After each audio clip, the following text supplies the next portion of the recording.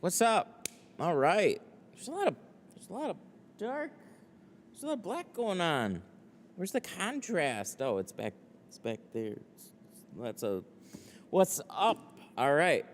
So this is a RAM that we're going to be doing a removal on and a retint, and it really doesn't look very tinted, but it's just, I don't know. It looks faded, looks a little rough. We'll get closer to it in a little bit. Remove that, all the side doors, the rear glass. Then we're gonna retint everything, including the windshield, in ceramic. It's like, what is it? It's like 20, 30 degrees outside. So let's do some ceramic. Yes, I love it. Oh my God, I forgot about this. Hang on. Output. I'm pretty sure I can change this to like 14. Let's see, 14,000. Because I'm on better internet now, so I could bump that up, and we should have no problems. Let's find out.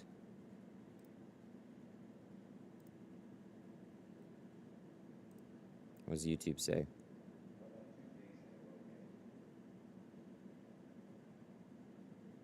No? It looks good. All right. 2 days in a row. I know, right? There's going to be one on Monday, too. Oh, God, I forgot about that. Where's my time to make TikToks now? God damn it. T-Town, Juan, how you guys doing? We're going to chill here, actually, for a little bit. I forgot to plug in my mics, and so those are going to be charging just for a little bit longer, and it should be good.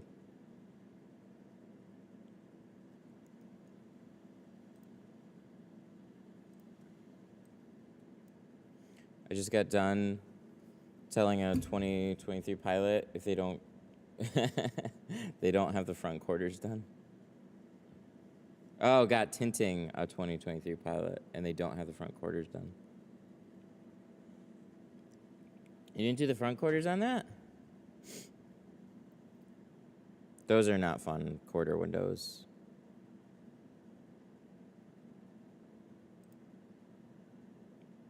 I guess I can move this here.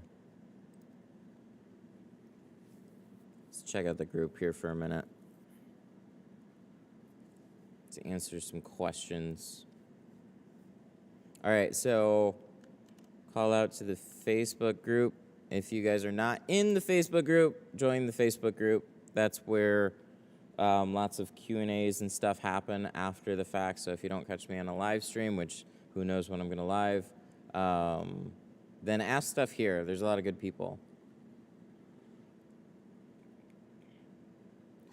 Oh, they don't have them anymore in the 23. Oh, yeah. I heard that. Oh, that's nice. That's great. I misread that. After denying Bulldozer for years, finally got myself give it a try after your videos, and I can't live without it. It's so good. You know, it's so good that I actually sell them. It's big. It's annoying to ship. I hate it, but dude, there's nothing like that tool. So it's perfect for getting behind brake lights down into lower, tighter areas and stuff. It's great. I love that tool so much. I wish it was like a little bit more shippable, but I've dealt with it. They're so handy, man. It got as bad as there's like, if I went a day without having a bulldozer, I didn't know if I'd be able to get through the entire day with just like, because the other things just couldn't quite reach. So at the end of the day, I was mobile. I'm like, I don't know where I put my bulldozer. I don't know where I put it. And I had this like older car with a third brake light kind of molded into the deck. And I'm like, oh God, I'm going to have to cut out the brake light. I can't get down there. It was bad. It was a bad day. It's a bad end of the day. All right, what are we doing? I'm waiting for our microphone to charge just a little bit longer, and then we'll go live on this car. So also the steamer is toasty. So who here Workhorse 2 and Core software? Can anybody tell me if Core is available for outside of like Suntech and Lumar dealers?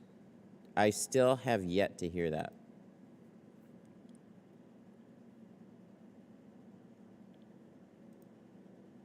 I use the Workhorse 2 with film cut. Patterns are perfect. I have the Workhorse 2. I used Core. It was great. I just stopped using film and vinyl. Yeah, film and vinyl design's kind of rough. And I switched back to Core and the patterns sucked. Anyone can use it. That's interesting. I heard something recently, too, that I'm not super stoked about. I can't talk about it, though, but I got to be careful. I don't want to send a bunch of people to Core and then have them start changing stuff. Someone posted a link to get the trial. So you used to be able to get Suntech software, and then they would call you after a year. I loved Suntech software. And then after a year, they're like, hey, we noticed you don't buy our film. And I was like, yeah. They're like, you need to buy it to use the software. I hate when they do that. Looking for some insight on a plotter.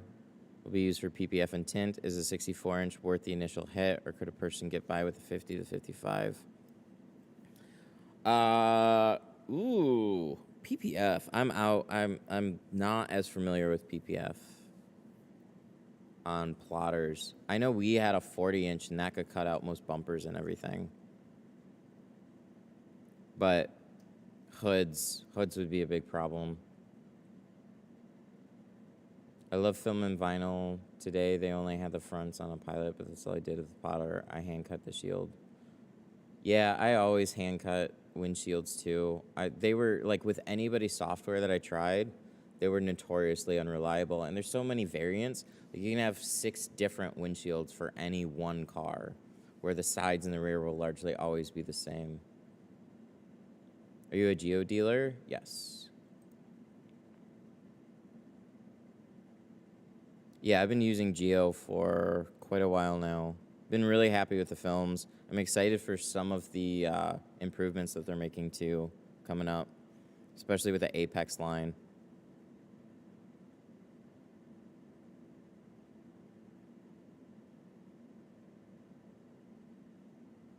Oh, I don't like those. If those are, so these, if they're rusted,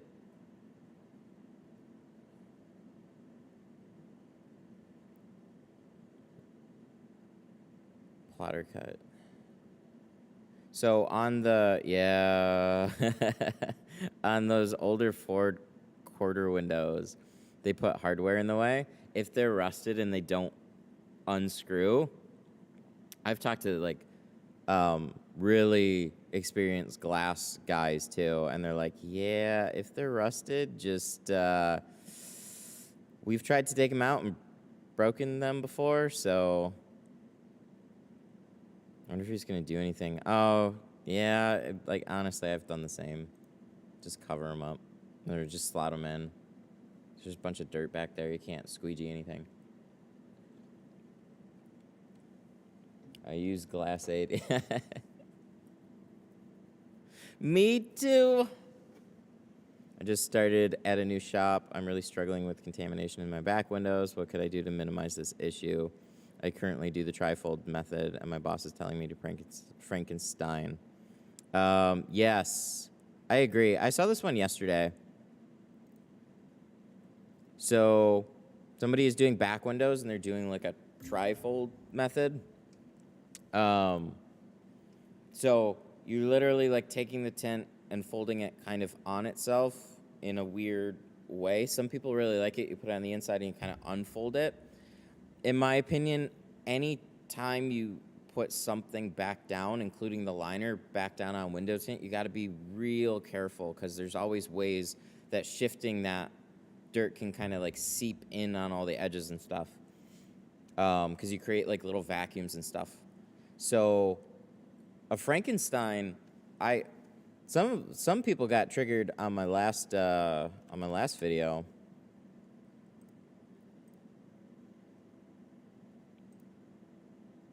Oh no, not the last one, but this one. So this is how I do back windows.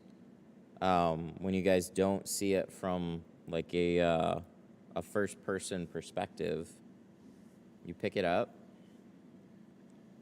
and getting it onto your hands is going to be the toughest part.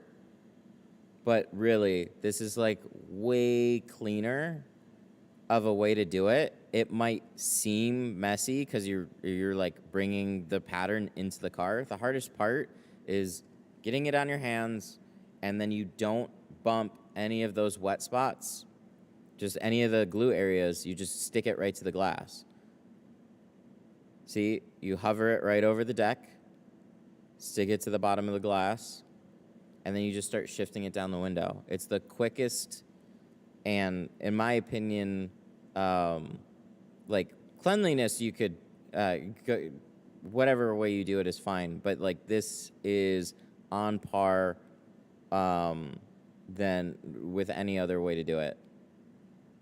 It's so quick though, because there's no like moving parts to it. You literally peel the liner, carry it in, and then you're done. You don't have to set something back down to protect it.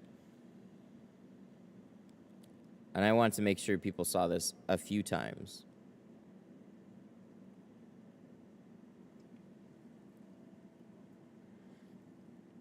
You're picking it right off. Dirt's not magic. It's going to come from other things.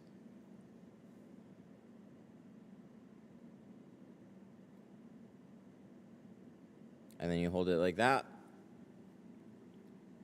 And then you carry it in. But I want to do a follow-up and kind of like compare reverse rolling to Frankenstein, because I didn't think so many people would be like, yeah, that's dirty for sure. No, it's actually not. It would be a problem. I did this yesterday on stream. It would be a problem if it was dirty. Dirt always comes from somewhere. If it's touching something, and then you slap it in like the TikTok. Just get that bottom flat against the edge, or flat against the glass, and slide that edge down. Try and keep your hands low. That helps because you're dragging it down the window. Here you go. It's in.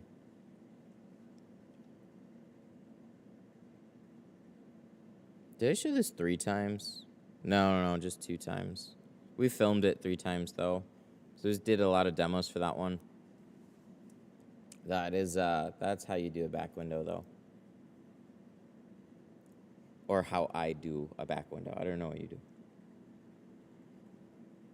Which one is better, 36 or 40-inch roll for most of the car? Most cars, so that like this this Ultima right here. I've got a good video on this too.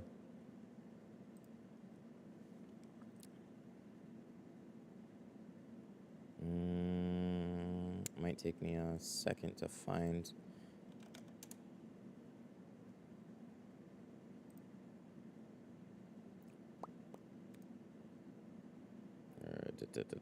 Yeah, this video. So on a car, 36 in most cases is going to be perfectly fine. This video kind of, I'll copy this if you want to reference this.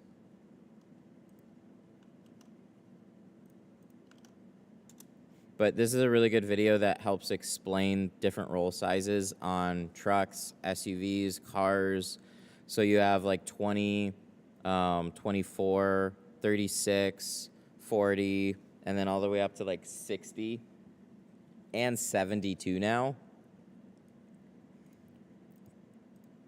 But I actually will cut out, so I'll pick up the 36 and actually show how much space like a 36-inch, and then cut it in half and kind of reference like, okay, if you cut it in half, this is how much film you have. So this is a 36-inch roll split in half.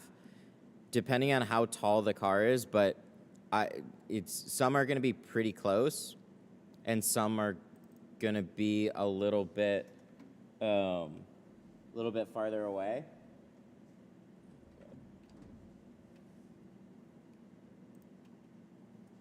Is that not on? Is that not on? Oh, that's why.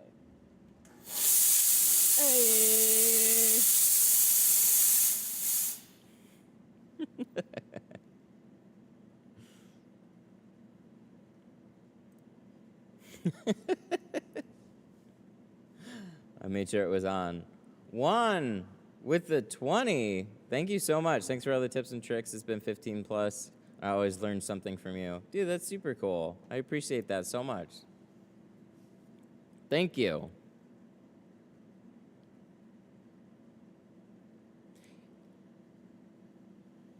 It'd probably be a problem if you accidentally hit the headliner, like if you slipped, try and get in the seat or something. Yes.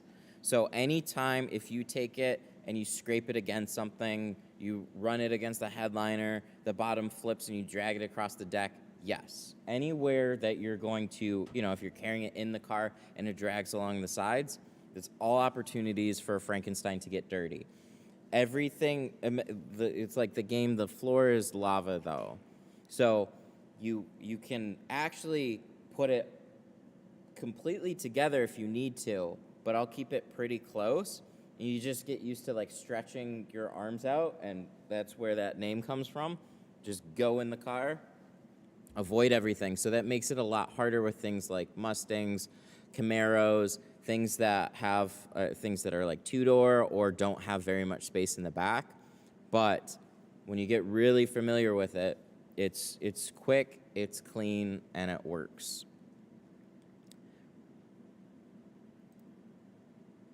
But yeah, so this is a 36-inch roll split in half.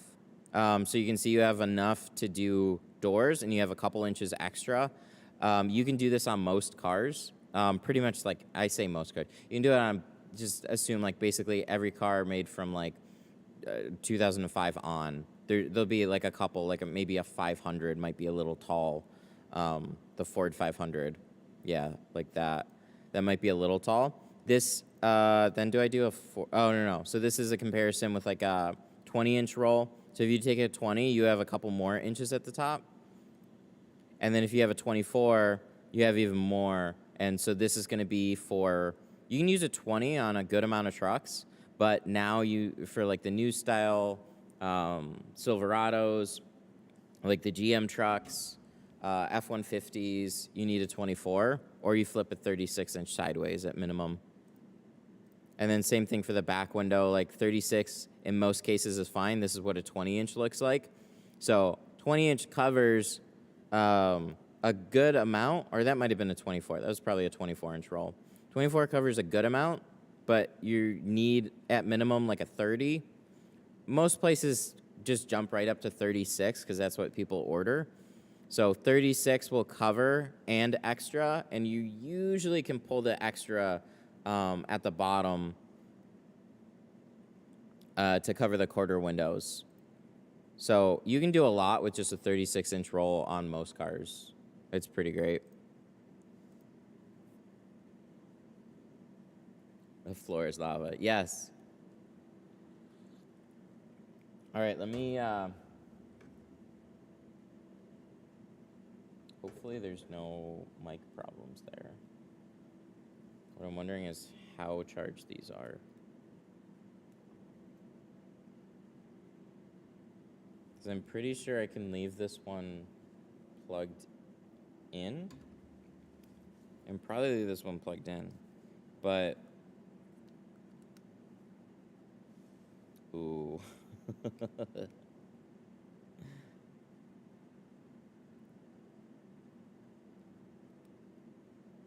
All right, we're gonna wait just a little bit longer.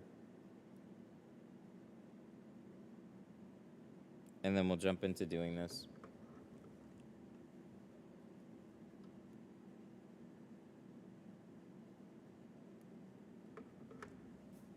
Problem is I don't have an extra battery on my...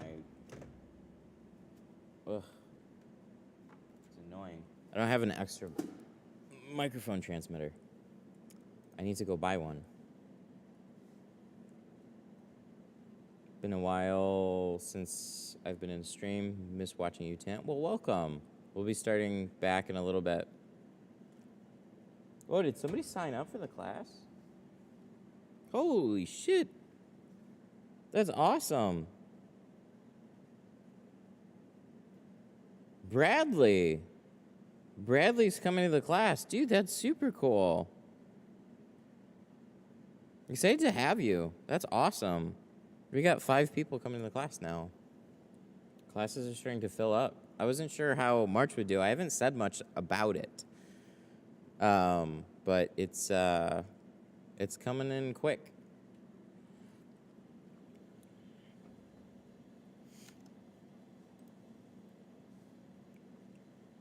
Thanks for the info. Yeah, you're welcome. No problem. All right. What's this Facebook group doing now?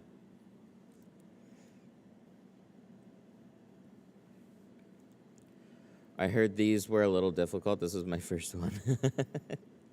I haven't got a VW bug in so long. I got like the newer model bug, and it's not as bad. The old bug, yeah, it's definitely tough. It'll push a lot of people to the edge. I kind of want to just get one and have here. New Fusion Flex, especially nice for back windows. Oh, that's cool. I didn't know they had like the Lidco style cards. That's cool. This is something I need to look a little bit more into. Files.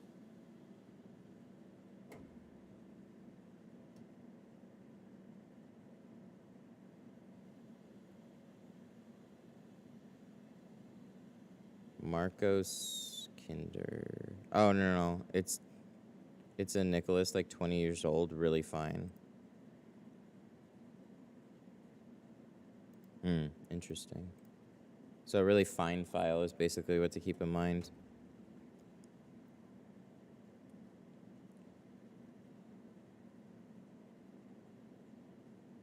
Geo Tint slip. Yeah, I'm interested to see how it works today. Does anybody recommend a good way to hire employees for tinting? Train people from the ground up, honestly. It's one of the least, like it's a big investment up front, but if you find the right person, it would be, like, it's way better, or people last and stay around way longer, the right people, if you just train them from the ground up at your own shop and give them lots of opportunities to grow and treat them right. If you're hiring tinters outside, man, I've never seen it work out long term. It's not that it can't. It's hard, though.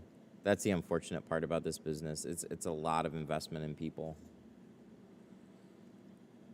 Like, if you want to grow your own, it's just how it is. It's a skilled trade.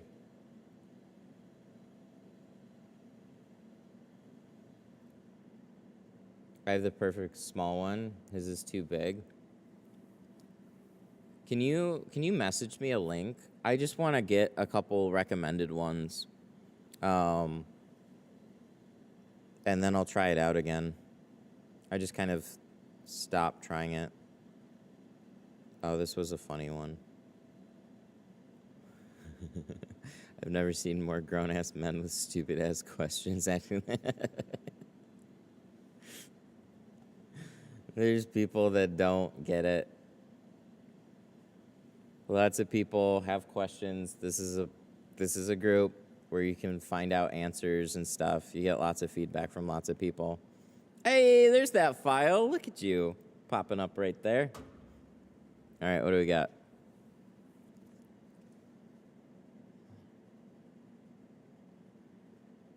All right, I'm gonna buy this.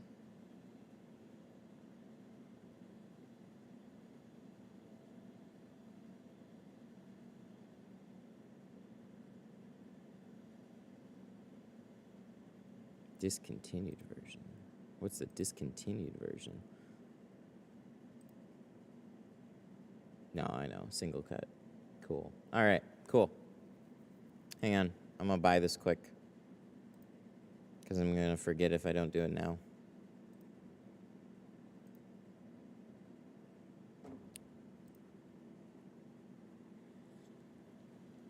Bought. Thank you.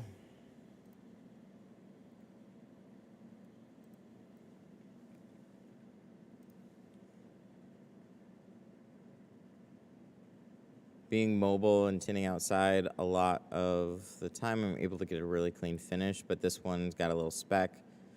This is the kind of thing that I don't like about tinting cars. Expectations versus the nature of the beast. How do you guys deal with the reality of tinting and trying to explain that to customers? I'm happy to redo this window. I did a video response to this one, which will probably be, with all the comments on this one, will be a little bit hard to track down.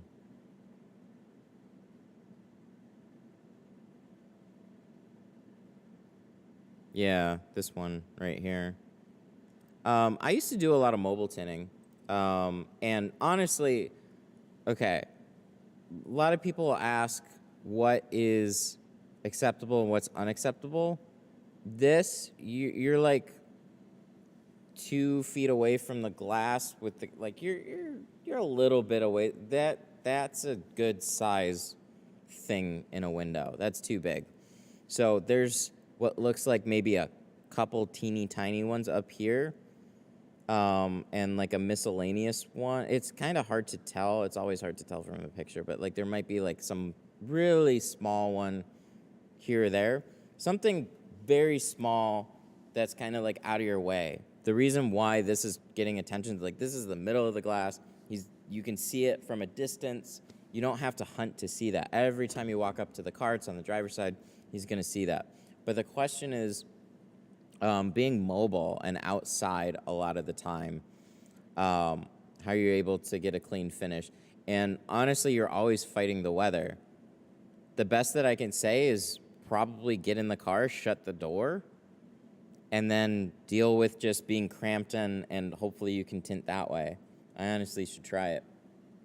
But tinting outside, you're always battling elements. And the struggle is, anytime somebody has an issue with window tint, it doesn't matter if they spent $50 or $700 or $1,500. Everybody expects a tint job to turn out good, whether or not it's cheap or expensive. So when you are mobile and you're saying, hey, yeah, I can tint your car, no problem. And then somebody's like, hey, what's this? What's this problem? They don't understand you or your business. They don't understand the struggles. And honestly, it's not their problem to understand. When they have an issue like this, that's when you can kind of explain like, hey, not every job is perfect. But if you ignore fixing something like this, then you really turn off customers. You have to go out of your way to take care of issues like this and figure out your own ways of dealing with them. If you want to run a mobile business and you can go, well, I can only get it so clean, then your mobile business is never going to be very good. You always have to figure out how to creatively deal with situations and be a problem solver. Or you need to take control and only do in garages, take them somewhere you know you can put out a better job. Just if your environment is what's holding you up, then you need to fix it. Because hovering in between is always going to end up with the same results. So there's a lot of good comments on this one. A lot of people are saying chiselers too. No, you cannot just chisel something in the middle of a window. Chiselers for like fine little things on the edges or a back window. The problem with using a chiseler is you're hiding a little bit of the outside if you can get it completely hidden, which I doubt you can. But you're gonna see an impression because you're literally mashing the glue into the dirt. Like you're crushing it into the glue. So do you think that's going to look good on the inside? You might hide it on the outside, but go sit in the car, look over, and go, oh, that looks like shit. You got a problem. If it was in the edge, that was one thing, but dead middle is rough. Yeah, but I saw so many comments on this that were like, Grab a chiseler. No, don't do that. Don't do that. I'm curious how to buy GeoShield. 313tint.com. How's it going? What's up, Christ?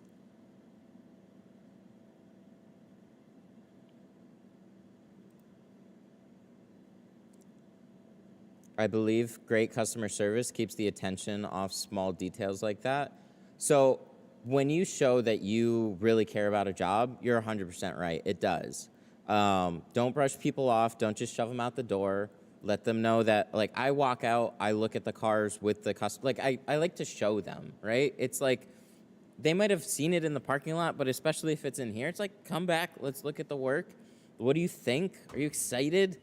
And then those little things, like, they start looking at, like, hey, what's it's moisture, it's drying, so let me walk you through the care instructions, no ammonia glass cleaners, and leave the windows up for a few days because the windows is drying. That's what that looks like. There's so many people that stand at their counters and then they don't go out with the customer. You have to go out there and show them and, like, show some enthusiasm, be excited about what, because, like, it's tint. It's not like, oh, I had to get my car fixed. I had to get my windshield replaced. At least I got it done. It's like, no, I just changed the look of my car. They should be excited about it. It's not just like a chore. So you're doing something that it's like people don't need, and it's just cool. So you should be excited with them about what they just did to their car. That kind of stuff goes a long way for sure.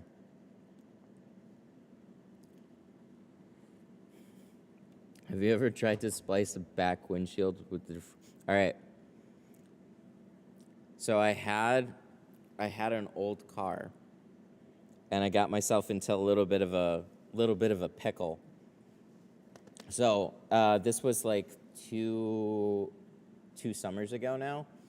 I had an old car, and it needed a 40-inch roll for the back window. And there was no putting it sideways. It was just really, really tall. It was an old car. And, yeah, I spliced on the defrosters for that one. But it was also a hatch, too, so it was, like, way easier to do. Old school technique for an old school car. Turned out good. But that's the only time I've done it.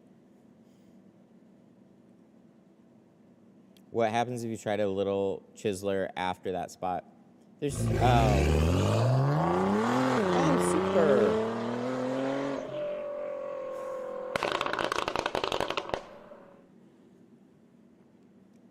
Dang, that was really nice. T-Town with the 5 for my part of the file. If you need help with how I use it, message me. I'll walk you through how I do it. Thanks, man. I appreciate that. You didn't have to do that. But thank you.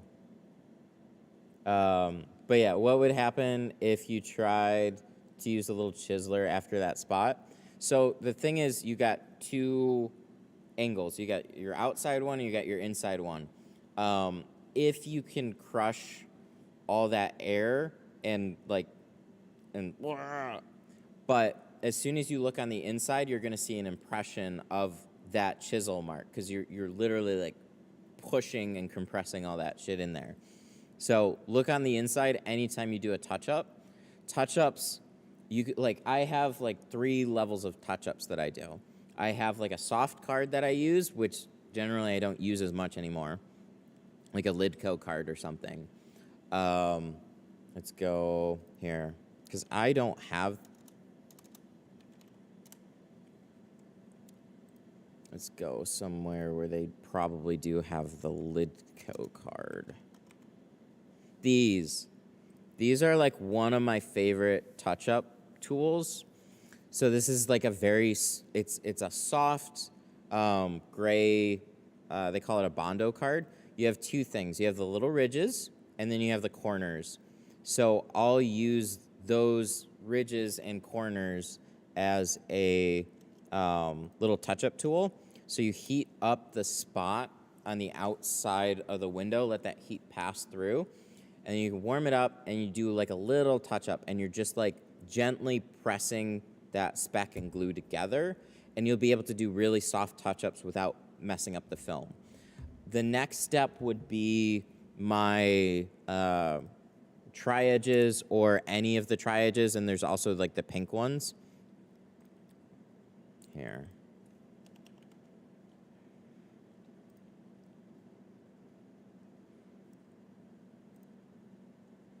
Did you guys see it? Did you guys see, did I have the, hang on. In case, did I show you guys this?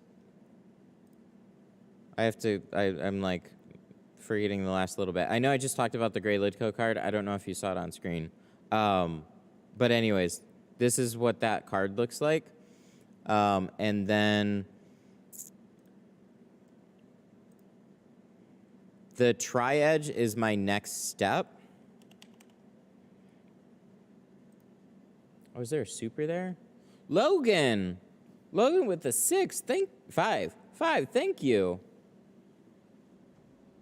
Why is this? This should be happening, okay? This is here's the real problem right now. This should have been happening every time. So for all of you guys,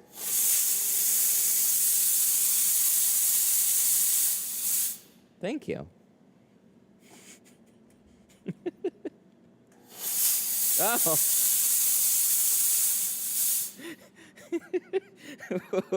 Where did I go? Hang on, I'm a ninja.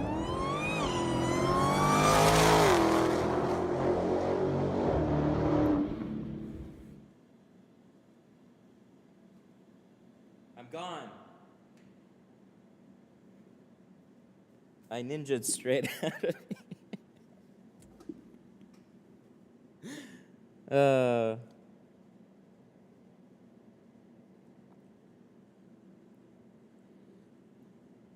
But Logan with the 5, thanks for your help. This is awesome.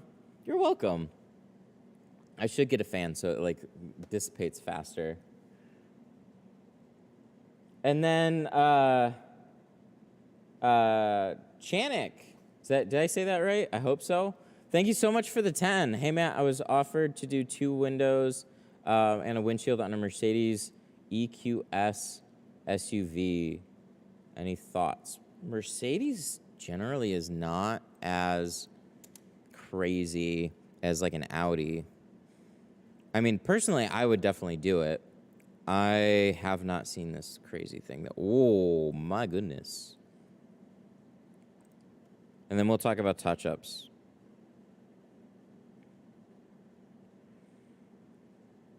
Oh, my goodness. This is a big... This is like a Mercedes Civic is what this looks like. Just this outside here.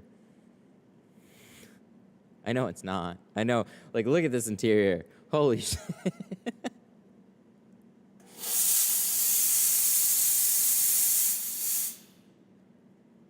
Hey! Bradley. Sorry. Christ as well. There's the other one I want to talk about too. Christ with the 5. Thank you. I appreciate that. Yeah. Bradley, thank you. Thank you for signing up for the class. I saw that just a little bit ago. It popped up on stream here. Looking forward to having you. If you have any questions ahead of time, you can call the shop number. I'd be more than happy to answer any questions or whatnot. Like, it's all good. But we provide everything here. So we got tanks, we got tools for you. You get to come home with them. And it's going to be 3 days of just pure hands-on training and education about it. It's going to be a lot of fun. I'm excited to have you here. That's really cool. Thank you so much for signing up. It's all electric, worth like $150,000.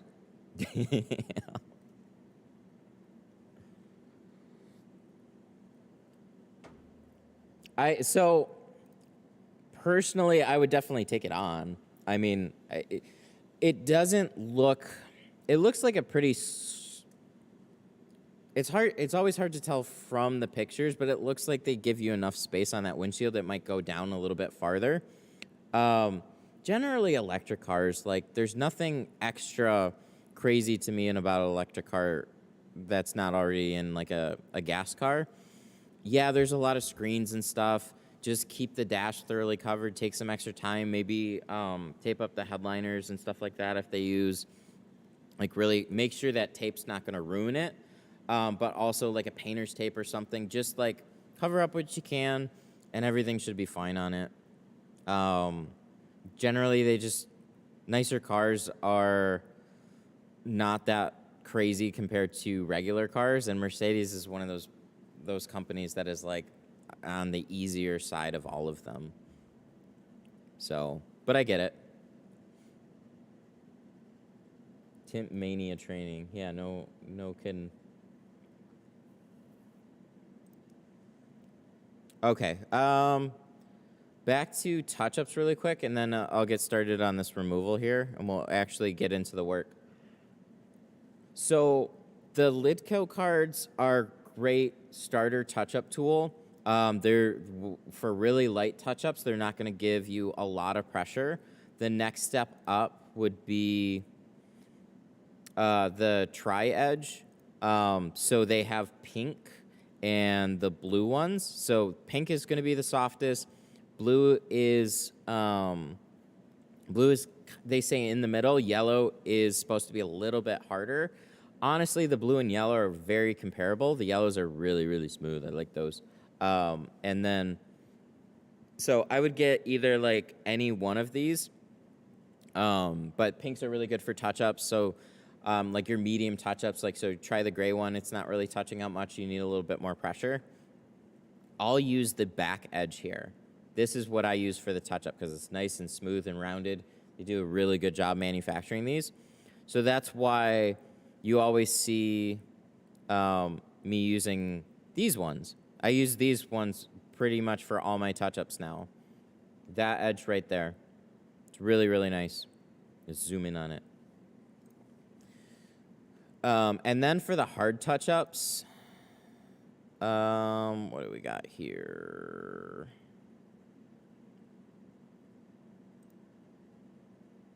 Why does it keep doing that? These are not sold out. What the heck? Let me fix that. I just got a whole bunch of those.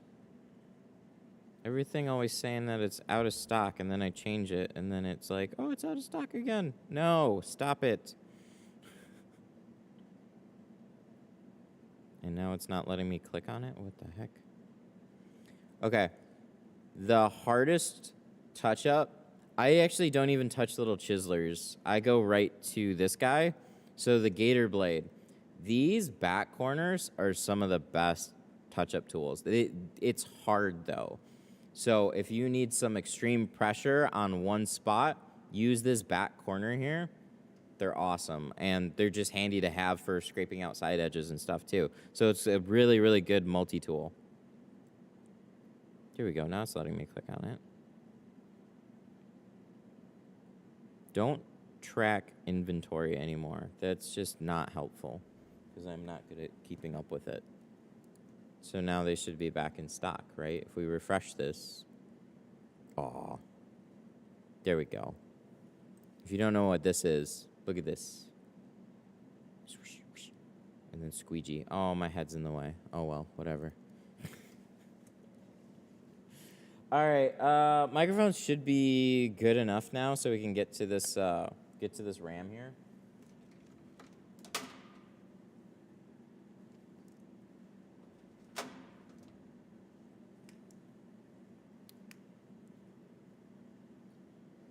I have a couple of the Gators. The Gators are really good. Are the Tint classes online? No, so that's an in-person class. You get to come here. Hands-on training in the studio for 3 days. We get some different vehicle types, back windows, door windows, windshields, shrinking, hand cutting, everything. And while we're doing that, whatever questions that you have about the business, when we take lunch breaks, I like to talk about the different film types, how I go about selling them and showing just the differences between them. It's a good time.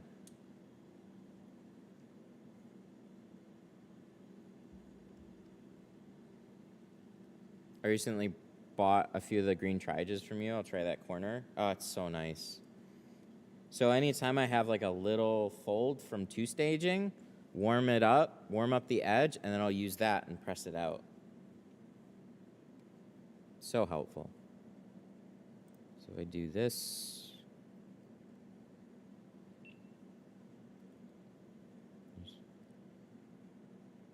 There we go. So I can put that down.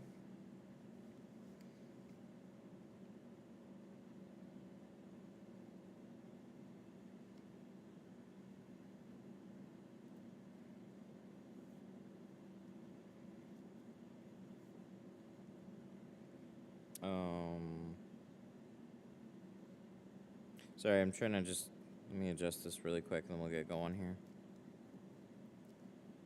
Oh, no, it goes like that. No, it doesn't. It goes like that. Okay.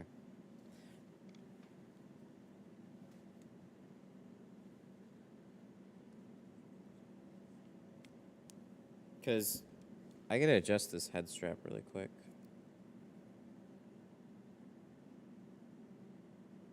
Oh, I know what I'm doing wrong. Do you heat up the film from the outside as a rule of thumb when doing touch-up? Yes.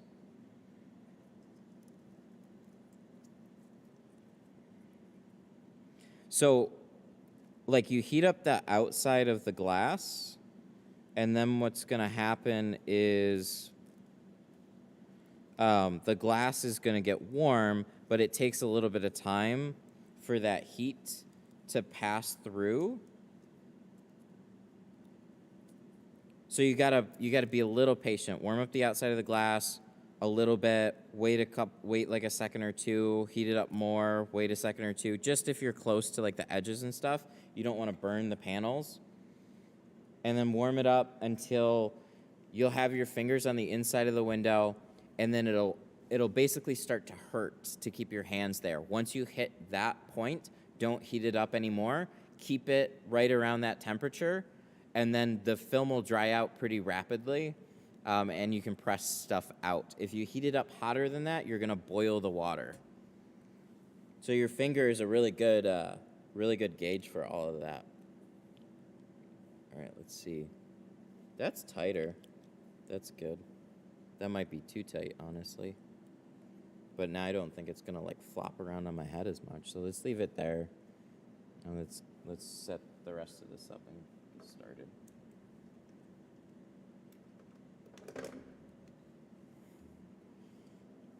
How's yesterday's soap mix? Once we scrubbed down the windows, it was good.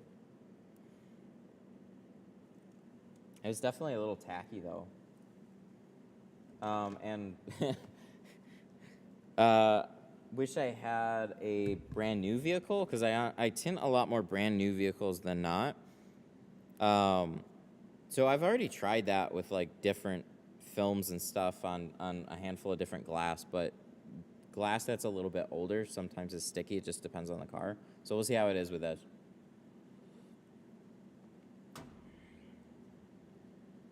All right, let me see. Do we get some battery? I warm up the glass on the outside, then do the 2-second rule on the inside. Yeah, that's a good measure. All right. Are we doing good? This looks good. We got sound. Let me check this real quick. Okay, so that should work. All right, let's get at it.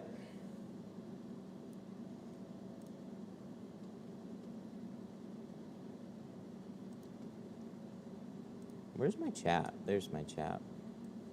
All right, let's put this up here. All right. So let's turn this on.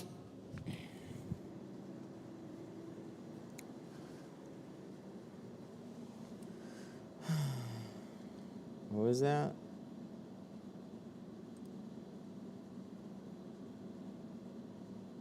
There's sound, but not sure if it's your headpiece. Is there like any weird background noise, or does everything sound okay?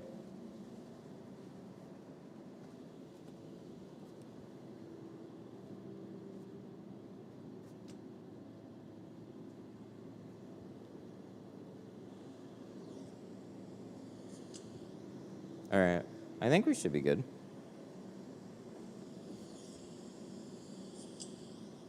All right, I think we should be good. Yeah, that's fine. That's pretty normal.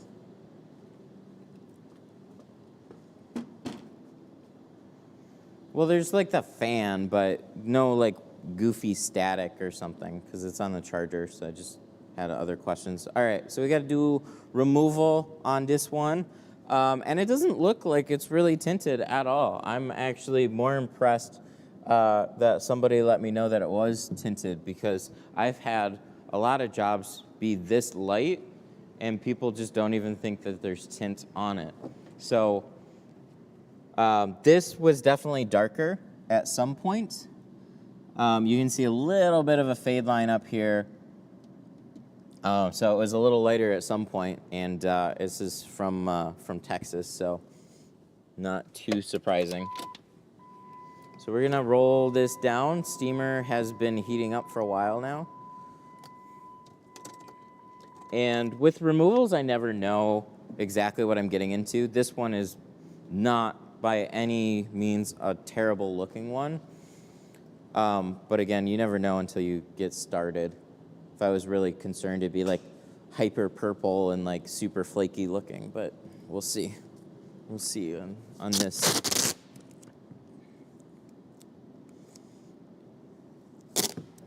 Do you have any of the Libman squeegees? Yeah, we do. 313tint.com.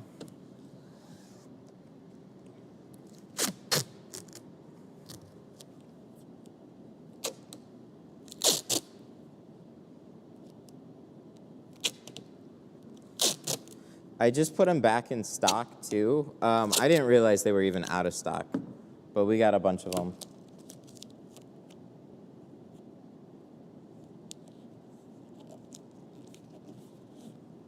All right, so we're dealing with some old felty seals as well. So that's why I really like this stuff.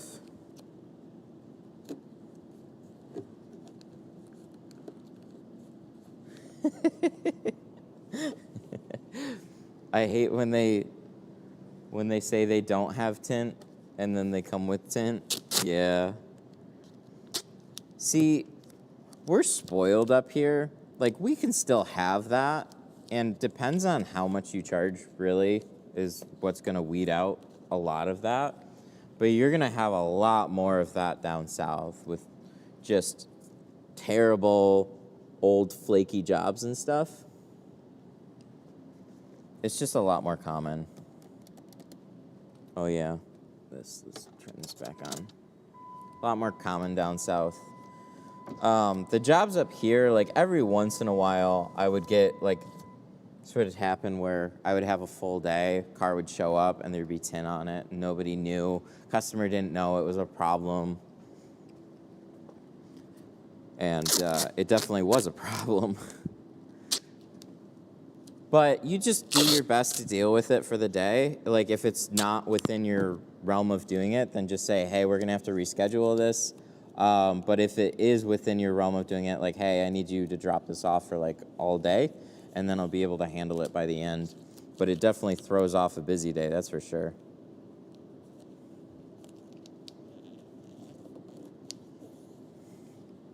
Tape the top? No. It's not really necessary for like the top, but the sides and you'll see for the bottom.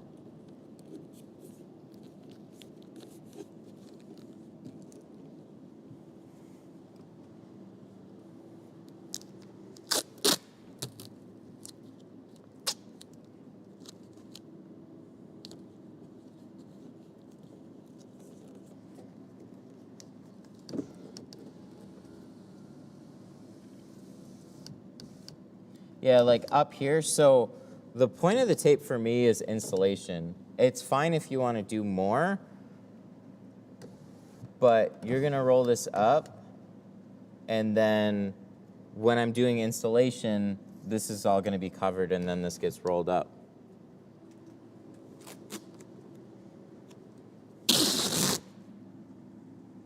Is it true they just called you son?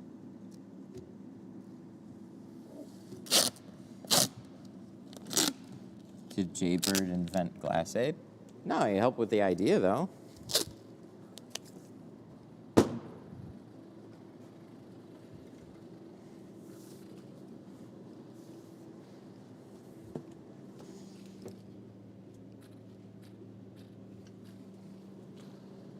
All right, Steamer. Why are you hissing at me that way? That's goofy.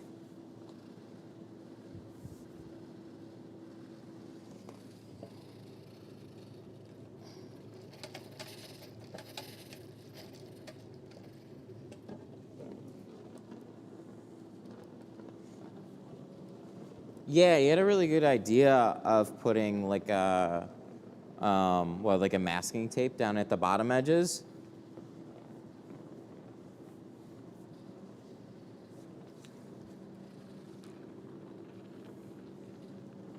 So that was to see the tint underneath. The problem I was trying to solve was like getting back into video and teaching window tinting. Honestly, like cutting on glass was starting to become more of an issue with like, didn't matter the blades that I was using. Didn't matter what I tried. I would be at a glass shop for the day, and next thing I know, like I remember this one in particular. I swear to God, the only cars that I would really have a problem with was like the ones that the owner of the shop would come and look at. So I was doing a BMW, and I like rough cut the tint, and then I got the whole thing cleaned up, tinted, and then he came and like just every once in a while I'd just come and look at a job, and I could see him look dead at the scratch that was there, and he just kind of like, ugh, and then he just walked away, and I'm like, oh God.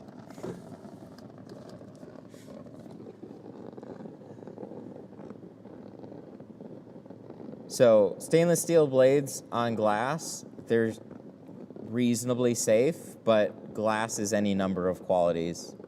And it seemed like no matter what, it'll leave some type of scratch. Light scratch, heavy scratch, there'll be some little score. On older glass, it's generally more okay. On a lot of newer glass, it's way not as okay as what it used to be.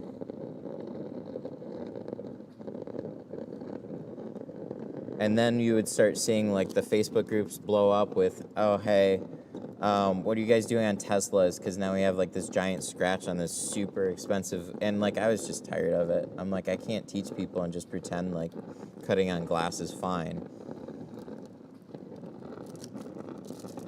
So I was trying to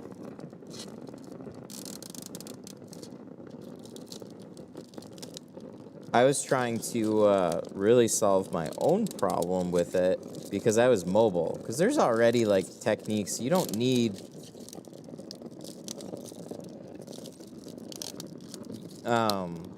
there's other techniques that also help out. You can, like, it's not crazy. You can take a pair of scissors. You can take a little piece of plastic and wedge it in between the film and the glass. So everything has its own little drawbacks, but especially running around mobile, there was nothing like putting a tape around all the edges and stuff. So then it was on the hunt to try and find, like, the perfect one.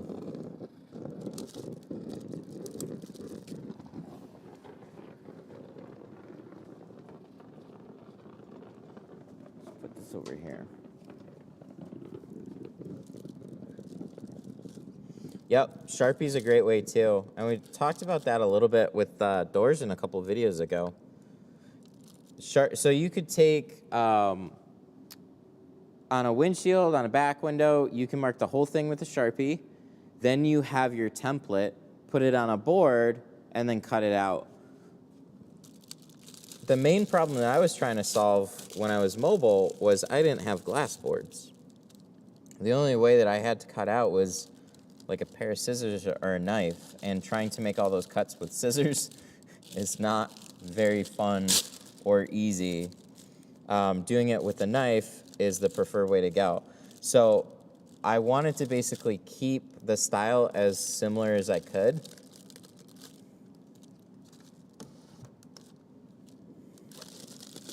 And then just have a way to protect the glass. So kind of where it all came from.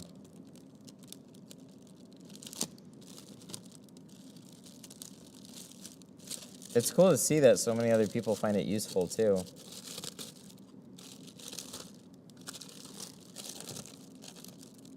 But yeah, if you use it, if you don't use it, just be careful when you're cutting on the glass. There's a lot of different ways to keep the window safe. Yeah, a lot of people using pinstripe.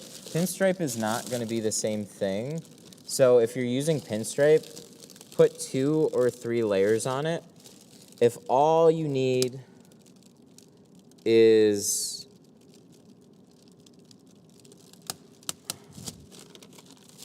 a way to see the outline, there's lots of things that you can use for that.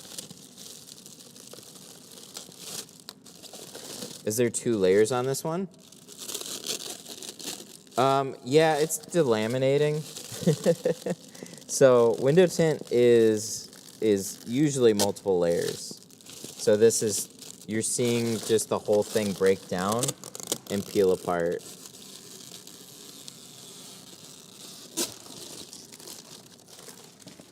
I like the steamer end. Yeah, it's a little raggedy. A little like... So this is a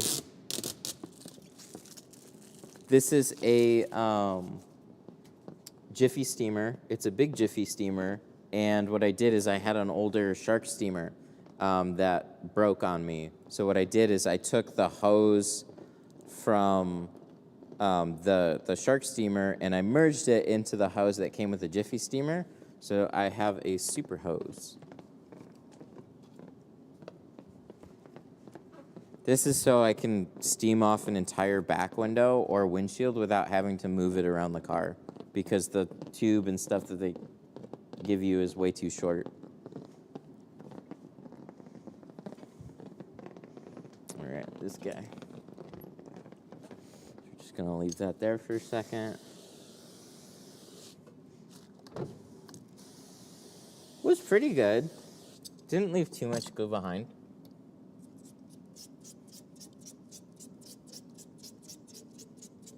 But going too fast starts splitting it.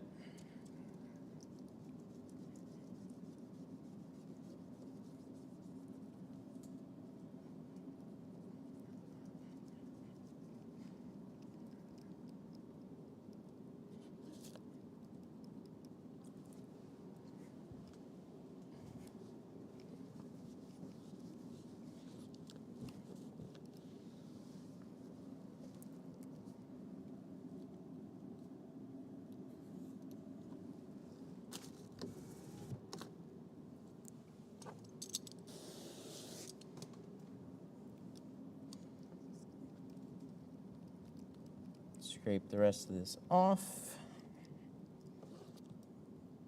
I almost just want to start tinting this one right away. So we're doing 20 on the fronts. We're doing 5 on the rear. And then we're gonna do 50 on the shield, all Pro Nano. And I got the steamer going. I'll just go remove the other side. That's probably smarter.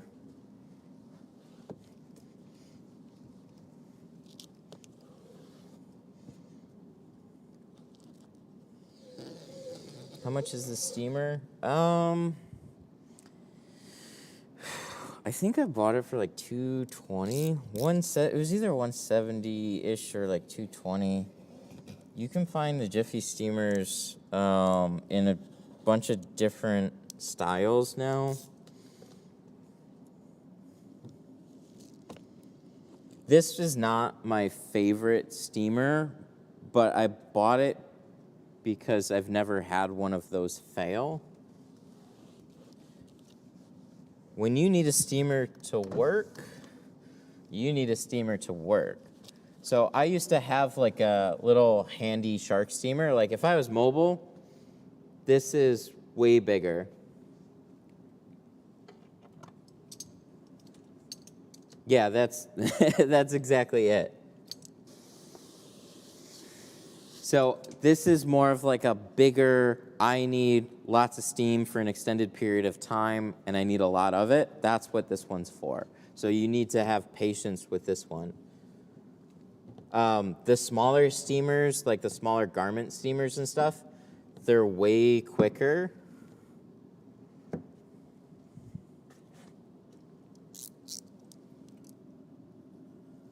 So those are my preferred types of steamers, but I've had a few of them fail, and I never had an extra one on backup.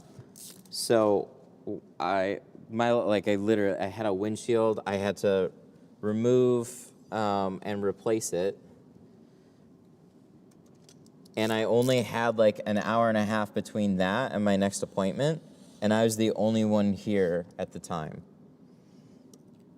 And then I go to start my steamer, and nothing happens. I was pissed. So then I'm like looking around at steamers, and I'm like, I don't even know what to buy. But whatever it is, I looked at like, it looked like it had just kind of corroded over time. So I had used one of these ones in the past, and the thing I think is still working today. So I just wanted one I didn't feel like it was going to crap out on me randomly. But it's not the quickest one. But when it's going, it's great.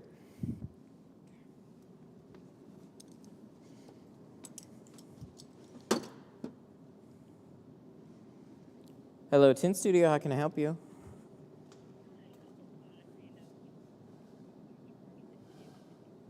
Yeah, what kind of vehicle? Corvette? What year is the Corvette? A 19? Oh, okay, so that would be a pretty standard one. Starting for all the sides and the rear would be $290. That's in a color stable dyed film. We also offer carbon and ceramic films that help manage heat more. The carbon would be $350, and the ceramic would be $450.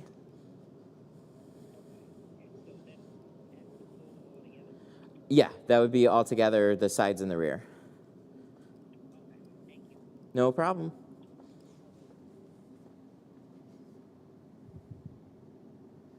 Should we do it today?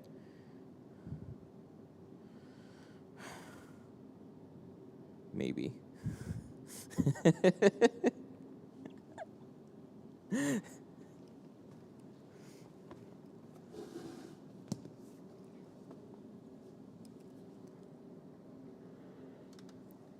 I have a question about the front windshield. My temperature is now 50, but I've been having issues with a lot of water spots on the windshield. I squeegee it hard, but is there any way the little water spots leave? Yeah, they dry out.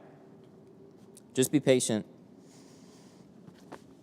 No matter how hard that you squeegee a window, there's always going to be moisture in between the film and the glass. So let it dry for a few days. Could take up to a week if it's like really cold. 50, a couple days this shit will be gone. So don't freak out. You notice little moisture pockets. People get confused in between like bubbles and water pockets. So, and that's why it's nice to walk out with your customers and kind of explain all of that too, because they see that and they're like, oh, I got bubbly window tint. This is bad. It's not. It's fine. Just needs to dry. Leave the windows up for a couple of days. Let it dry out. If you have any concerns or questions after, like, give it up to a week. I just say that to be on like the safe side, and then let me know.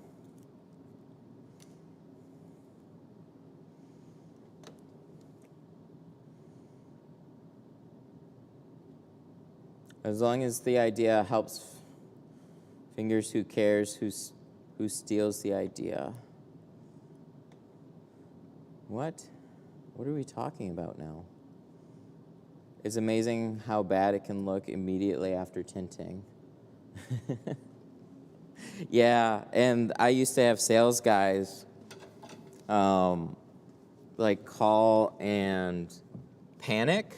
Oh my God, so we had a really good sales guy, and but he was like locked to the counter, and then eventually he kind of fell off in sales. Like he I don't know. He started with a fire under his butt. He did great, and then he just like lost interest or whatever. And oh my God. So especially in warmer weather, not like hot weather, but kind of like in between. After the first hour or two, the tint will look especially like pocketed or can if you didn't push enough water out. So you see lots of little water pockets. And so he called in a panic. He's like, this is like the worst tint job I've ever seen. I don't know what happened. And it's like, dude, what are you talking about? It's like an Impala. Nothing seemed out of the ordinary when I said, no, you need to get back here right now. This job completely needs to be redone. Oh my God, I've never seen. And so it's like he stirred up such a panic. Okay, and he drove 30 minutes back out there.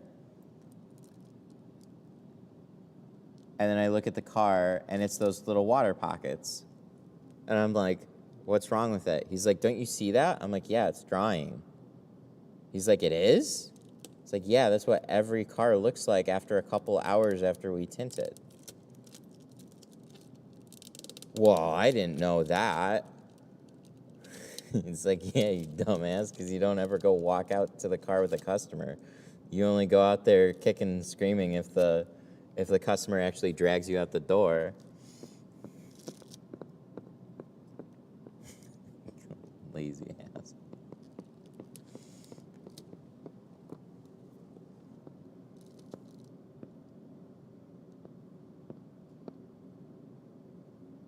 What's your opinion on the front windshield tint? Do you like it, or do you prefer it? What's your...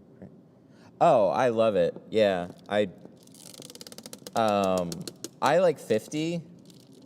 I used to ride around with 35. 35 is kind of my favorite, but if you're talking like just not getting as much attention and feeling safe when you let a family drive the car, 35 on the front, 50 on the shield is a really, really comfortable shade to drive around with. And always, always, always, always ceramic. If there's like, even if it was clear, as long as there's ceramic there, it's way better than not. I swear, even in the wintertime, which might sound crazy, but once you get used to driving with ceramic, on we had like a 40-degree and bright sunny day, the inside of your car warms up and you can feel that sun blazing right through every time you turn into it if you don't have tint there. So it's just nice to have. Best way to remove 10-year-old tint? steamer.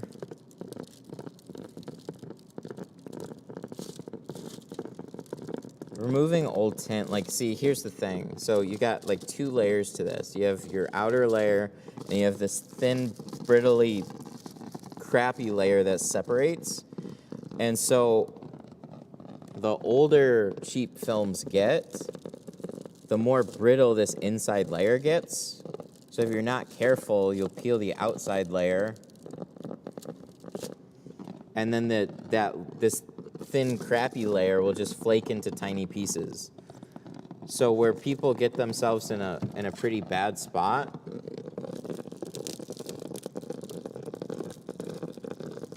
is like somebody who doesn't know will just go up to the car, they'll rip a layer of tint off, especially on the back window. It might be bubbled. They'll rip one layer off and they're like, hey, how do I get this extra glue off? And it's like, oh, you got film there, buddy. You just made that job way more difficult.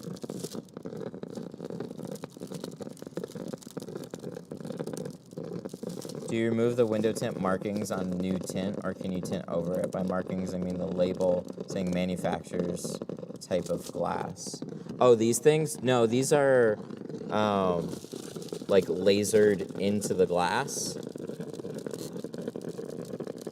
They're not coming off. You can't scrape them off at all. So you have to tint right over those. Anything that's removable, though, does come off, like stickers.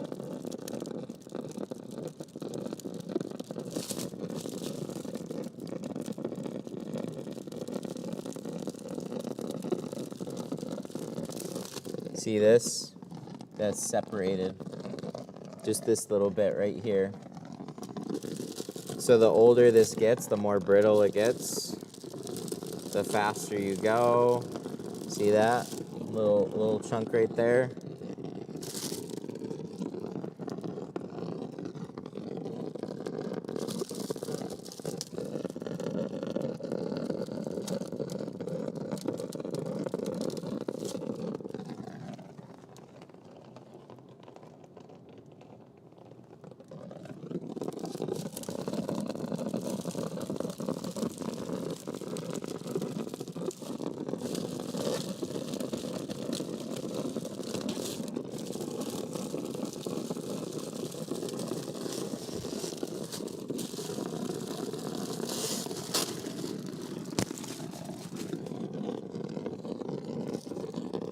I think we're gonna just start doing a lot more Facebook group Q&As and stuff like that. I don't know, I'm coming into springtime, so I gotta be careful. This is probably gonna be a pretty busy year.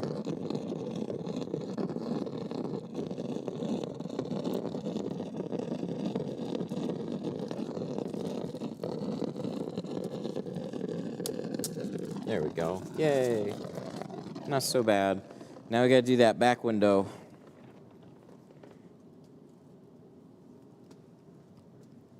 But I always liked going through the group. I just kind of wanted to keep this focused on tinting the cars and doing all that stuff. So it's kind of hard to always manage both, where you're tinting a car, checking in a customer, making sure everything gets done, and then get everything else done in the day.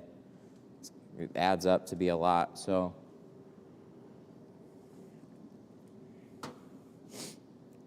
What's the difference between Fusion All-Type and GeoSlip? One of them works better with tackier adhesive is basically the idea there. They're both going to be safe. I mean, this goes for all the slip solutions.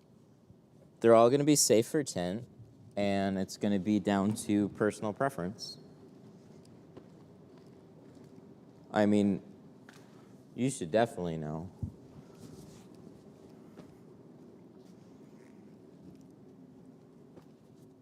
All-Type existed for a long time, well before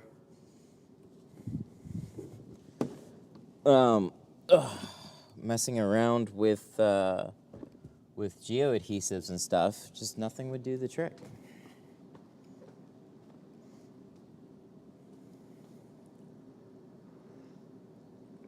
So I kept yelling at Geo to fix her own problem. I got a 2001 Chevy S10 with ceramic, and I love that film. 35 on the windshield and 20 on the sides. I like that too. If I didn't really have to worry about anything, 35, yeah, 35 and 20 all day long. But being a little bit more, I don't know, sensible. Just don't want to draw too much attention, so 50. 50 is usually the safer bet on all that. Why am I putting that there?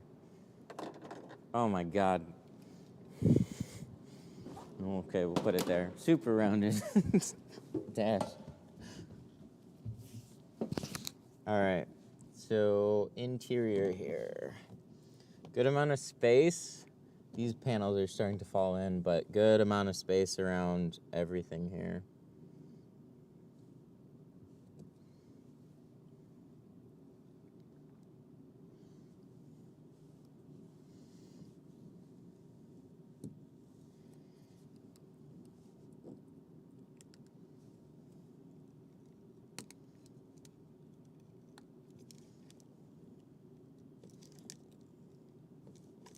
Just wondering what they add in it. I don't think I can say, but they'll have an MSDS sheet that you can dig into when that comes out.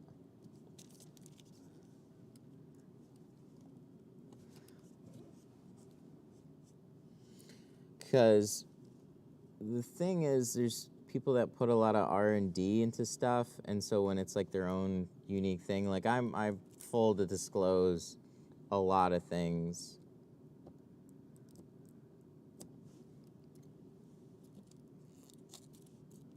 But there's also a fair amount of people that like to just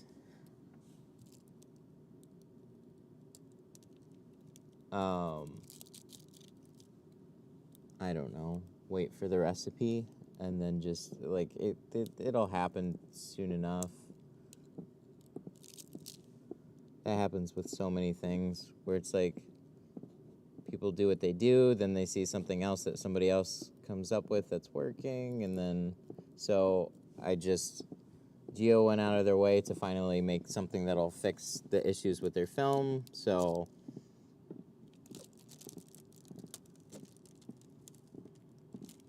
see this flaky stuff right here? That's why I say you never know.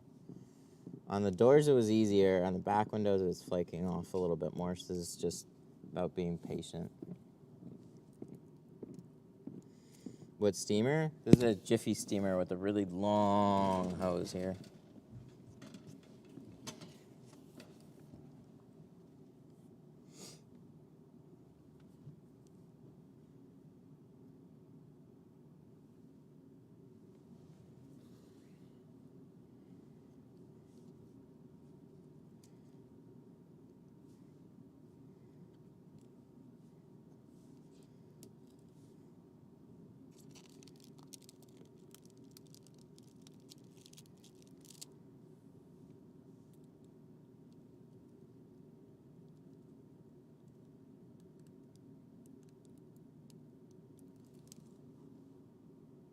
Cool. Leaving the steamer on it though, that's doing the trick here, which is nice. It's also pulling pretty clean, which I'm like really stoked about. How long has it been on? I don't know. This is, I think, a 2005. So as early as 2005, and you can see this line right here. That's what it used to be. It's hidden behind the black, so that's not going to sun fade, and then you can see what it faded to. So this was around a 20% years back. Why do people still sell this? Oh, because people still buy it.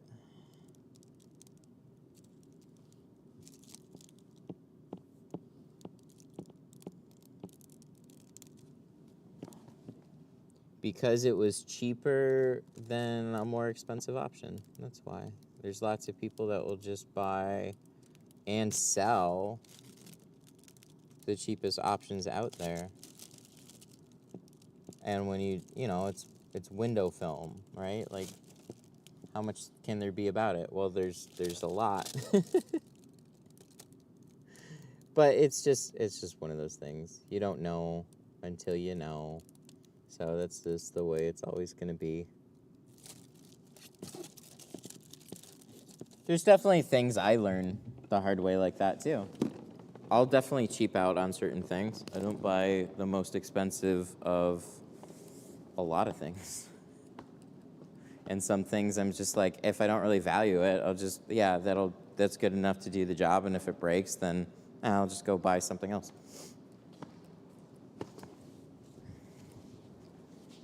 Same thing with tint.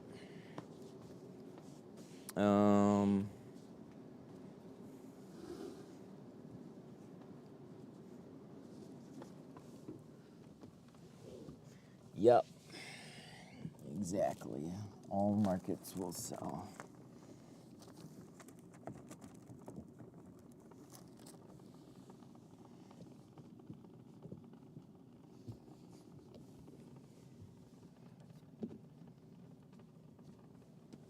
Let's put that there.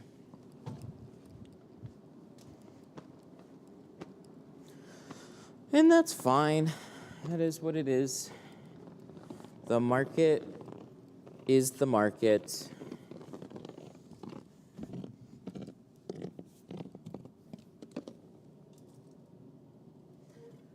But the thing you also got to realize about more expensive is it's only as good as the value that you can demonstrate, really.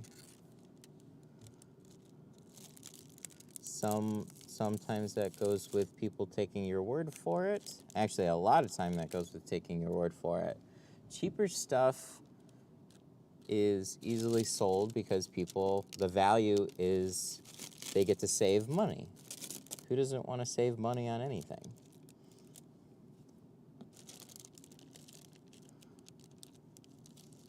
But when you have somebody that says, I can tint your car for $100, and you have another guy that says, I can tint your car for $500, well, why the hell am I going to spend $500 on something that somebody can do for $100?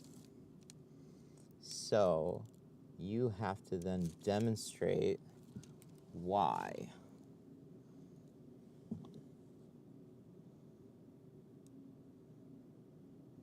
Because going back to what we were talking about earlier, people do not understand your business at all. They understand maybe, oh, I got that and I had a bad experience and I don't want to relive that. So then you have an easier time getting better clients that way. Or you have people coming from other things where it's like, oh, I don't typically buy cheap of anything, or things that I really like.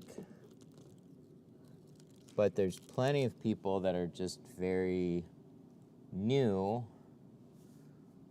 and looking around like, I'm trying to get a deck built at my house. I don't know. I don't know anything about it. I'm just going with the information that's out there. And I won't know until I literally live with it for an extended period of time.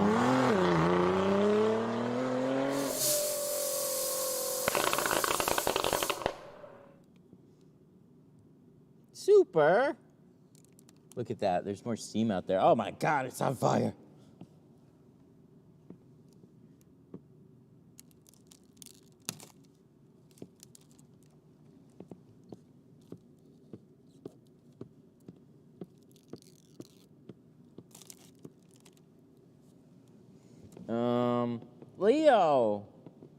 Leo with the 10, thank you. Take a blade to that? Why? I am. It's just coming off slowly. I go back and forth.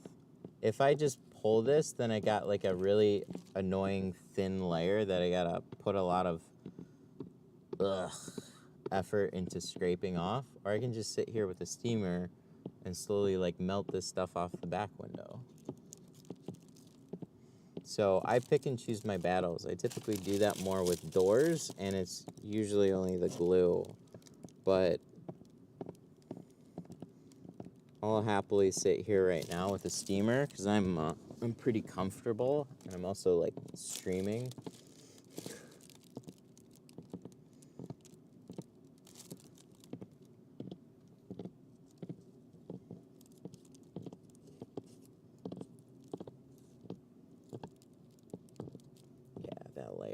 That layer wants to come right off.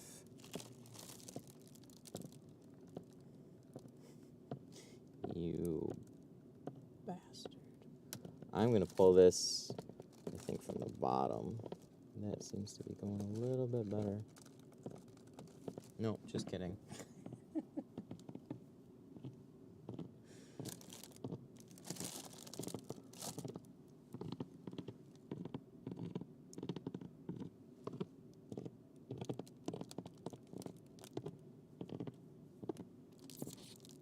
If you're serious, would you? Yeah, I have to buy a deck. Like, we literally have a door that drops off a 3 or 4 foot cliff, so I need a deck there. So we're gonna go with some composite material. Trex or another one. There's the builder that did the model home, and so far we've gotten the best quote from them, and we can see their work, which is nice. So I think we're gonna go with them. Deposits are awesome. Where did you learn about them? I look at lots of other things, and then I try and save my own time. I just I like to try and stay really objective about everything. If it works, it works. If it works better, cool. That's what I'm gonna do. Especially if it fits within like my own processes. I'm gonna take this over to the other side.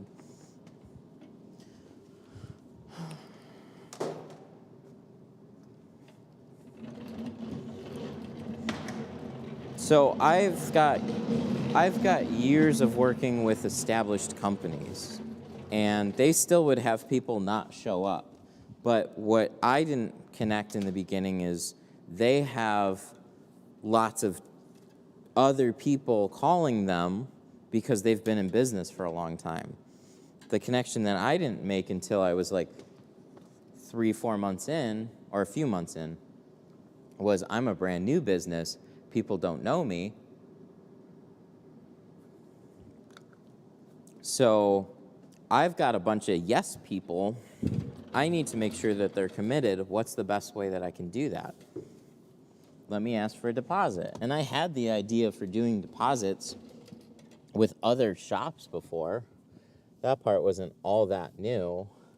But everybody had a good reason why not to collect deposits. And honestly, like, I can't really disagree with them. They're like, well, it's inconvenient to have somebody come in and leave a deposit. And I'm like, yeah, I get that. But isn't there like an easier way to maybe collect something like that? Well, they had payment systems and this and that, and it didn't allow for it, and it's something that they'd have to look into, so they just never did it. Okay, fair enough.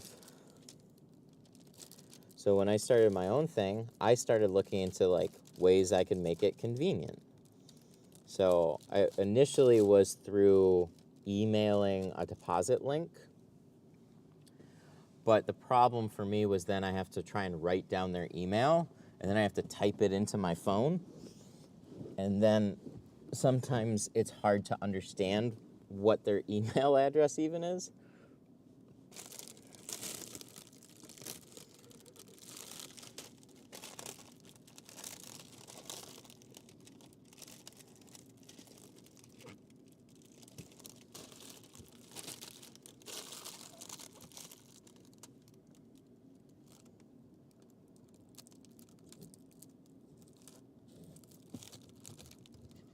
here's what we're gonna do. I'm gonna pull this back. And then we're gonna steam and scrape it. That's the ticket on this one. It's too much fiddling back and forth. See, if you hit this layer with steam, this isn't as flaky as it would be if it was on here for probably another couple years. So this will go quicker this way. Okay, I got it. I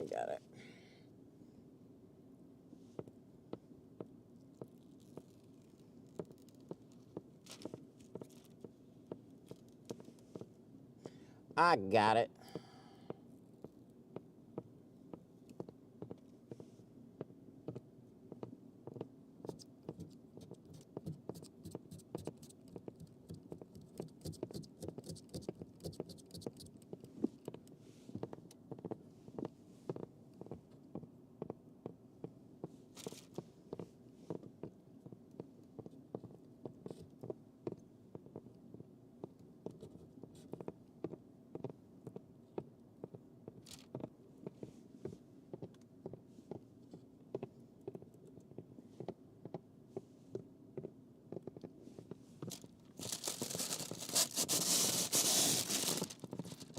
Alright, so this is what it looks like if you don't know how to remove tint. You just rip this off and you're like, look, I removed it. Oh, wait, what's this? This is going to be the rare exception where, see those little spikies there? Warming that up with a steamer, this layer on this film in this case is strong enough to kind of stick together. So it's worth doing that, and then you can just pull this back and it'll take all the glue off with it, and you don't have to do as much scraping. So that's nice. It'll still kind of like peel apart. Hey! Whoa! What the heck? Why? What did I do? I'm just peeling tint off a back window.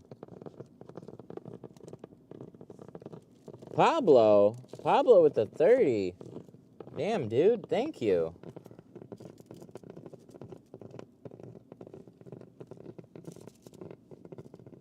Is this one of those days? Thank you so much. Oh, you're welcome. I'm glad you guys like watching this. So this would be much harder if I was on a regular back window with defroster lines. This would be peeling off across every one of those defroster lines. Like, this would not be as easy. The only reason that this is working really well is this layer is just a little bit more put together.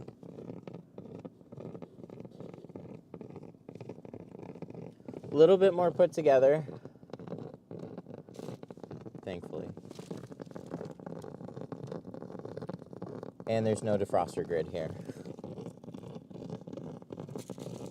Otherwise, I would be spending a lot more time making sure it all peeled off in one layer rather than just doing that right there. What? Why? Oh my God. Clear that out. But bobtailed? Is that the name?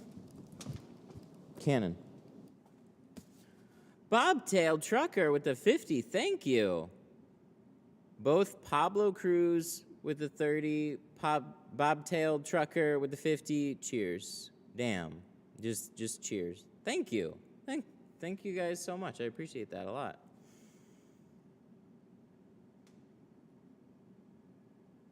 Canon. GoPro. Thank you, guys. Is there still that shop in Redford that's charging like 50? Oh, there's always like shops in Redford that are only charging 50 bucks. It's Redford.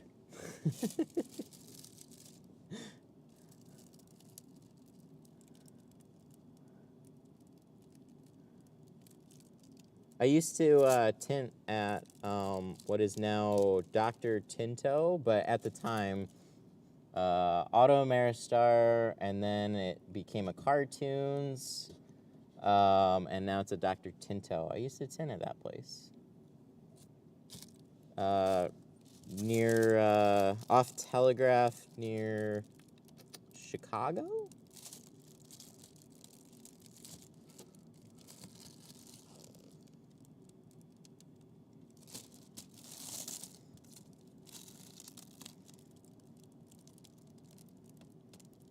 Has glass garage doors. Sun comes in the late afternoon, and oh, that sucked. Good shop, though.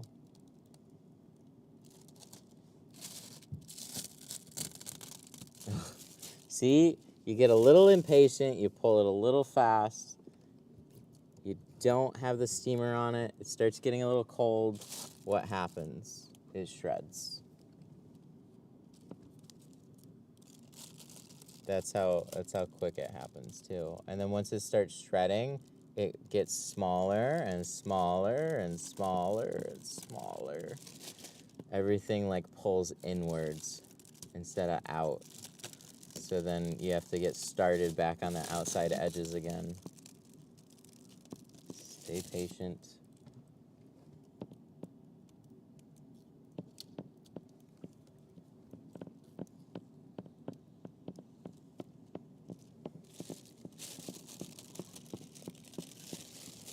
No, this is the second layer of tint. So tint has typically 2 layers. That really thin, cheap stuff, though, you can buy like a 1-ply film, and that'll be like 1 layer of window tint. Most films are like 2 layers of polyester. Oh my god. Most films are like 2 layers of polyester.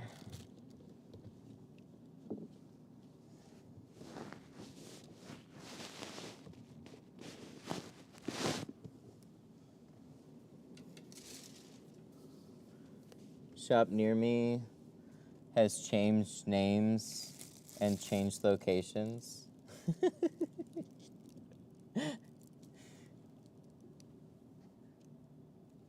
I've heard that. I've heard that here and there. Shop installs cheap film, changes their name, and then like kind of is in the same area but not really. What a crappy way to run a business, man. Just to try and avoid all the warranty work, most likely. Oh, God. Here's that.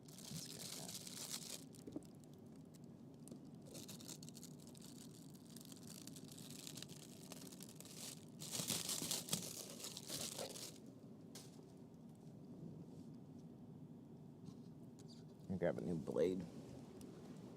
So I don't like scraping. You start going through so many blades, I have to replace them. It's way more headache work.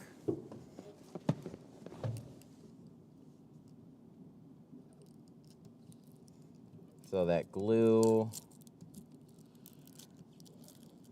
starts sticking to your blade dulls out.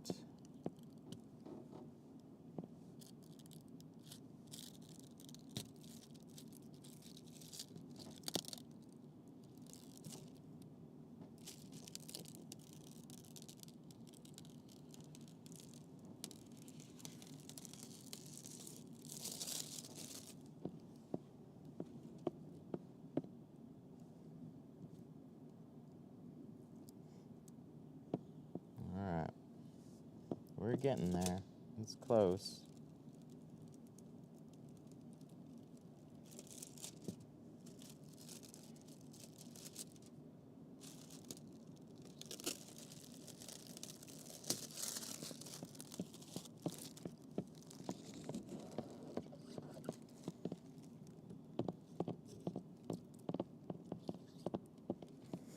Yay.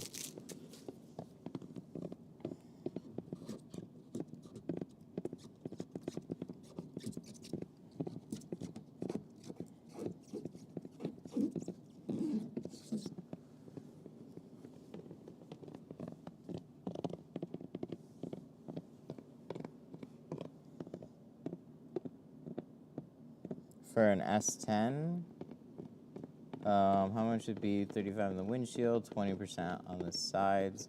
So like with the removal altogether in ceramic, this is 7.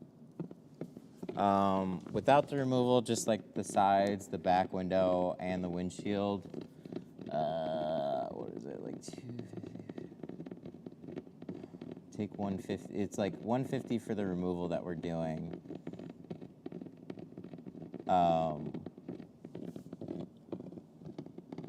So 550, is that right? There we go.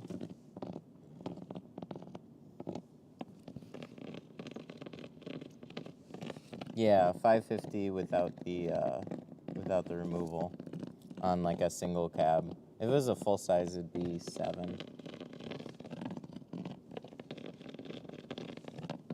I usually do 450 for all the sides and the rear on most vehicles. This is in ceramic, so that's like the best film that I carry.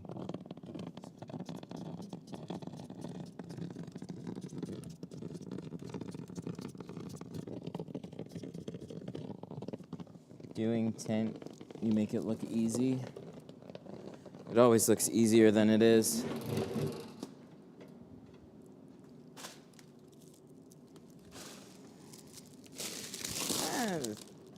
$630. It's still like expensive, but if you're really happy with the job, like don't ever, if you get a really good job with a nice film, try not to feel like you ever overpaid.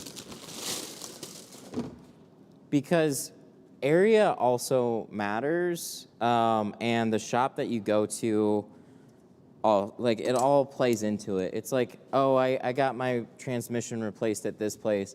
I got my transmission replaced at this other place. Like pricing from one shop is always going to vary. Nobody's going to have identical pricing. That's the same thing said twice. That's just kind of how it is. Where you're really going to lose out is if you have a bad job done at a shop and you paid a decent amount of money for it. Because then what happens is you have to pay to get it redone somewhere else. And then you're just losing way out.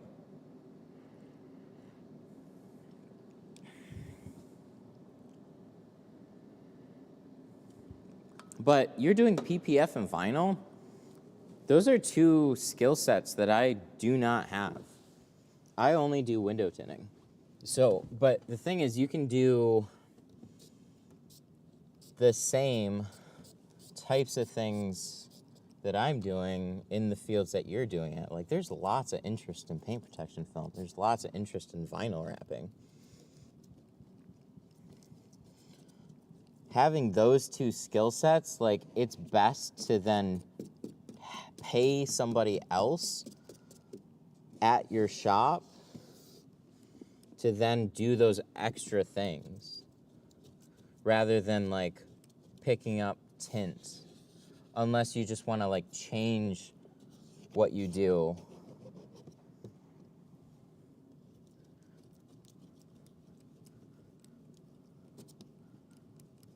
Like I've done, I don't know, maybe about like 20 paint protection film jobs at this point.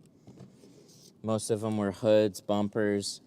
Some definitely turned out better than others. This is like going back years. There's a couple of videos on the channel too where I for sure could have done some better stuff. But I tried my damnedest. It just wasn't any type of service. Like, we didn't get a lot of work in PPF, probably because they were bad at attracting the types of people that want PPF. Oops. So it just wasn't really my thing. But one thing that I noticed for sure is I was making money doing PPF or I was making money doing window tinting. I wasn't making more money having both of those skill sets. I was just making money doing one or making money doing the other. Where you really make money is if you have a business, you need somebody else to spend their time doing it. That way you start stacking services rather than trying to be a master of 3 different skill sets when really, like, even one of them is a high-paying skill set. Don't you think it's annoying that some tinters show their top gap, but it was a plotter that did it? I think the whole top gap is so, like, overblown. It's insane right now. Look, we all want good edges. Nobody cares about the top edge of a window more than the tinters that are looking at them. It's really kind of funny. So yes, if you file an edge, if you shave it, if you have a little teeny tiny gap at the top, they're all great. You'll do great with all of them. You'll point that out to a customer, and they'll go, oh, okay, all right, yeah, well, thanks. Or, oh, that looks... Nobody's paying more for a job like that unless you're using it as a sales tactic. Unless you're the one that's like, hey, these other places aren't going to do that. I'm going to do that. And then it comes down to how much is the guy charging and how much is he willing to pay. So they don't have that.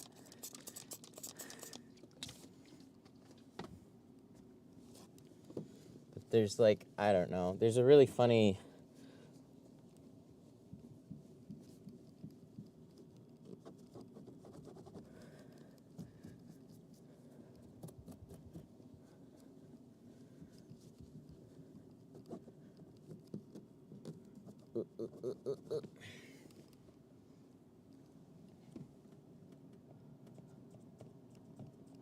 Oh, but what I was saying is there's, like, a funny, I don't know, kind of, like, battle that always goes on, like bottom loading versus top loading, this versus that.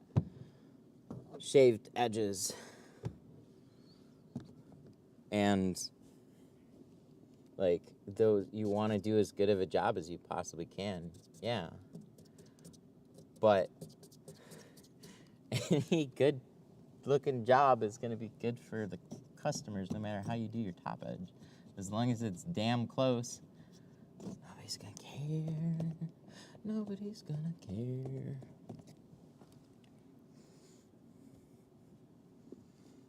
This goes back to people don't know tint. You know tint. Tinters know tint.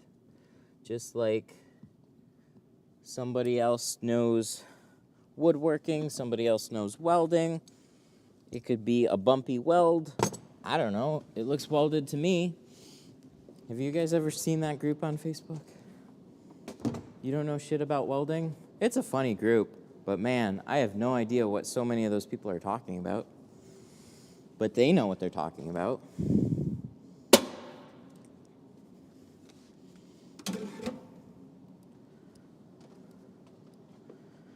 How do you raise prices for a business without hurting / compromising old prior customers?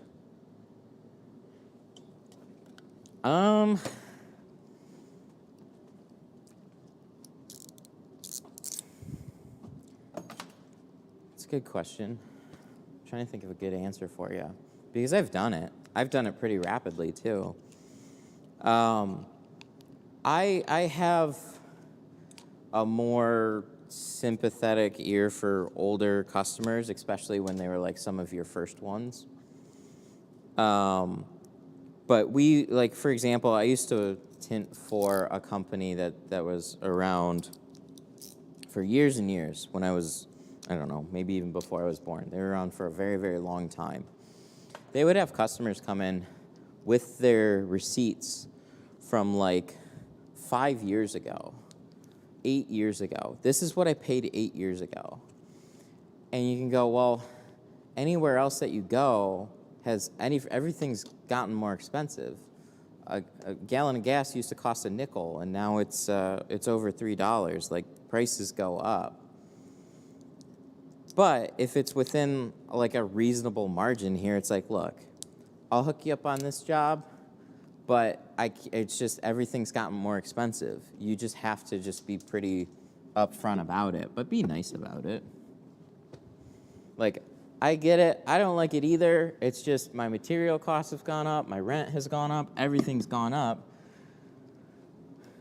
And usually you're not charging $200-300 more than what you were charging before. So it's within some reasonable margin. It's like nobody's gonna be like, if it's a $10 difference, then you're attracting people that are so price focused it's unreal.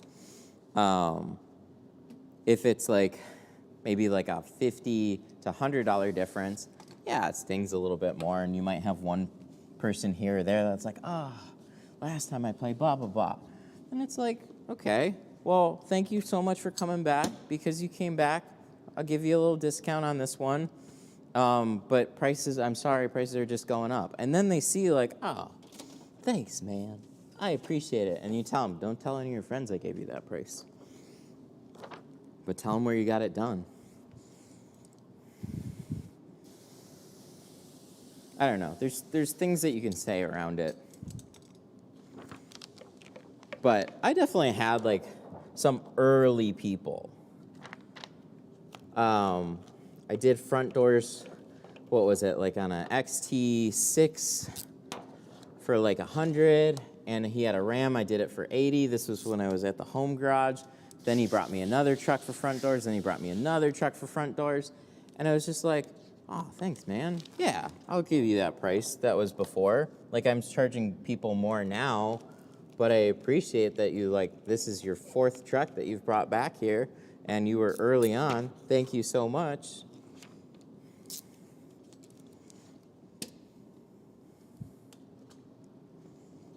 Goes back to yesterday's live stream. You can have a little bit of flexible pricing. What I'm gonna do, this stuff's thicker. I'm gonna cut both of these separate. I'm gonna move this over to the other side.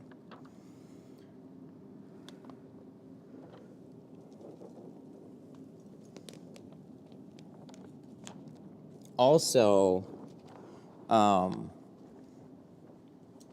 Sun Distributing's tint shop, they have it where they increase their pricing across the board by at least $10 every year, just to stay, you know, I don't know if it's necessarily faster than inflation right now, because that was crazy, but they had it built into their pricing, like this is what it started out as. Every year we need to raise pricing by at least this amount, just so it's not as shocking when it's like, oh man, we really need to raise our pricing and it's 3 years from now. Going from, you know, $10 every year is a lot easier than 30. But so many people are calling and asking about what is the price, that I don't think you're really gonna offend as many people as you might think. Have you ever done any changes to your head contraption? Yeah, this is like I don't know how many iterations that I've done. It used to be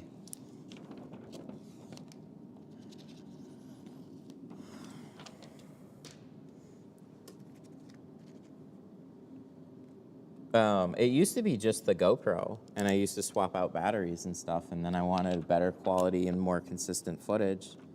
So then I ended up doing this HDMI transmitter thing. Not too long ago, I changed out the battery pack, and that's probably the latest update that I've had. There aren't very many updates in the wireless video streaming space. This isn't even what this is for. It's for monitoring video. So if you're on like a TV production set, here, we're gonna move this way over because I should have this front edge farther over than I have it set right now.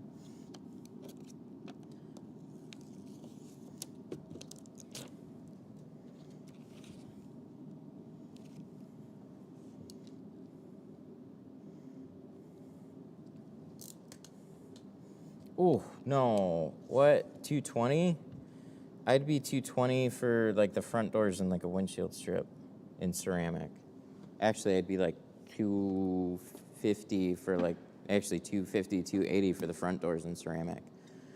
$280 for a cargo van with 4 barn doors, front doors, and the windshield, and 20% ceramic.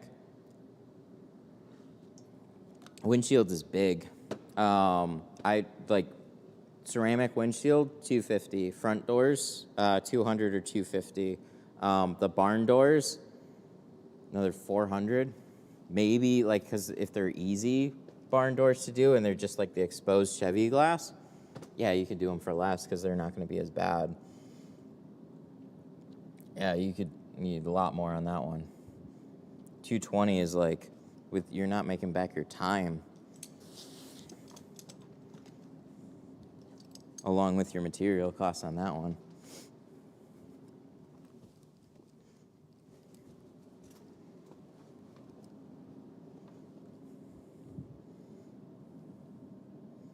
Is that too far?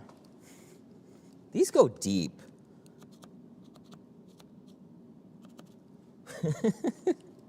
That's the thing about these ones. I don't want to make them too deep. These ones go deep, though. I know what I'll do. We'll leave it right about there. Think it'll be good. I might slim it up just a hair, but they go deep.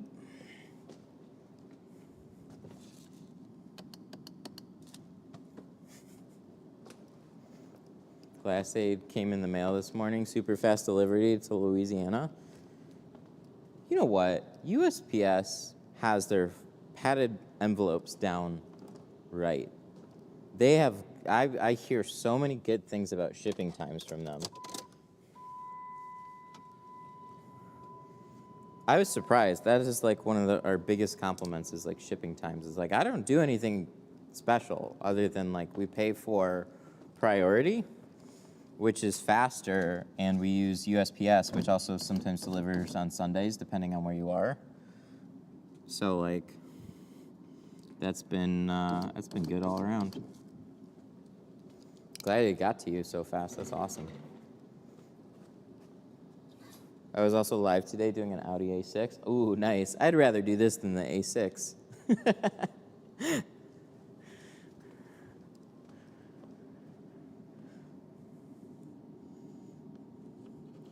Audis are great, but man, it's nice to not have to do an Audi. There was like a period at the glass shop where it was like Audi City for a while. It was like every day I had like 3 of them to do. I'm like, and with windshields too. And I'm like, all right.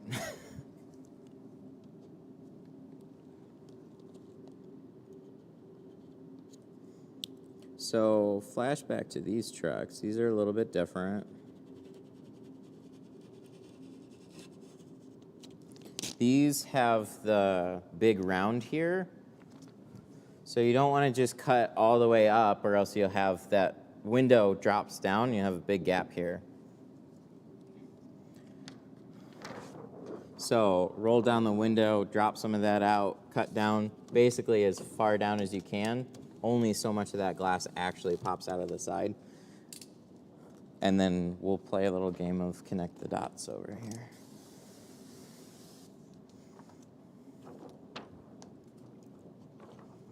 Here. I'm gonna wipe this off now. Kia stepped up their game? Yeah, a lot.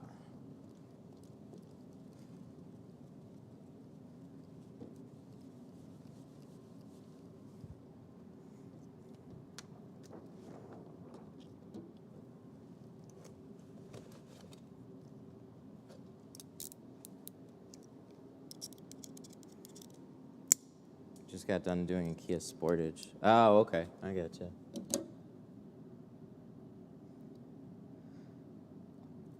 Looking at vehicles right now, I'd love to get another Sienna van. Just depends on like availability and interest rates. Interest rates are ridiculous right now. We were already spending a lot on the last Sienna van that we had. It's hard to justify over $1,000 a month on a minivan, as much as you like it.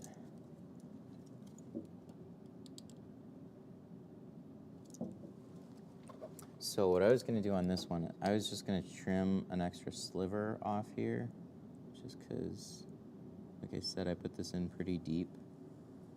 This is how I'm going to adjust that. Just trim it off a little bit more.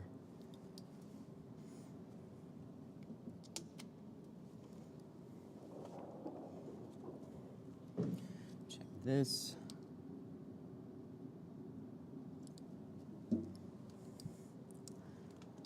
I ordered a Peugeot last year and it's still not delivered. Damn.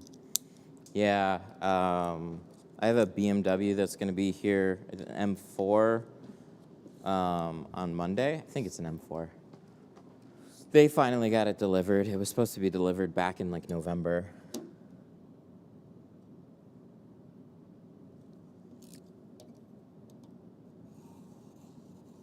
And will you just freehand that? Yeah, you can freehand a lot of stuff. You're just like, look, you just continue those lines. So little rounds and stuff, as long as it's pretty clear, yeah. Dream vehicle. An SUV we can, with a realistic payment right now.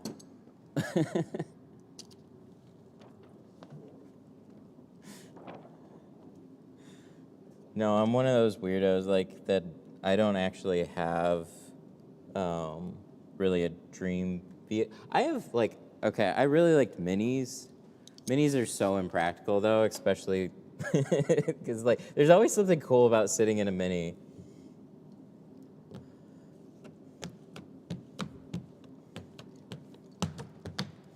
But it's like, okay, so I've got my wife and son, and so that's impractical. And they cost as much as like a mid-size SUV too now, or more than that. And it's like, oh, yep, that's way impractical. Still want one. Mini is a women's car in Europe. Yeah, they're a quirky car. I know that.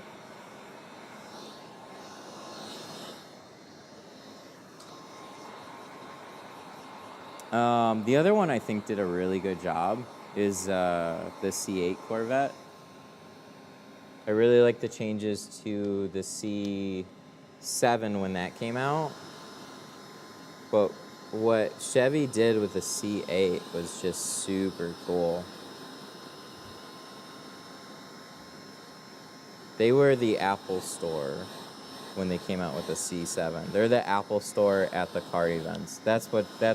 I like cars that turn heads.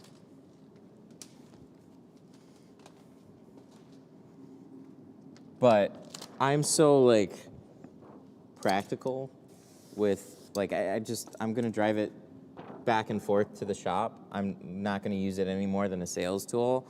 I just like have so many other interests. I don't care about cars as much. That's really what it comes down to. So I can definitely appreciate like a cool change to a vehicle and stuff. I just don't pay attention as much. Thoughts on tint slime? Same problem with tint slime. Tacky. But it depends on the films that you use. If you use Geo, if you use Expel, if you use Global, if you use Solar FX, like there's so many films that if you use, you're gonna have a tacky adhesive. And I wish the other ones that existed worked, because then I would have just been recommending them this whole time. But the best that I came up with was putting Dawn in baby shampoo.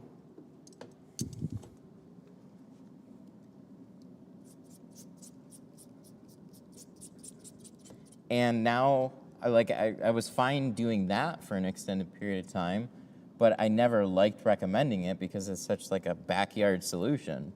I'd rather just recommend one, like babies, like how much do I do? Like people have enough questions, like how much of this? How much soap do I use? What do I use? Blah, blah, blah, blah. And it's like now I gotta explain like, go get Dawn, go get baby shampoo, fill your mostly baby shampoo with a little splash of Dawn. It's like, what the fuck are we doing? It's super annoying. I hate it.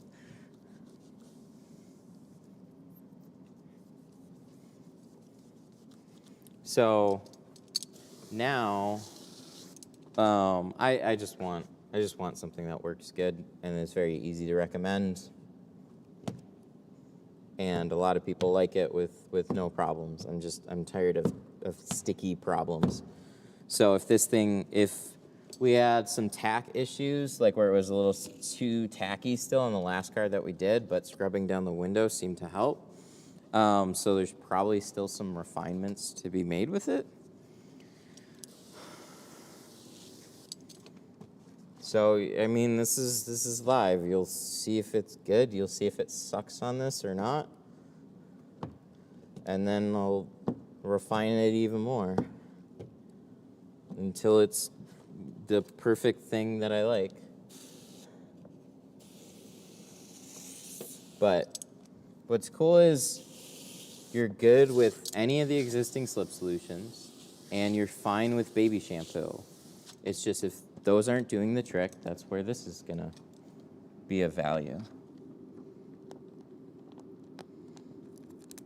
And it smells the best. It doesn't have like any weirdo added smell, but it's just got a real good smell to it. It's very unique.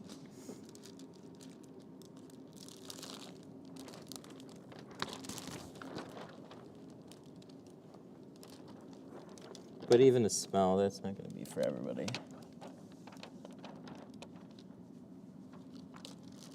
See, yesterday, this was not even sliding like this. It was like you put it on the glass and it almost froze in certain spots immediately. There's got to be something more with glass.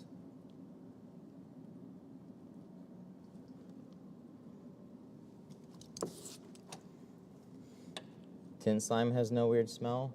The apples, no, not weird smell. The apple smells like apple, and I don't remember the orange smell as much. But I remember whenever, used it for a while, whenever, especially Rick. Rick did a lot of the green one. He really liked it being a little bit more tacky. So there's always personal preferences there.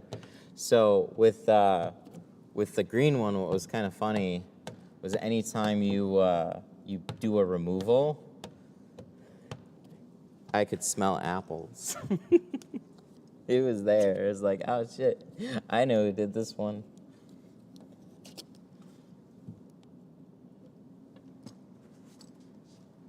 That worked out pretty good though. Have you tried rewind to raw and then tinting? Yes, we did that yesterday and it helped out. So I was doing an accord yesterday, and oh yeah, this one. I was doing an accord yesterday, and that was a problem on the accord. Was like it seemed to be grabbing too much. But other vehicles that I tested the slip on, it was doing fine, and it was giving me like a lot of float time. But the more varieties of vehicles that you test on, that's where you start to find all these little things out.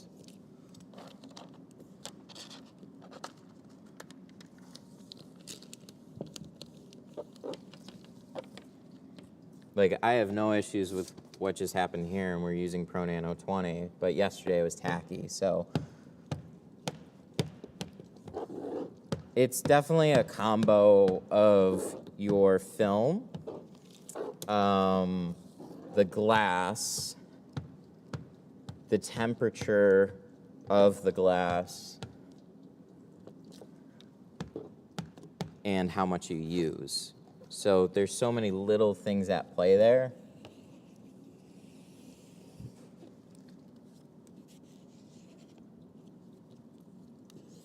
But you shouldn't have to be a chemist to figure out what works well for you or not on what day. So it should be like, hey, if it's a little warmer, I'm going to use this amount. If the glass tacks up, maybe I have to scrub it down with something, but I don't even really like that to be a thing.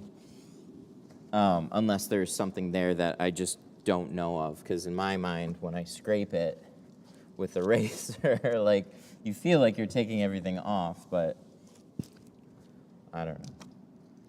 But this went really, really well.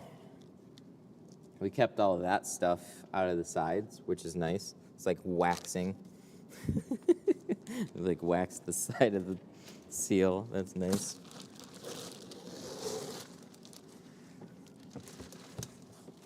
Pull that. Cool. So we only cut out one window. I gotta get the other side too. I usually double cut. Pro Nano's a little thicker. I'm only doing the front doors, not 4 doors. So it's like, they got a big round on them. We'll individually cut them.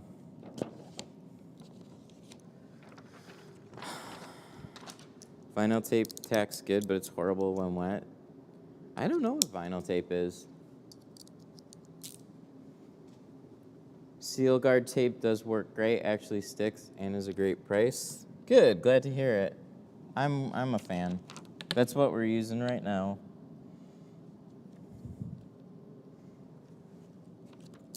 It's such an annoying problem. If you want to tape the sides, what do you use?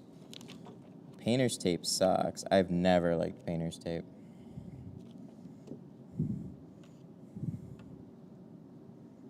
It's kind of like it's a little waxy. It's not water resistant. I even got, like, there's somebody that told me about the Frog Tape Gold, and I was like, oh, that's only $10. That's cool. So I bought that, and it's like, it's a little bit thinner. It does a decent job. It's not as good as house wrap tape.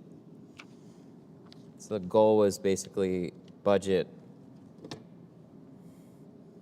house wrap tape because the price went up to like $15 a roll. Like, good God.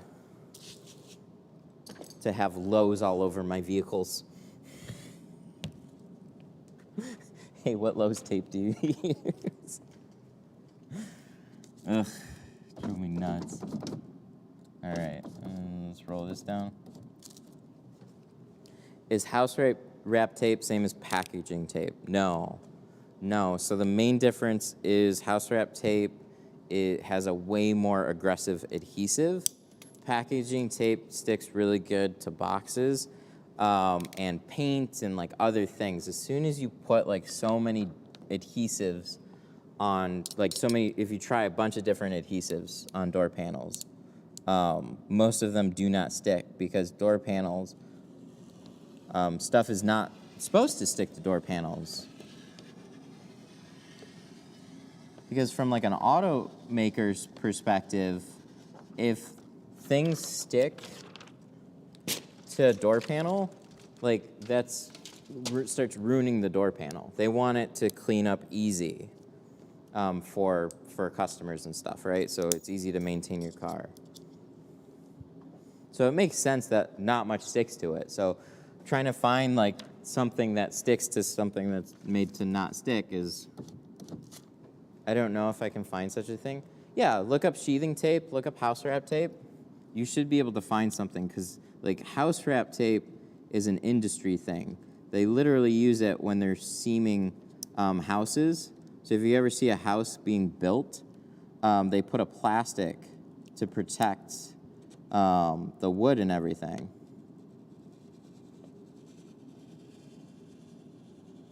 So the house wrap tape is like seaming that plastic, and it's expensive because it's like, it's a high quality permanent application.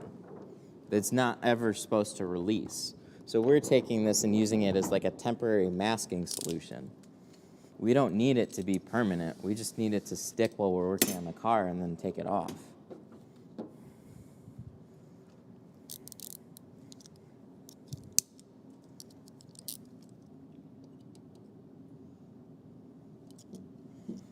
I'm in Europe. Everything is wrong. I'd imagine you have to have something like it. That was the annoying. So the annoying part for me was I didn't just set out to like create a solution. I was just trying to like, hey man, I like some of the things that are out there. I'd just like put them in my store so they're easy for people to find when somebody asks. So I was trying to do that rather than say, oh, you could, like, still, this, hey, what do you use to cover the door panels? I gotta keep sending everybody to the hardware store. I hate that. You gotta go here to find this, you gotta go there to, it's like, there's just too many places. Tinting's been around for a long time now. All the solutions for tinting, like, should at least be available in the tinting stores.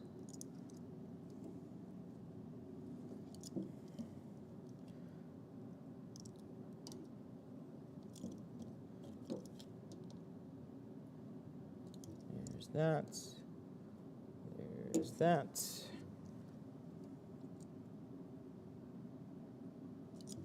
If I order from you, will it get to Europe? I don't ship to Europe. I'm sorry. Sun Distributing.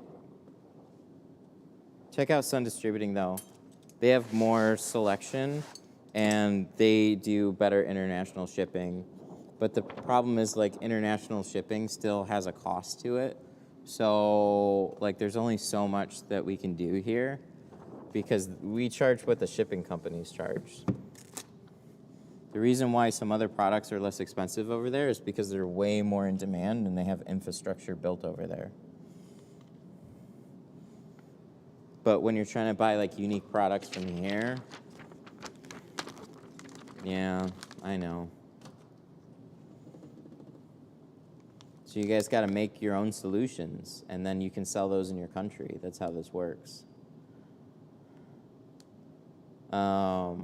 Hey, just wondering when you have the window tools back in stock. Want to start doing. So all the tools are in stock. The only thing that I'm waiting on are clay bars.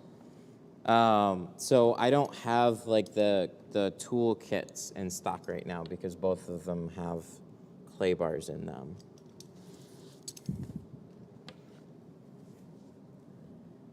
But everything but the clay bars are in stock right now.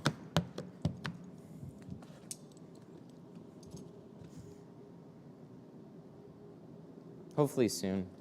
I don't have an exact date, but hopefully soon here. Tint slime is like $100 here? Yeah, because it gets made over here, and it's a liquid, and then ships over there. But do you know where tint slime came from?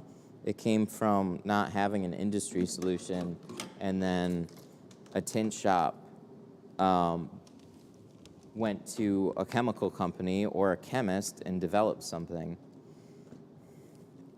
That's how a lot of these things start. So I'd start poking around at chemists and chemical companies over there, and then you can make a solution in your own country and sell it to everybody around you.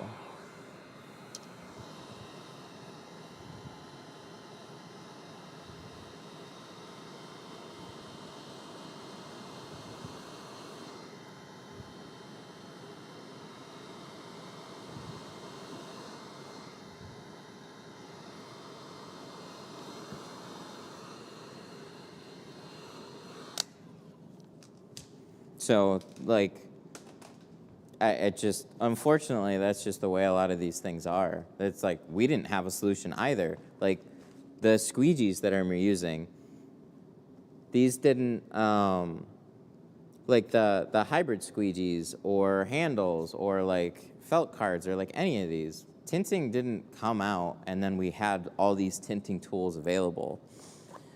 You had installers trying to make their lives easier and coming up with unique and helpful solutions and improving those over years. And there's still new things coming out and people are discovering different ways of doing things. So it's really, really cool to see. But that's how all this stuff happens. There's somebody that was telling me in the group, they're like, hey, Glass 8 is too expensive over here. And then he went out of his way. He found something that works well enough. It's not quite as thick, but it works in a way that he likes. And so now he is working on selling it over there, and that's awesome. Like, there should be solutions available to everybody. It's just, unfortunately, it's expensive to get stuff around the world. So whenever there's demand and need for something, eventually somebody innovates. And that's where all these tool companies come from. Tri-Edge, Fusion, all of them.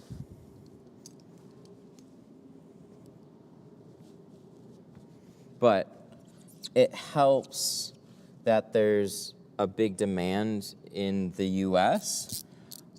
But what you guys can look at being in other countries is you can look at proven things.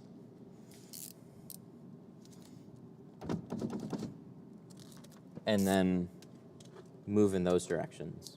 Because you're like, oh, if only we had that over here. And then it's like, well, hey, make it happen.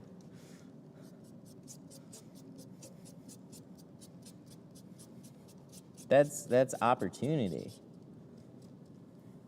Solving your own problems makes good business.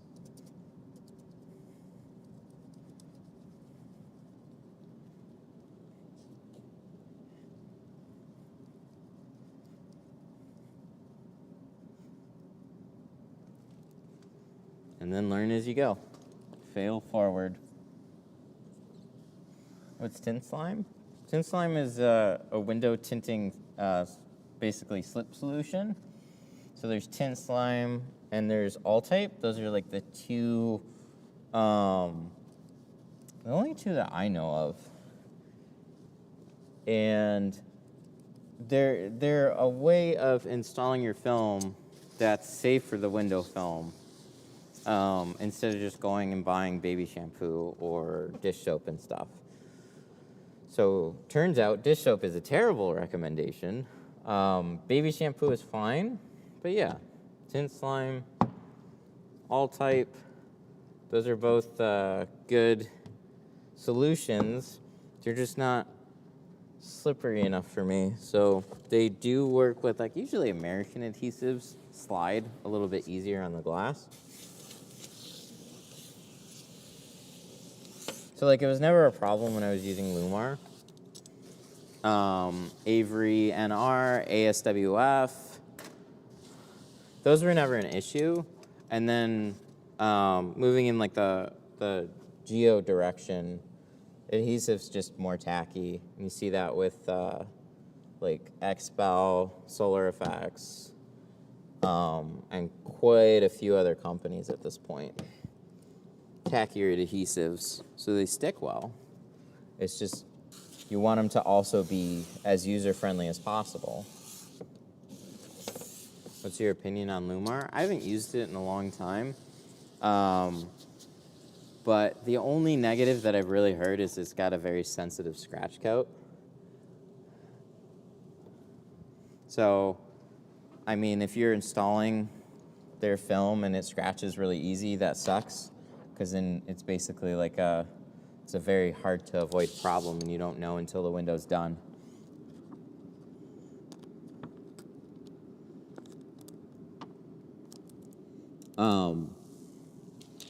But they have very good branding. They're very well known. And there's a big premium that comes with that, but shoot. No reason not to have it. Have you tried Stack? No, I haven't. I've definitely heard of them, though. There's, like, quite a few companies that, like, I've heard of. I just don't know much. I just don't know much about them. They've, like, never had a rep come here. Nobody's really talking about them. So, like, I have to kind of go out of my way to research some of these companies, and it's just, I don't have much of a reason to. Because there's so many film companies out there that all carry good products. So just avoid like the real cheap ones. Because then you're setting yourself up, like it'll look good today, fade tomorrow. You don't want to build your business that way. Any brand recommendations that shrink well for pretty cheap? Check out Tint Depot. They have some more economical films. That's kind of like an easy place to get stuff. Sun Distributing.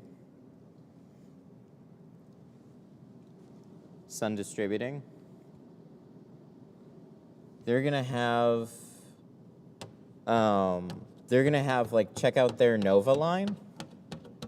That's a really, really good shrinking film for sure, and you'll be able to save some money with that.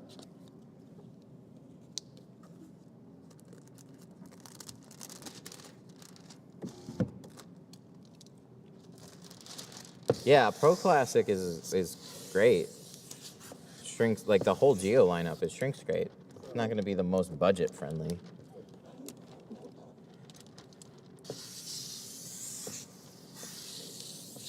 So I get that. What you want to avoid, just don't get cheap carbon films and cheap ceramic films. Avoid those. You can find some cheap dyed films. They're a little harder to come by because a lot of the cheap films are now moving to being like cheap in carbon because more people want to feel like they're getting more value when they buy a film. When you're practicing, you just want an easy to work with film. You don't need it to last. Because what you really should be doing in practicing is you should try to tint your own car and then immediately remove it and then tint it again. And you can just keep re-tinting your own car. You don't have to, like, I've got to go tint my car and then go tint my neighbor's car. And then, like, that, don't get me wrong, yeah, that you can learn that way as well, but you can learn so much off of tinting your own car 20 times in a row and be so prepared for a lot of the stuff that's out there. Cheap brand films to stay away from. The most popular one is Lexan. Get their Pure Max and up if you're gonna get anything from them. I've had too many people stock up on them and then they try shrinking back windows and wonder why they're having problems. So for doors, it would be fine. Back windows, it's just, and it's hard to explain what makes shrinking difficult. But what makes it easy is consistency. So you can have, like, you can use, I did it at the class, like it's not hard to make shrinking Lexan look easy. I just put the heat gun much closer and I focus more heat as I'm moving. But when somebody else goes to do it, it shrinks really easily for the first little bit, and then it starts to slow down really rapidly. So a lot of people judge time. And next thing you know is like, you know, shrink some, cut it down, shrink some, press it down, and oh, now I'm creasing it. So you want something that shrinks more consistently, and cheap dyed films, man, those are shit. Those shrink great quickly throughout the entire thing. What tint brand is good to leave permanently on windows? GeoShield, Helios, and a lot of other ones. Just avoid places like Amazon, eBay. A lot of, like, all good window film and tools come from, like, actual tool sites. There's a lot of, like, margins eat into so much of tool sales that, like, even the Amazon tools, they're not cheap anymore, but they're not good either. But people don't know, and that's where they buy them, and they're just not great. Is Tyvek tape house wrap tape? Mm-hmm, yep, that stuff works great. How about solar-free? Opinions on that? I've been asked a couple times. I don't know anything about the company.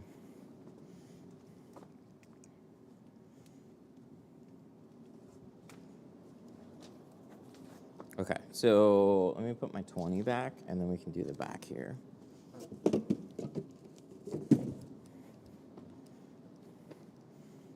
That's $40 here. I'm sorry, man. I was upset when it's $15 here.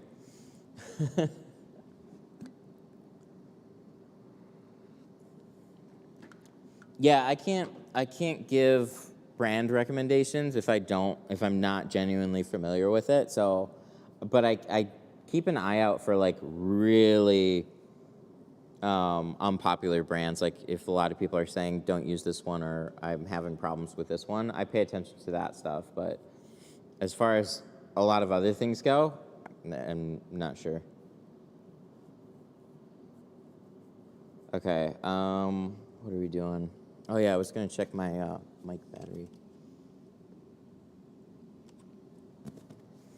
Question, how do we...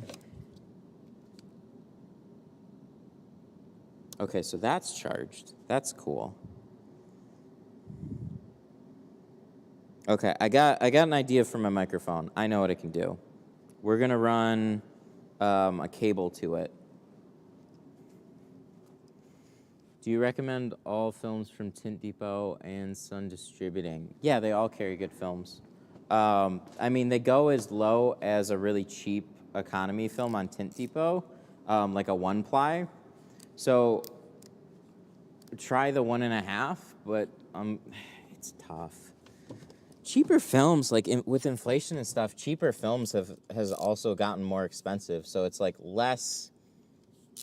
It's harder to find like a good to work with cheap film.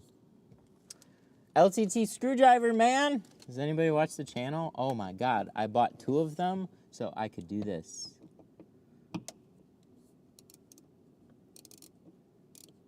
Oh, it's already, okay, I'm gonna tighten this up. It was already loose, hang on. Ah, so nice. I'm the first ratcheting screwdriver I ever got, and oh my God, they did such a nice job on this thing. I friggin' love it. I bought 2 of them. It's such a nice feeling. You have, oh, so cool. It's like me with tint tools is what that ratcheting screwdriver is to LTT. Somebody that uses a ratcheting screwdriver nonstop, being super picky, and actually putting a ton of time and development into one. Oh, and it shows. It's just, I've never gushed over a screwdriver, but man, that is super cool.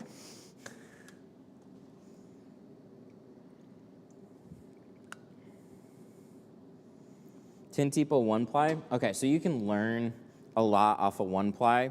The only problem with a 1-ply film is it feels thin, or like it is thin. So like you'll get used to installing door windows with it, and then you use a 1.5 mil, and then it'll be thicker and be a little bit more challenging, but you can learn a lot still off of 1 mil films. That's the only downside with it. All right, where's my Pro Nano 5?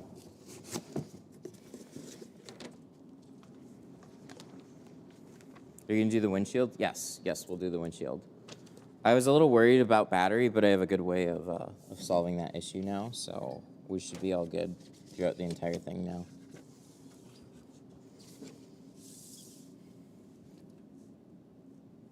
So I'm using a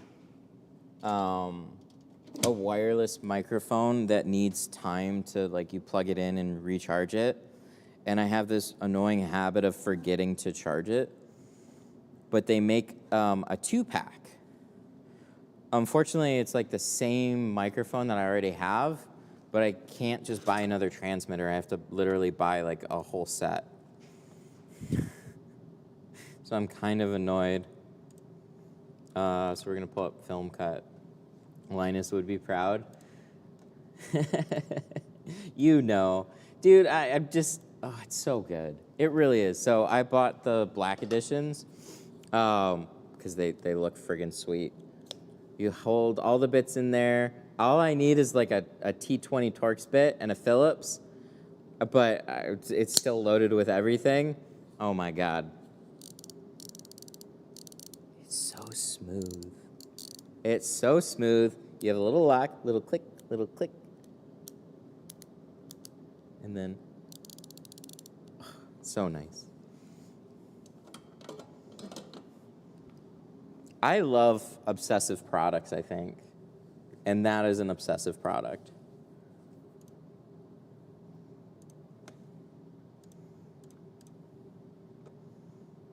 All right, let's find out what year this is. I think this is a 2005. We're gonna use film cut on this back window.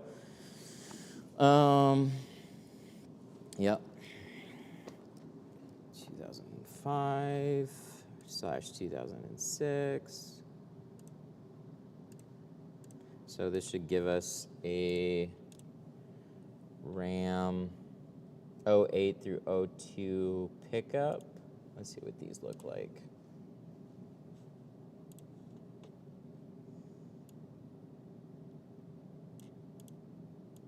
What's my doors look like? That's how I can tell these ones.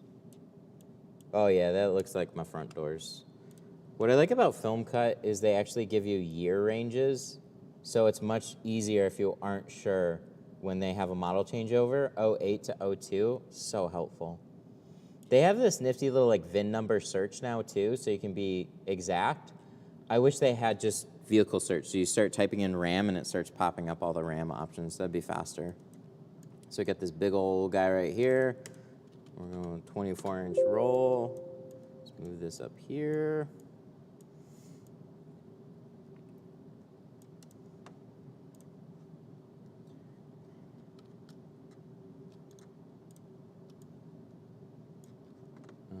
I'm just gonna give it a little bump on the sides. There we go. Alrighty, and we'll cut this puppy out. Everything good? I think so. Cut. So I'll be honest, what I don't know, it's a brand new blade. I got my settings pretty dialed in. This is a long straight line though.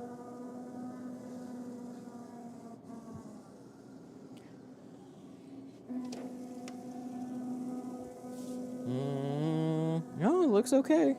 Hopefully it cut through all the way. I hate changing blades. Is it only for tint? So film cut has tints. Film cut plus has also for PPF. But I only use them for window tint.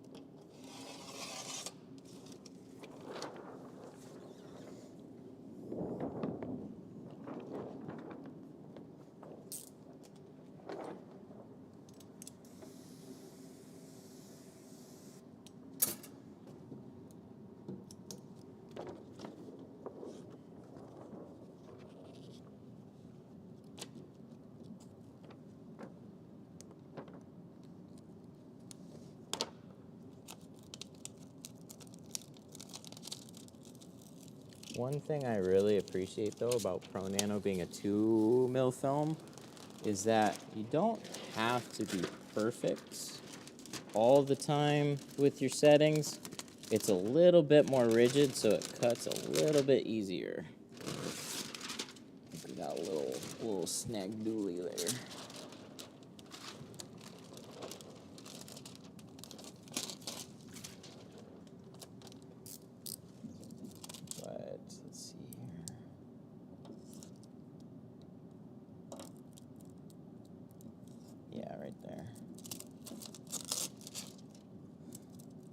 I have a bigger glass board and I put a bunch of crap on it because I'm a dummy. Yeah, a little snag there, so we'll adjust it next time. Did most of it though.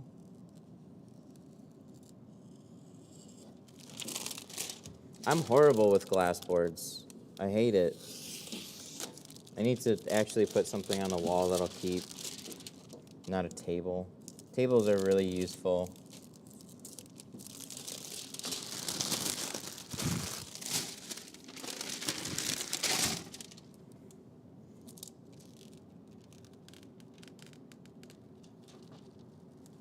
There we go. Yeah, like, see, this is a glass board. It would work great. I put a bunch of crap on it. That's what happens every time. I use them like a table. I'm not organized, and I suffer for it when it comes to plotting.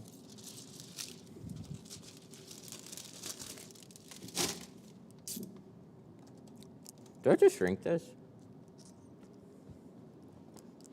What's it look like? A little bit. Okay, so what soap do tinters use? Use Johnson & Johnson baby shampoo. As far as Dawn, don't use it. I was just using like Dawn Ultra, and then Geo actually looked into it finally, and they're like, yeah, we've done a ton of research, talked to some chemists, and it's a degreaser. Don't use it. Just stop recommending any type of dish soap for window tinting. But baby shampoo is still perfectly safe.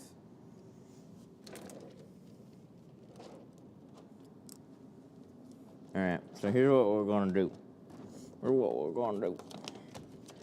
Because this is too long, I'm gonna shrink this in sections. I don't really need to shrink this. I'm gonna put a little snap-a-do on it.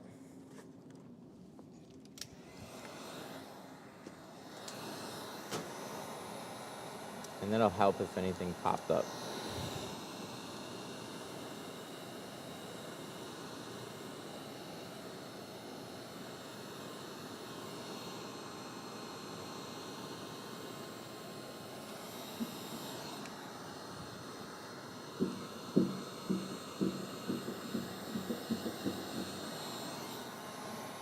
So with a wider glass board, I used to do this on doors all day.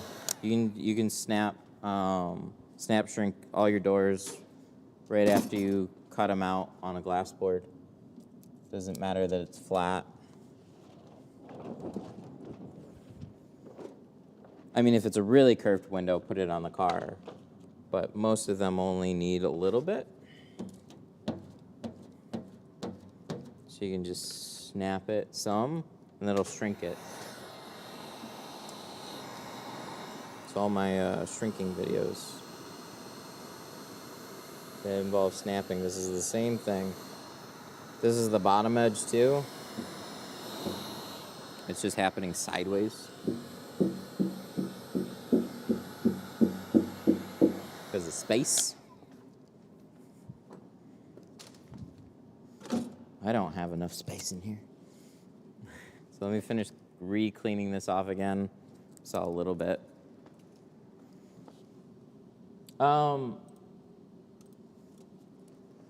Yeah, it's really not bad. If you're familiar with snap shrinking doors, it's way more comfortable to do it in the same orientation. But if you're familiar with snap shrinking door windows, then what you're doing is you're shrinking them literally the exact same amount. It's just on a flat board instead of on the curved window. So you can't check it the same way.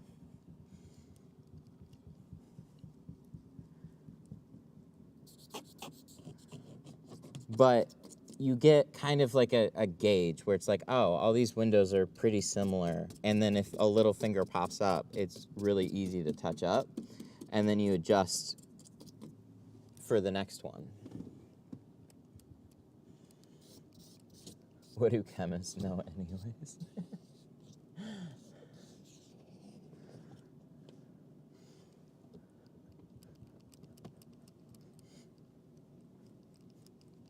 Pretty much.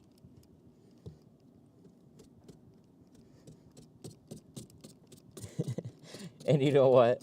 I actually have a good amount of appreciation for that attitude.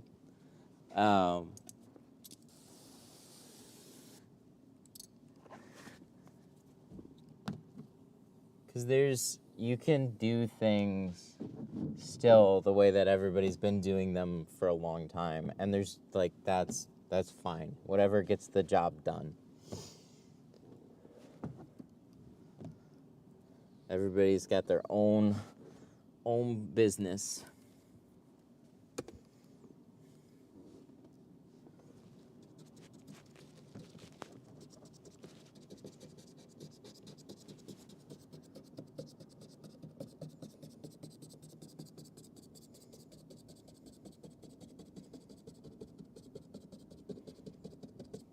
Oh my God.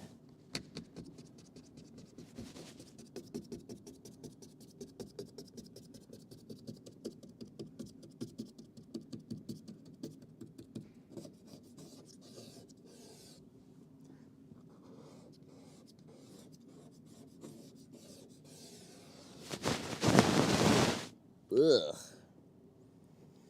Do vinyl? No.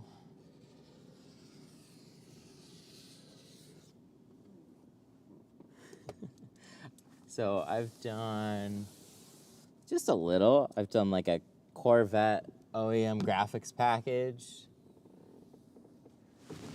I've done a handful of like lettering jobs. Yeah,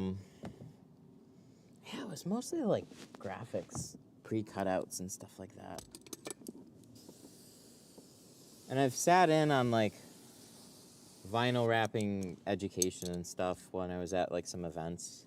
But the thing is, I'm not gonna make, like, I'm too into window tinting and I just don't care to bring it in as a service. If I did, I would pay somebody to do it. But then I gotta grow a whole like vinyl side of my business. And then I gotta like know enough about it.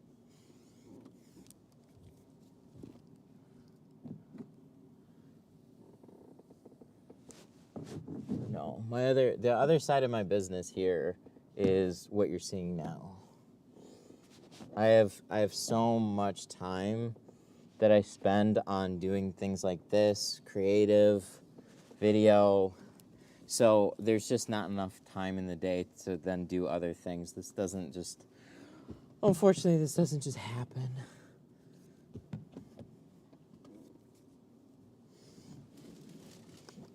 Hire me if I have the business to keep you busy. I think you'd be mad as soon as you got here. You'd be like, whoa, this is fun. All right, let's make some money. Cool. Where's the jobs? Because unfortunately, I'm doing the tinting. Because that's kind of my gig. So the other services aren't built yet. So it's like that chicken and egg thing. It's hard, man. You got to create the demand, and then you got to have somebody to be able to meet the demand. Do you cut this on the outside or the inside if it has a truck bed? Cutting it on the inside is so much easier. I was working with this one guy who, he's like, let me try this. He literally peeled a whole piece of tint, shoved it in here, and went, and I was like, how'd that turn out? And he's like, dude, come look at this. And I was like, oh my God.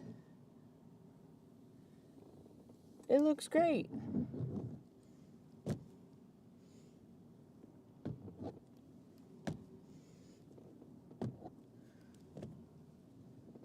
Ugh. This is the guy that wants to give you drumming lessons.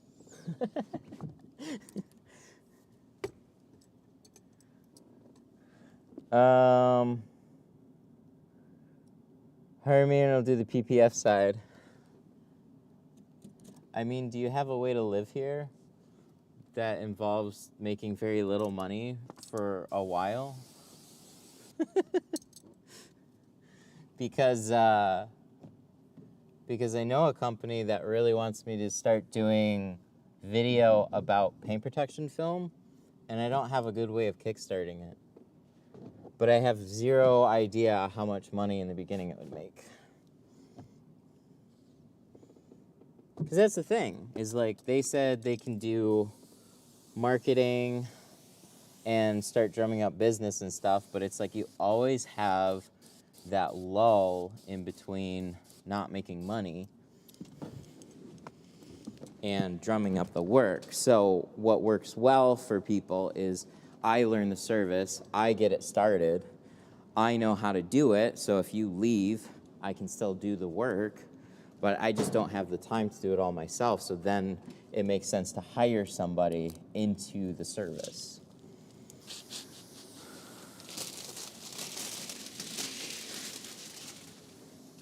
But here's some interesting stuff that's going on in the background.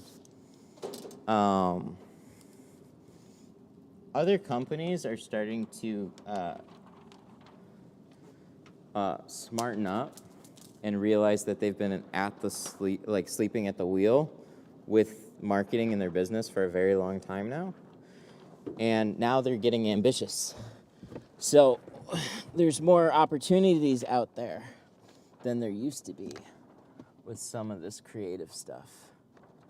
So I don't have the time to do paint protection, but I am rock solid as a creator. And I know what needs to be made, and I know how to make it. But I am not starting a paint protection film business on my own. So I'm open to some ideas, but I'm also very protective now about my time. And I'm not just gonna go out on a whim and start something up without having a solid plan that I know is gonna work. And I know what's gonna work now. And what needs to work is a company literally needs to pay for an employee and drum up the business. And to that I go, why the hell aren't they just doing it themselves? Where do you live? I'm your guy.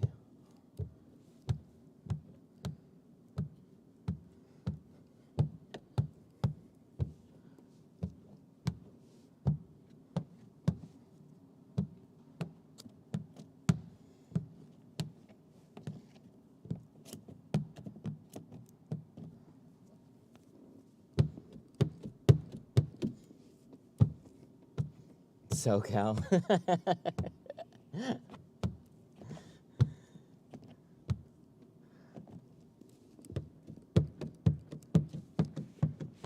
It's a little colder here and a little bit more miserable this time of year.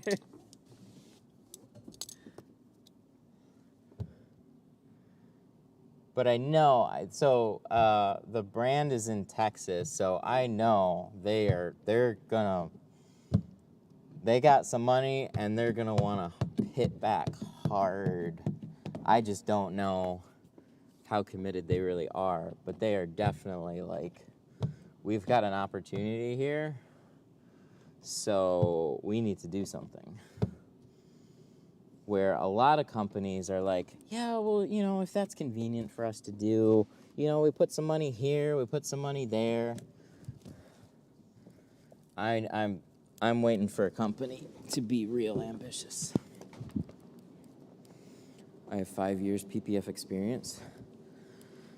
Are you in the Facebook group? Whew. That's why we put that there. Stay. Hang on.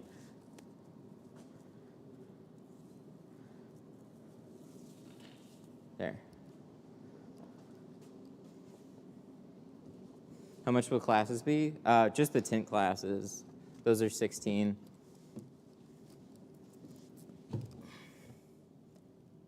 I don't have PPF classes.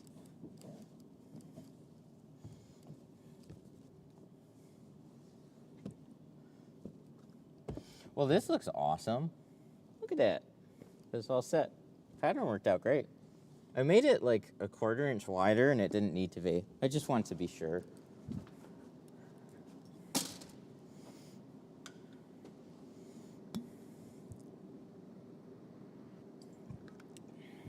I deleted my social media. Why would you do that? The group is so helpful, man.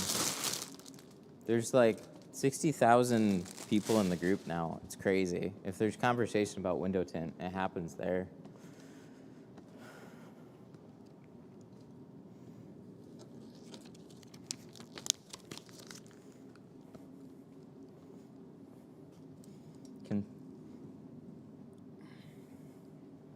We can start PPF classes. I would fly out from SoCal. How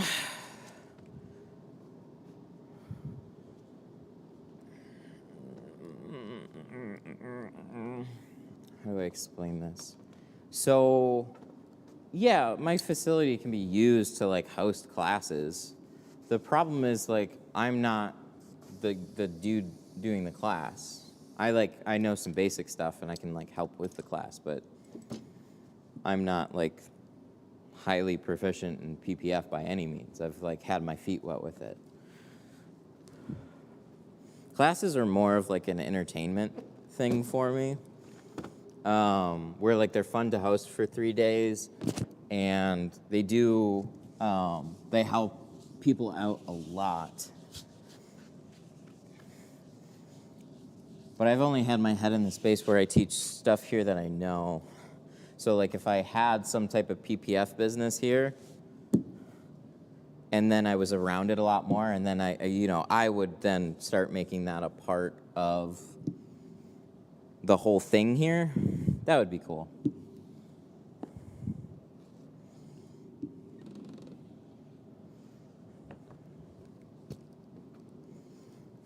I'm gonna run that by though. I'm gonna run that by and see what they say as far as, because this is kind of helping me like figure out a problem that I don't even know if there's a real answer for. So here's what they told me.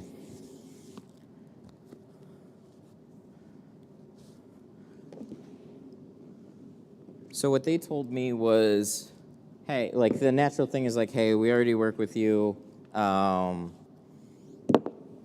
We're putting a lot of money into this brand.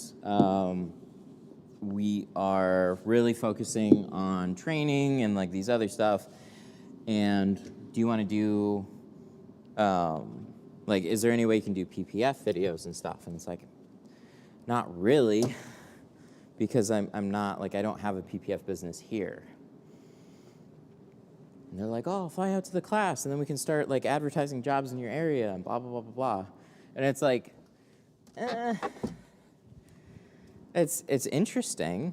I appreciate it, but I have to be the one then to do all the PPF jobs, and that's going to take me, like 5 to 6 days to do a PPF job, right? At this point, I don't have that time. And then it's going to be a PPF business, and then I got to go find somebody. So I'll tell them. Like with what you guys were talking about, my proposal would be send somebody out here and start their own PPF business. He's more than welcome to, like, we'll set up the space, we'll make it work. He can get paid a certain amount or whatever, plus commission off the jobs, I don't know. And then I have the availability to then help make videos and kickstart that whole thing.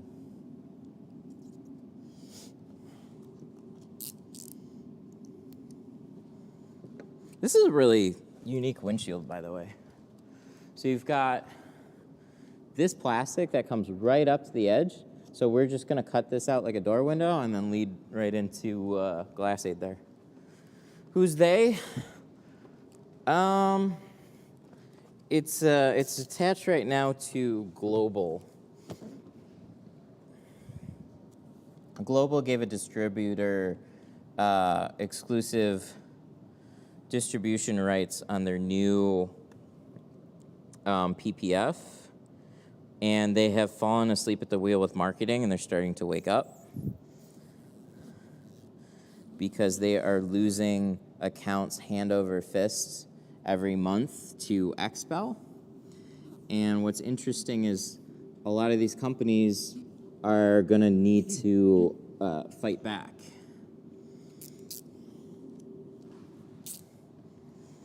So here's the simple solution for them, and they kind of have it.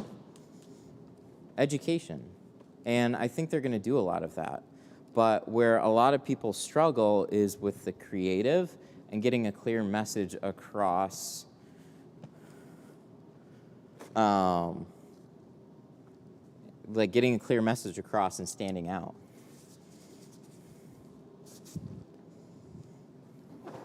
They just don't think the same.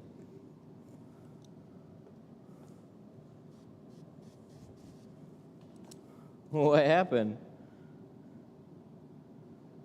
Is that Jack? What's up?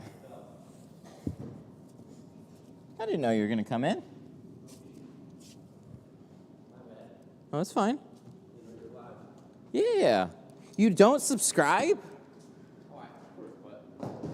The heck? You know this guy, when he first called for a job, he never even saw the channel.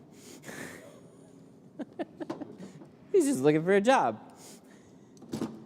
And then I told him to check out the channel. And then he came in for an interview, and he still didn't look at the channel.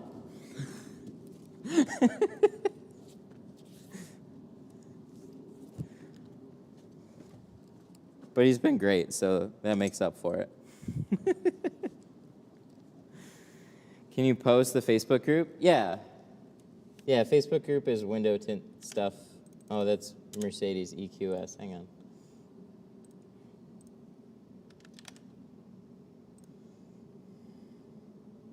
Oh, I lost my windows. There we go. There you go. Facebook group.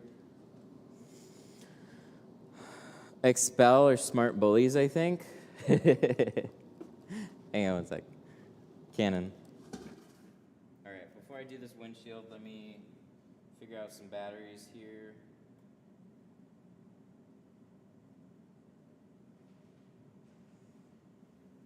Wow. See, this, I need a haircut, and two, this headset starts to fall over, and then it just gets all kinds of crazy. Expel or smart bullies. They're good at business and marketing. They're very good at marketing. And they're yeah, kind of bully. It's a bully I can respect though, because they have a lot of, if you're gonna use our products, and you want to onboard as a dealer, there's so much value that we've created. So you need to use our products as a whole if it's something that we sell. And I can appreciate that because they got to think of like countrywide branding and everything. But yeah, they're definitely like, it's not anybody's going to learn off this channel and then become an Expel dealer. So it's just not my vibe. I always it's to me, it's more about accessibility and learning and making an income for yourself.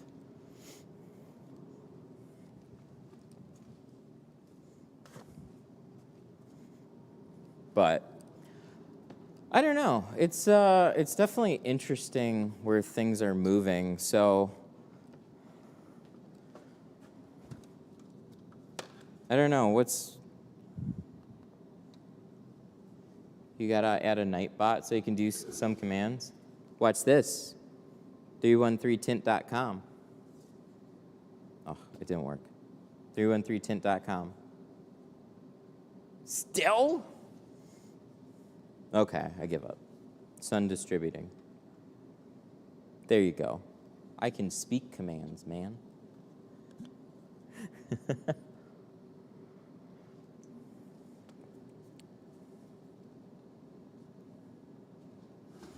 A lot of folks that want to work with us, or a lot of folks think they want to work with us, but really just like what we do, not how we do it. Yep, that's true. When it comes down to like actually doing the thing, that's where things get really messy for people. It's like, oh, I didn't realize how much work. You made it look easy. Bye. All right, so I'm going to put a battery in my bag, and then I suppose I'm going to just run a cable.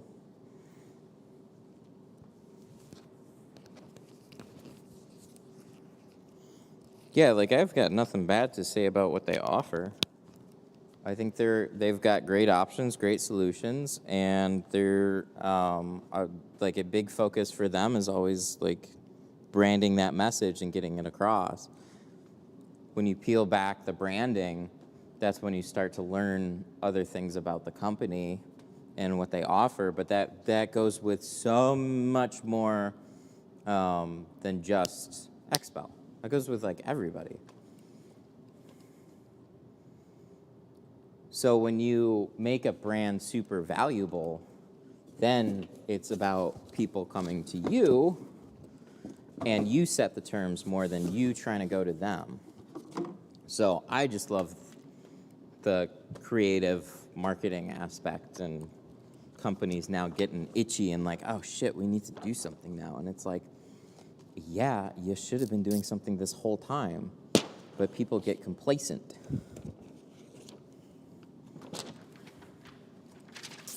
And out of touch.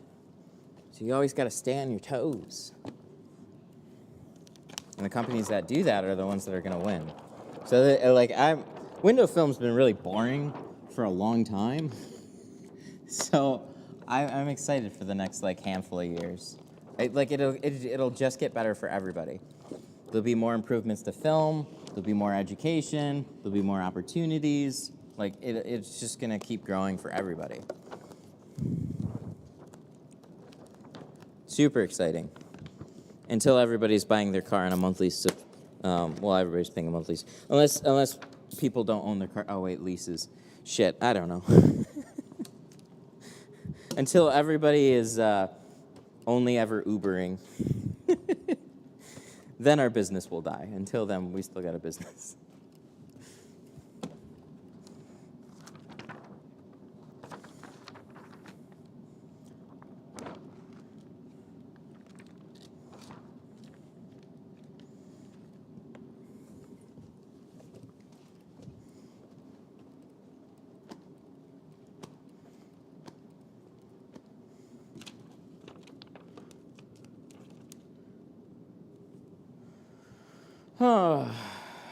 I use edge films.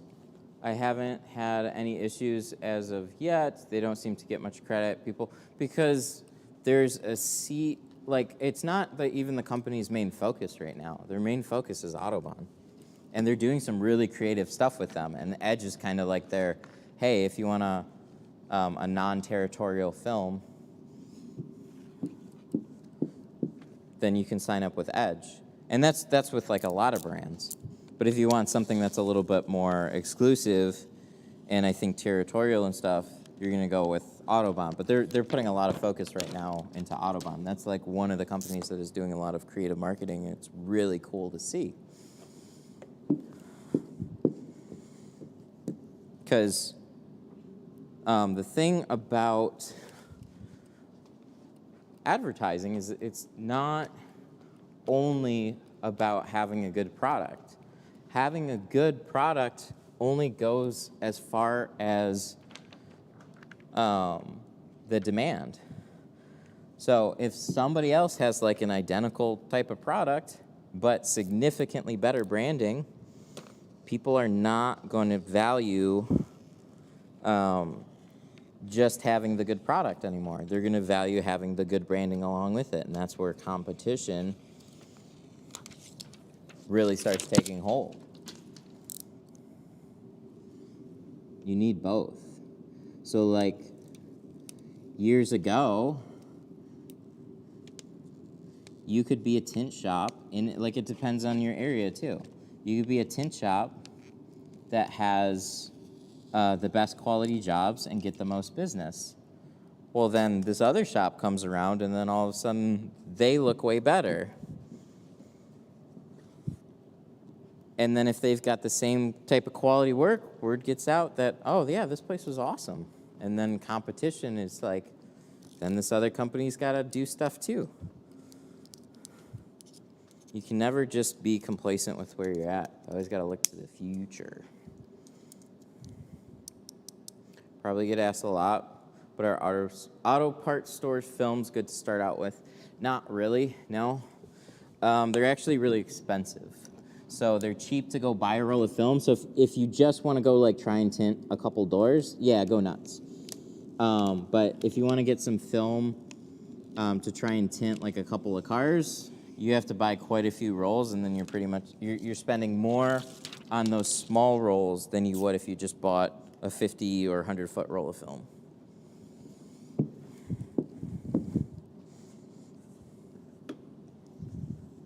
So, Sun Distributing, Tint Depot, those are places that you can go. 313tint.com. God, that one is just way broken, isn't it?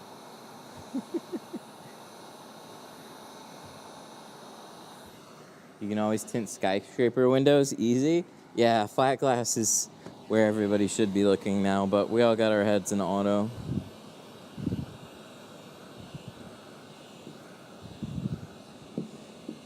Flat glass makes more money. It's easier to train a crew of people. It's just more marketing and sales because you're talking about bigger jobs and people like, you know, companies that show up in like a polo shirt and nice pants rather than a hoodie.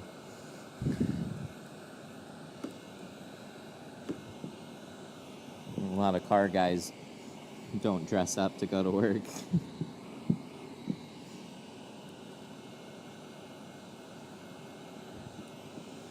See, and that's where it all comes into play. It's like it's not enough to just do the thing. Everything is so media driven, so you have to not only do the thing well, but you got to look the part.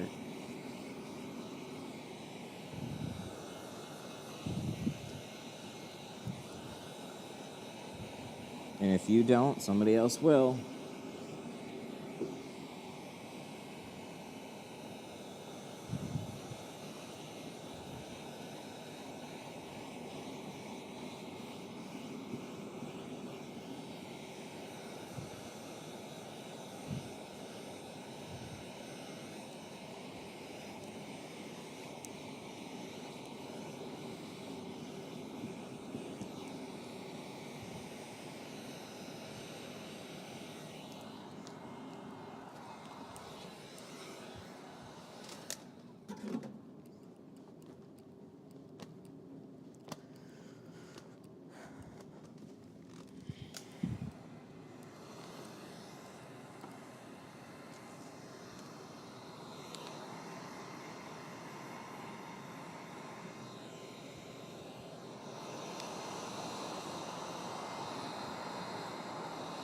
Geo has great branding and customer support, but the price tag and no dealer pricing tier made me stop using them.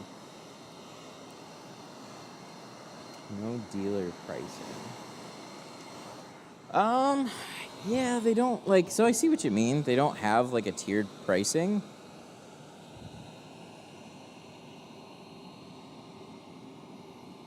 Maybe in the future, but to be honest, like tiered pricing always annoyed me. Unless you're just one of those companies that order so much film and it's like, oh, now I got access to like their better pricing. It's just like, man, I honestly hate that game. It's like going in to buy a car and like, oh, do you have friends or family? Do you want this? Like, you don't have access to this discount, sorry.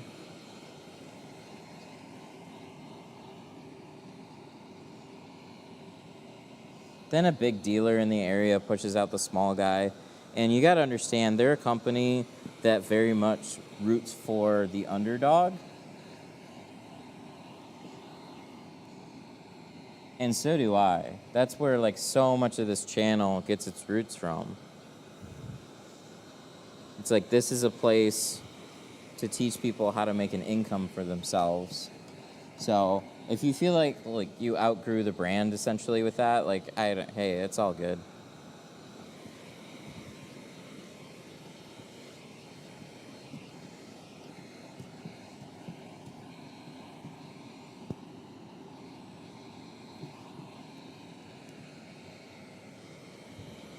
But I've never personally had a problem with the price tag of the film. But I don't know, this is a $700 job, so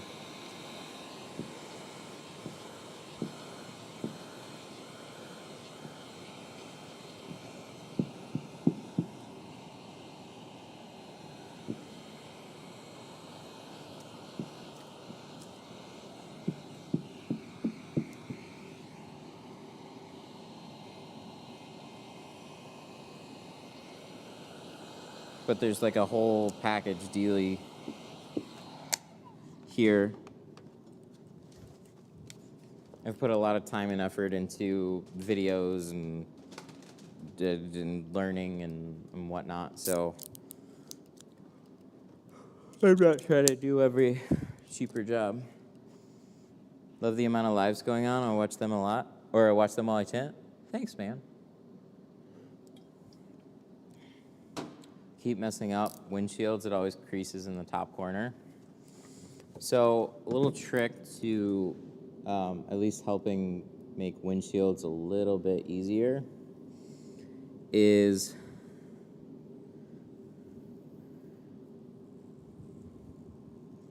and then he said nothing. Sorry, I'm cutting. Is readjusting the top corner. So you make your H pattern. Basically, like you anchor the film in the middle, you lightly tack the sides, and then you shrink a little bit here, and then that starts to, and then you can lift your film, readjust that top edge, and it makes it a little bit easier. Also, don't make your side edge very wide. There's a lot of people, they would take the card and they would knock off like 3 inches worth of film and like card all this hard down to the glass. And it's like, no, you want to be able to shrink up to that edge, just not over the edge. I mean, you can do a little over the edge, just don't shrink side. It's hard to explain that, but that's kind of the idea there.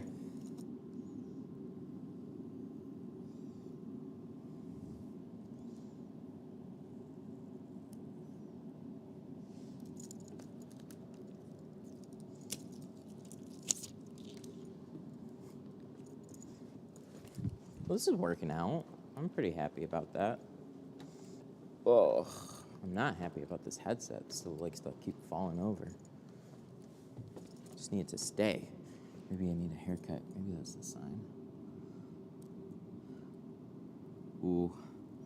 How are we gonna cut out this tab? I didn't even think about it. We're either gonna cut it out on the inside, or I'm gonna Spider-Man up the truck and like reach over and cut it. It's not gonna be a problem on this one. I always got a little nervous doing that when people were watching, because stepping on the door sill always kind of was like, oh, I hope they don't mind, but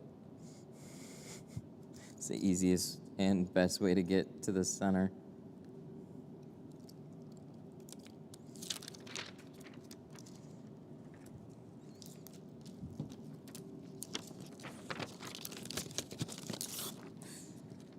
Oh, that freaked me out. Okay, good. It didn't rip into the center. I wish I could charge that much where I am.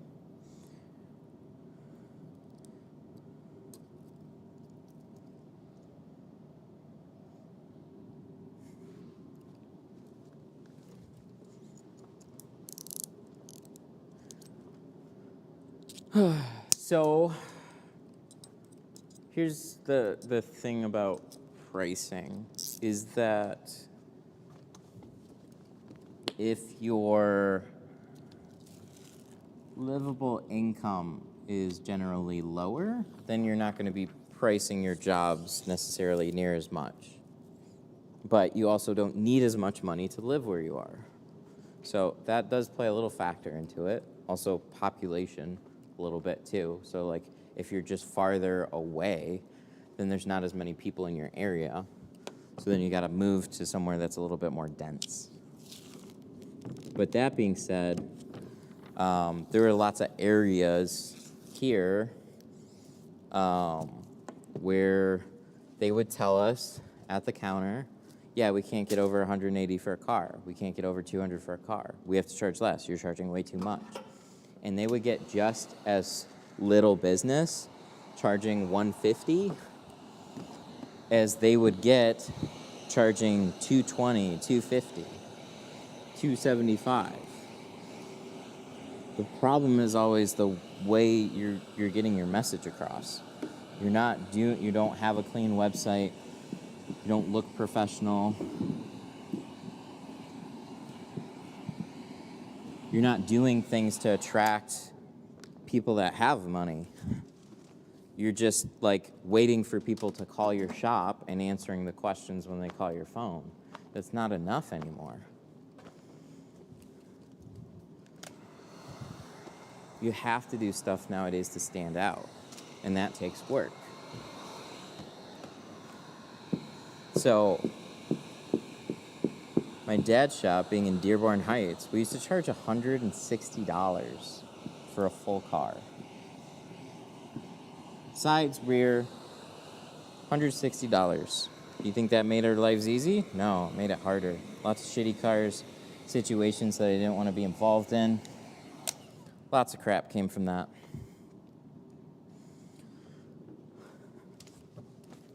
So they didn't advertise in any meaningful way, and they were just about volume. It was about getting people in the door.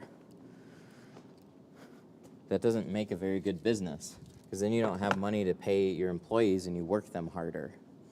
Then nobody's happy.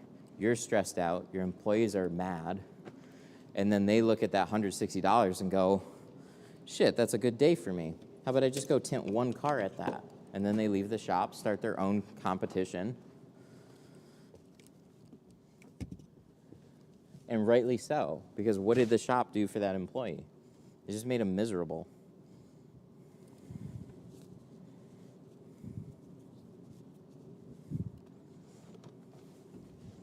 Charge more, pay your people well,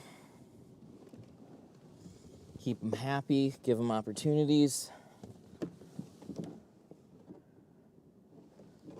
Not going to be able to keep everybody, but people always focus on bottom line and how little that they can invest in their own company, and oh, this takes effort, and oh, I don't know this. I'm going to try and hire that out marketing company, and I don't know what they do, but I just pay them. People are lazy.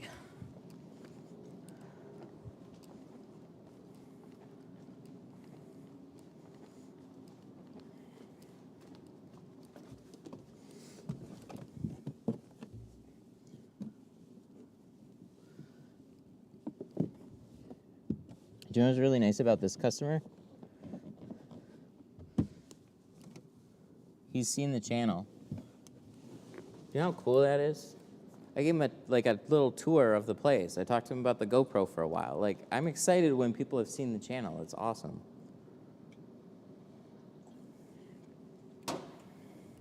It's just, how many places do you know that literally invite clients into the back and to check out the space? Not anybody that I ever worked for. You gotta be different. All right. Speaking of that, where the hell is my other choke shield? Oh no. I don't want to open that one. It's a class one. I know I got them hanging around here. I've probably just... All right, I'll open this one.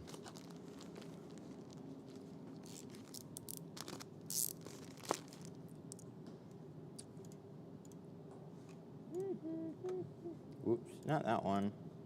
This one.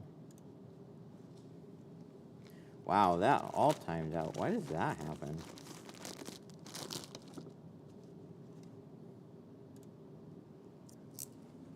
Anyways.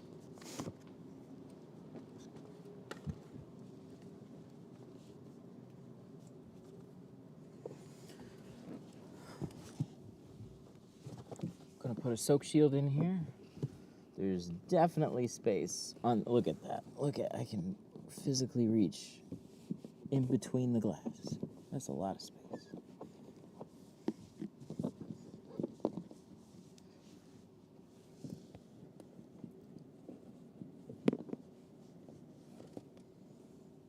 a little fun. Oh, it's no big deal. Plenty of room there. And we're going to have to razor that. Gotta put these headrests somewhere. Gotta put the key, mirror. No, that's a bad place. We're going to get those away.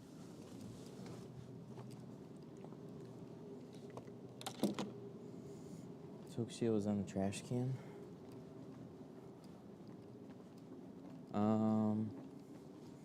Where?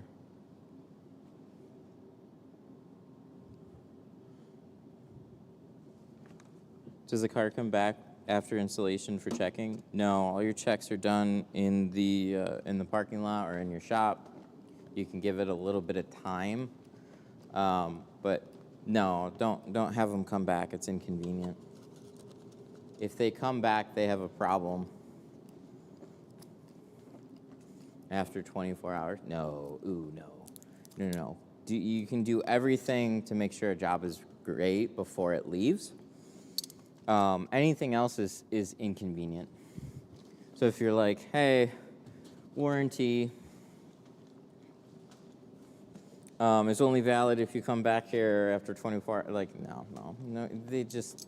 It's hard enough to get over there and have their car available for like 2-3 hours, however much time you need. Not for everybody, but just always think about if you are the customer. It's annoying nowadays, especially to go out of your way for stuff.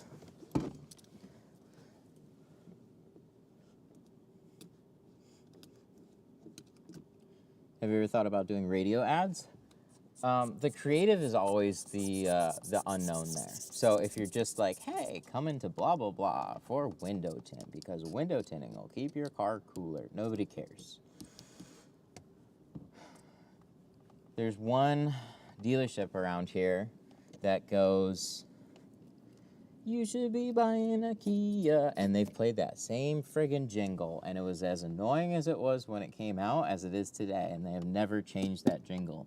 But you know what? They peppered the radio with that jingle. And people couldn't help but going, you should be buying a Kia. That cost a lot of money to do that. Because they bought so much advertising time. So if you can think of a way, something really unique that people don't typically hear that causes them to want window tint in that way, then yeah, go for it. Window tint is very visual, so there's enough people that don't even understand. Like you're tinting on the outside. Like what are you doing? I thought it goes on the, oh, that one. Oh, you're so right. I checked every trash can but that one. Nope, you're right. Chat coming through again.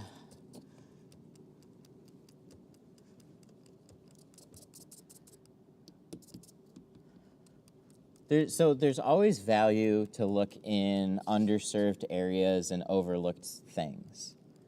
Radio, I don't think is necessarily that one, but it's always the creative is the interesting one.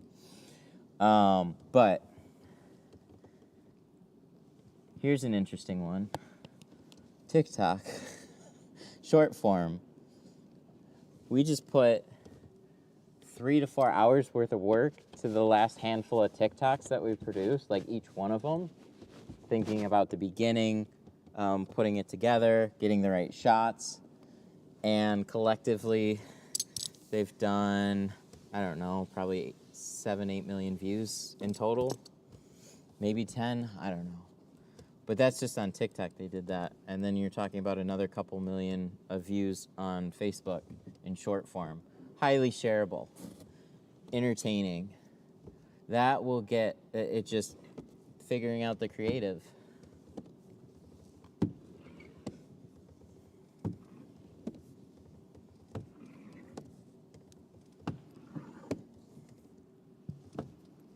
figuring out the creative, giving them a way to contact you,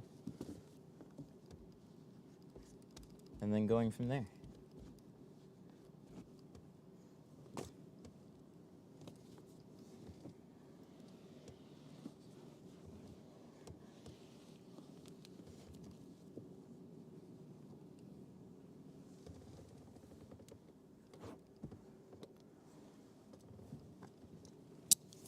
All right, what do we do? Do we hand cut this one or do we jump?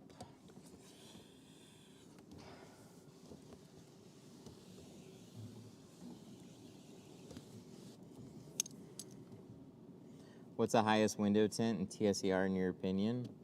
Apex Ultra.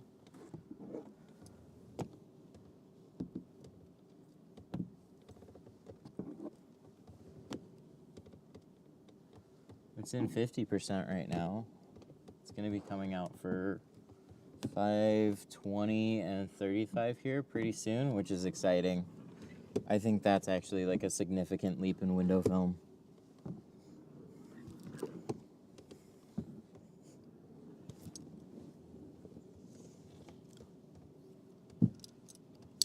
I always hold off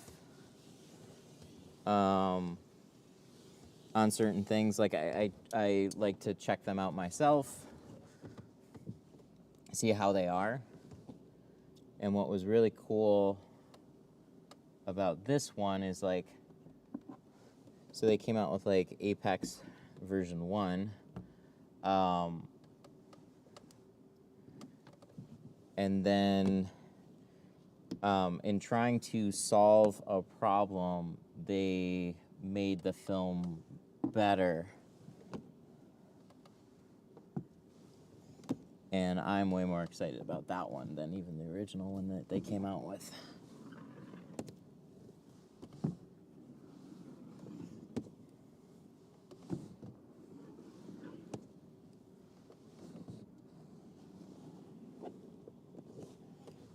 All right.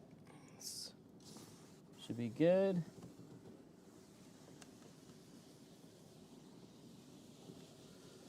I'm probably like real close to the end of this tank.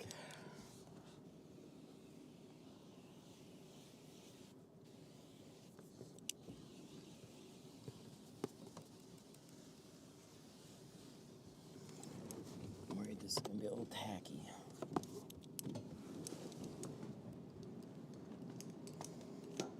I got a reality idea.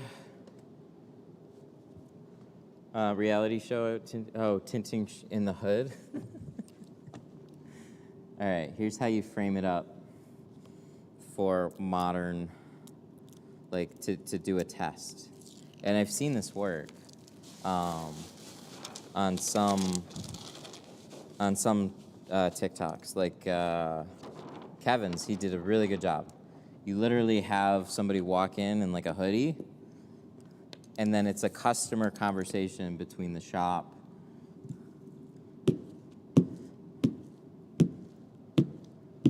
and the customer. And like that's what you got to understand is like, well, how does that get me customers? Is like you make something interesting that puts people like your radar or people on your radar. Your radar on people? No, good God, I can't. It puts your shop on people's radars. Oh, I never saw this person. Oh, that was funny. That was interesting.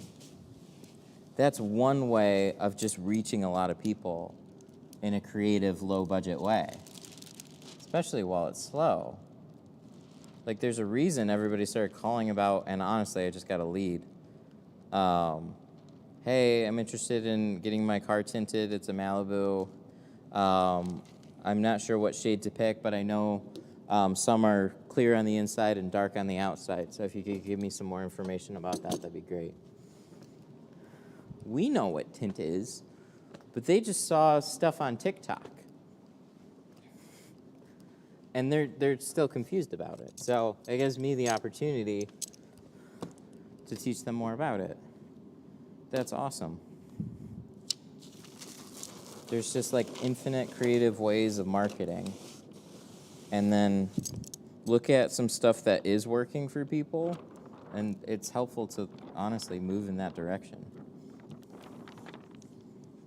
Unless you can think of something like very unique that nobody else is doing.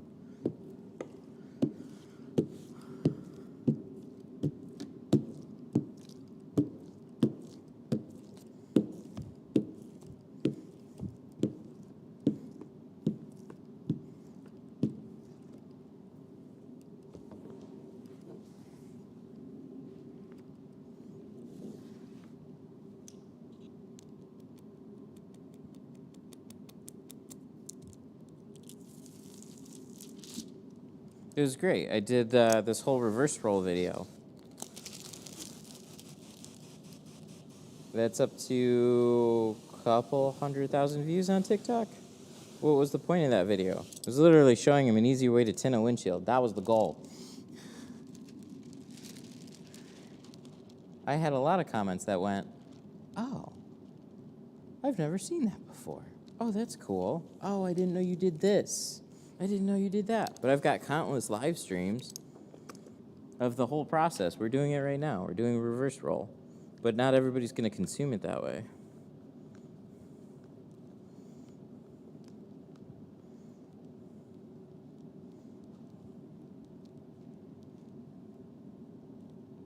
All right. So now we're rolling this up. This is it in real time, not in under a minute. Oh, this is a long windshield too.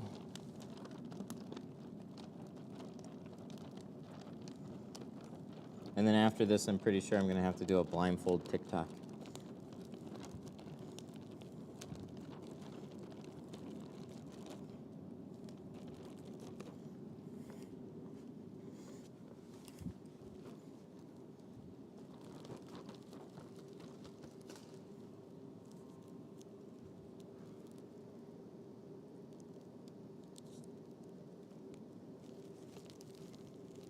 Here, somebody liked this idea too. It's a little disingenuous, but go take your car, do a hacky tint job, put it on the outside of the car, and then just act like an upset customer. Go around the car and go like, oh, what is this? Oh my God, I can't believe this shop did this.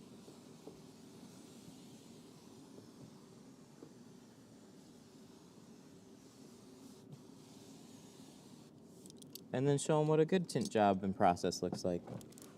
Make it funny and snappy and entertaining. There you go. There's a great ad.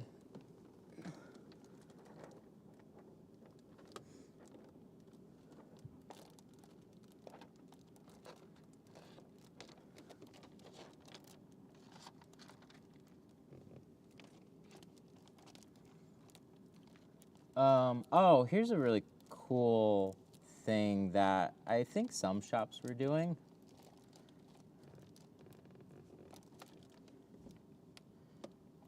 I always thought it would be a really cool idea on like, so this involves like literally hitting them up on like social media.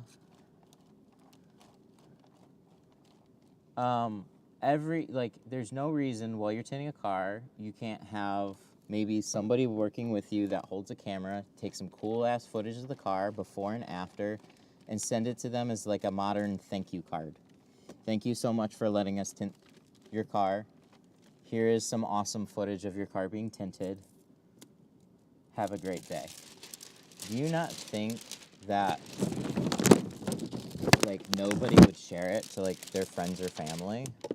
Like they just got it done. They're happy about it. Oh my God. Look, the shop that I got it tinted at just made a video of my car. Any shop could do that. Like, impress the people that are coming in. I always thought it'd be really cool to do that and like tag them on Facebook in like a non-creepy way.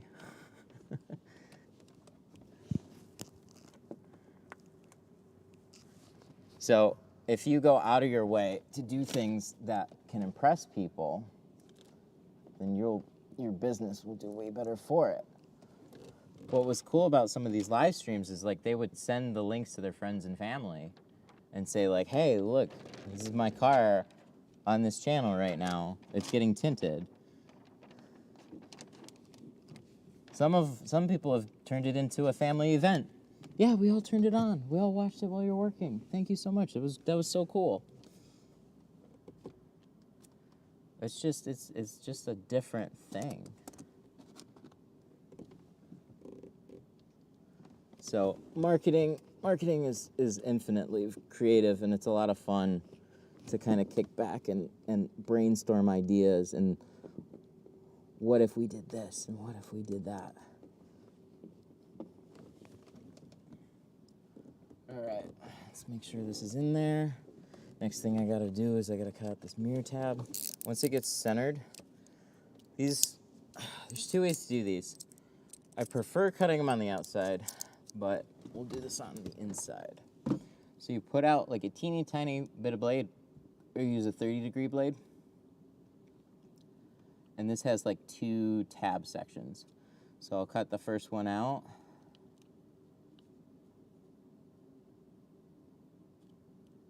And just go straight across and then connect. Then you can get it like really, really close. And then start somewhere. And then just hold that knife really close to the edge and just ride that edge.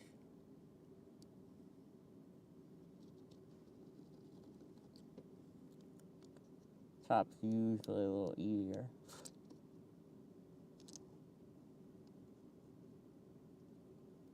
And you're really not going to be able to get it perfect.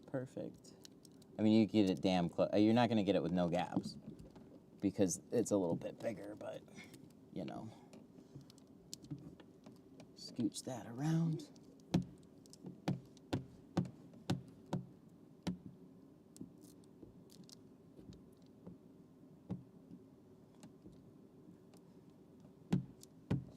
Start squeeging out the rest.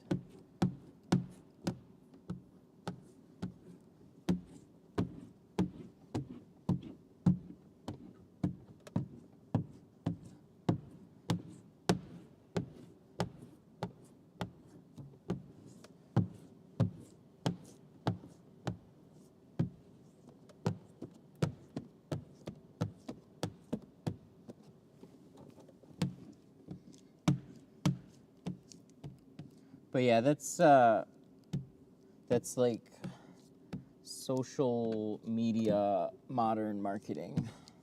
You gotta just do things that put yourselves on people's radar in like an entertaining way. This is firming up a little quick, huh?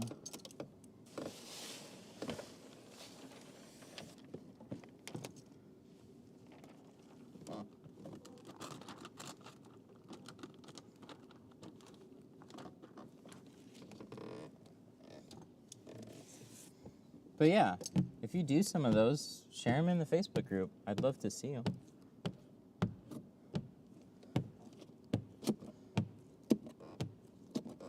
Like, that's where there's so much of, oh, I never thought of this. Oh, that's cool. And it's all just window tint, right?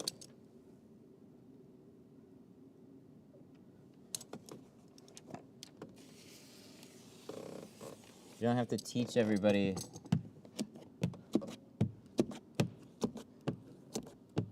Ugh.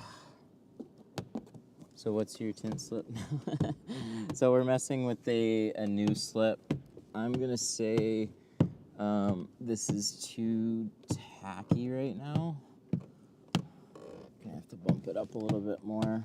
This is another like older vehicle too that it's doing it with. So I'm curious to. This gets so frustrating because consistency across like different window types. Sometimes it works great, sometimes it doesn't work. So it worked fine on the doors, it was great on everything else. It was just a little bit too tacky on the shield for my liking. Oh my god, I hate when the rope does that.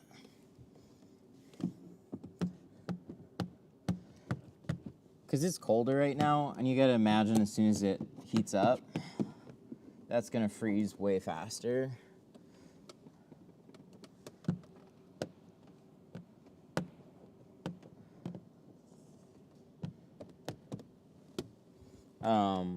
So probably an adjustments in order.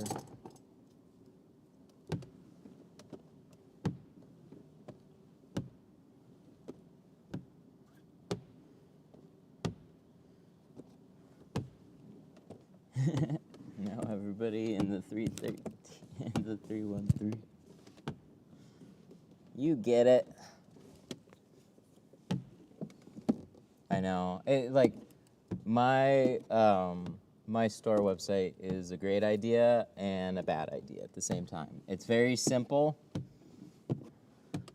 Most people are probably going to think 313. It's 313. It's the Detroit area code. Detroit Tint Studio. That's where 313 comes from. Thankfully, we have M&M that popularized it a little bit more, but it's been a minute.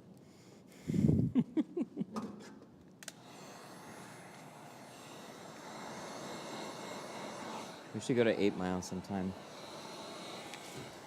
We're at 18 Mile right now.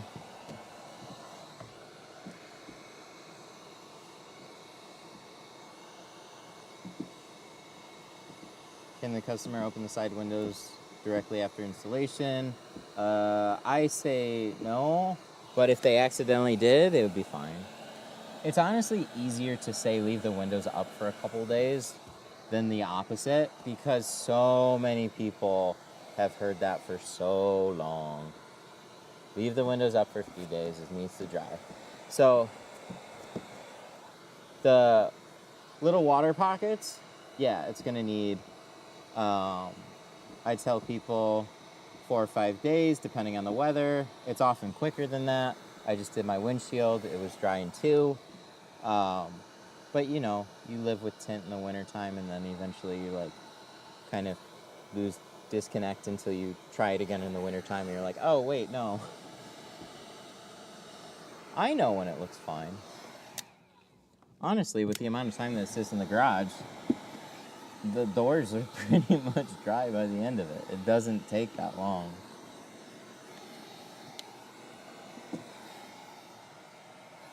Alright, let's clean the outside off. What GeoShield ceramic do you recommend? Pro Nano, and if you want a more expensive one, hang tight for their Pro Nano Ultra that's gonna hit. Those are the two though.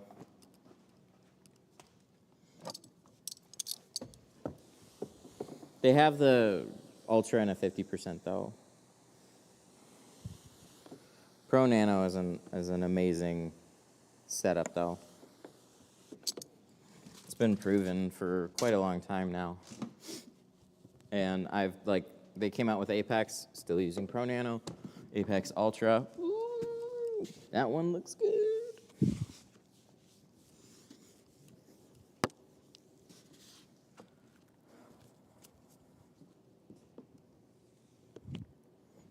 Nice.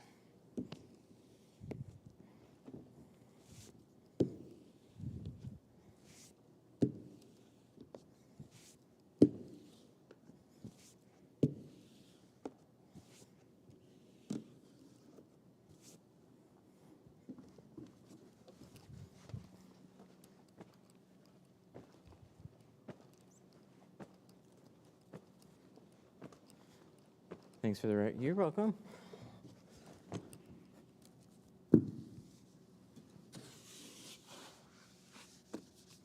Yeah, Pro Nano is nice. Workability aside, because it shrinks freaking fast. Comes down to like, what's it gonna do? Blacks out a ton of heat. Looks nice.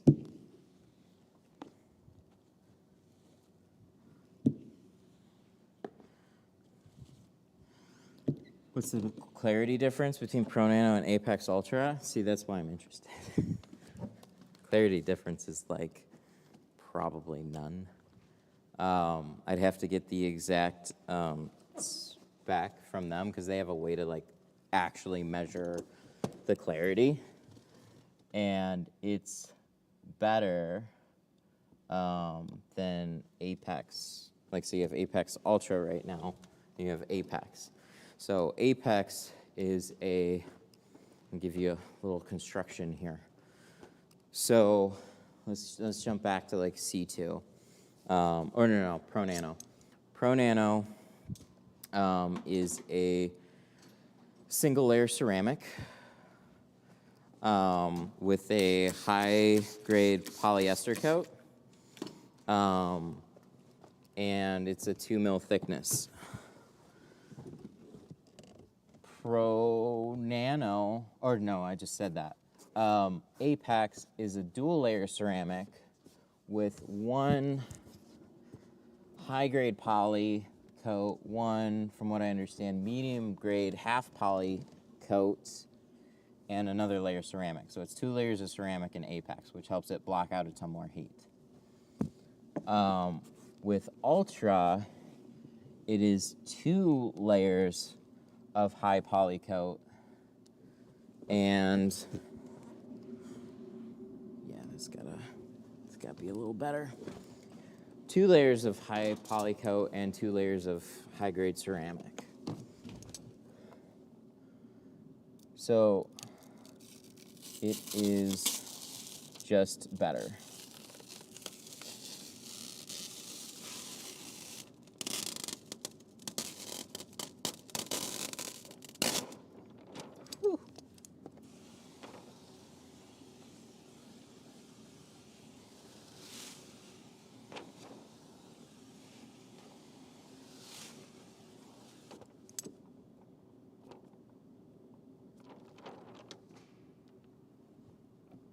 Yep, that's all good.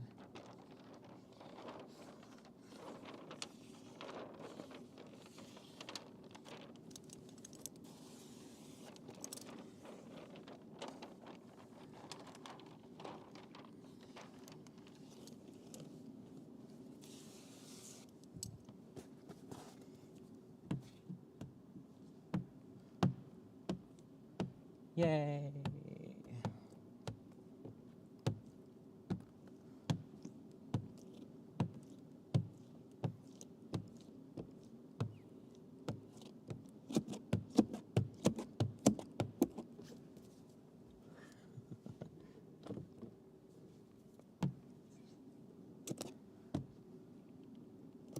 Pro Nano worth it just because of ease of use for shrinking. Yeah, it is very easy to shrink. Tacks up fast. Yep. So what happened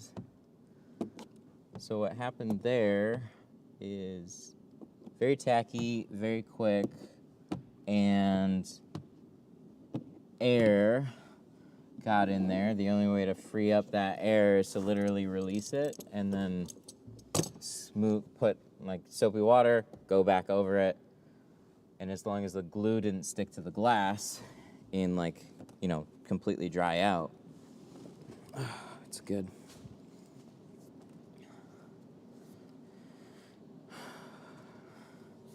Can you dry the windows by the heat gun or infrared lamp? Let the customers open the side windows. Yep, you could.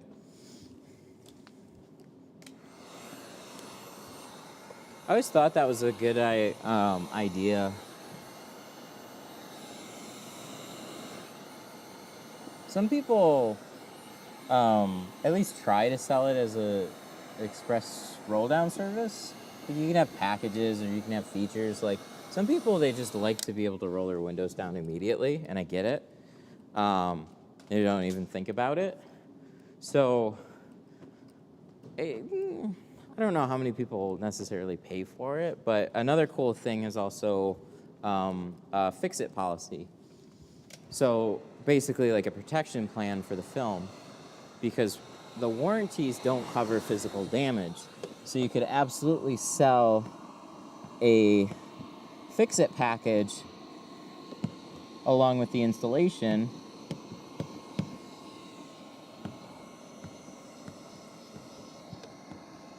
And we did that very successfully at another company that I tinted for. It was $40 would cover 2 windows. It was $60 for carbon, and it was $80 for ceramic. I just haven't felt like trying to oversell, so I just like didn't want to try and like, you got to basically pitch that on every job that you do. So I always liked having sales guys do that and rather try and do it myself. But that was a pretty successful plan. So it's nice, right? Like so for example, it's a fix-it plan. So if somebody has to remove their windows for any number of reasons, then they can remove them and come back and get them retinted. What percentage? All right, so we did 50 on the shield. We did 20 on the side doors, and then we did 5 on the back glass here. So once I button this up, you'll see it all come together. Right now it's gonna look a little light because everything's open. As soon as you cut off your light sources, everything darkens up.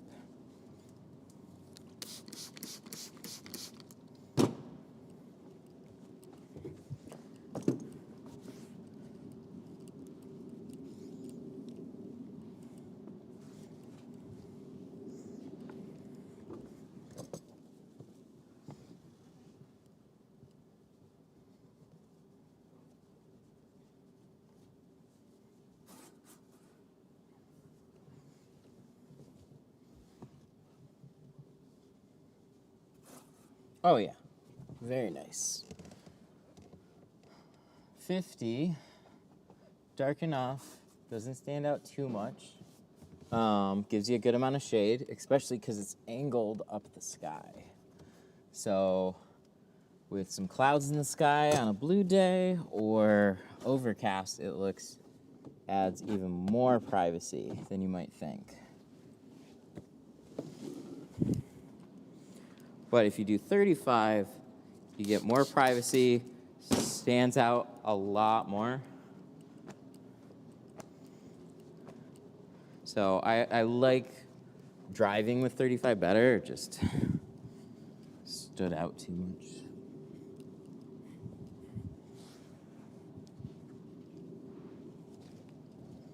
Plus, I'm not the only one that drives. So just want it to be easier for my wife to see out of.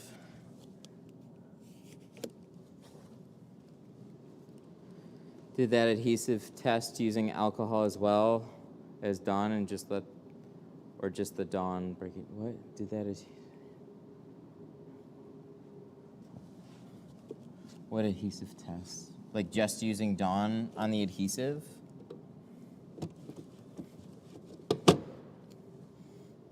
See, the hard part is like you can get a chemistry explanation as to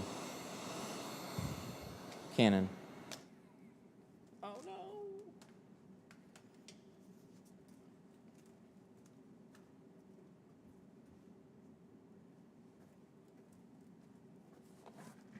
All right, so in theory,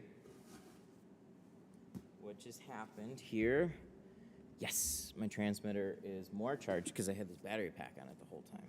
So now I can swap from this battery pack to this other one, and then we're good to go.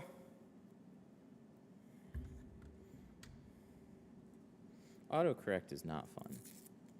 Unless it works, then it's way fun. Oh my god, see? You do a whole removal. Now I gotta do this. These glasses, they like to do this old man thing. So fun.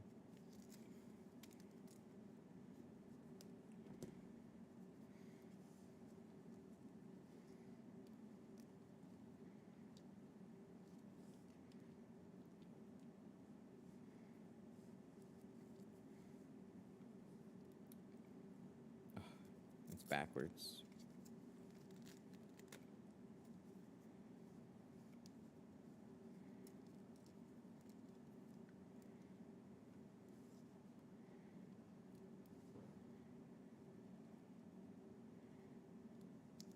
That's why I'm going with 50, because I'm not the only one who drives my truck.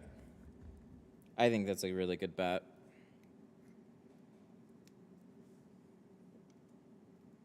Would you tint your glasses? No, because they tint themselves when I walk outside.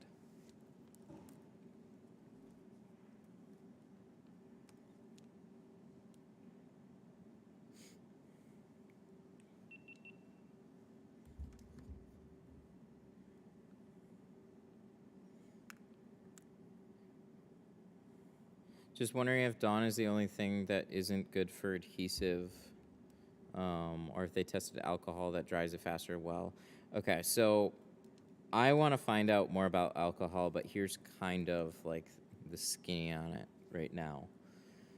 Alcohol acts like a heat to the glue. So what it does is it kind of softens the glue up. Like if you were to take, from what I understand, if you take a sticker and you put it on something, you take it off, and you put it back on something and take it off, it's never going to be as sticky. It gets weaker. So alcohol is a way of like softening up the glue, getting it to be a little bit more spongy.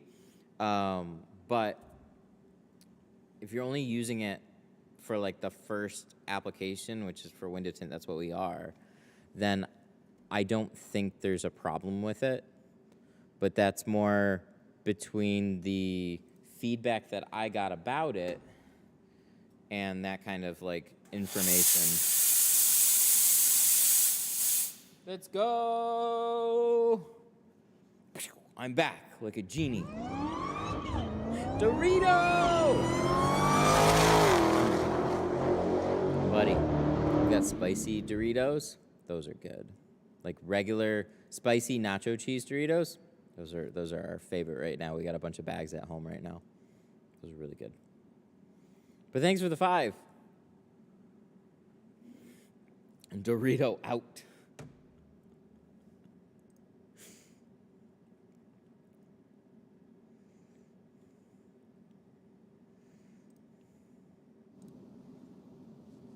Oh yeah, I gotta do that. Hang on.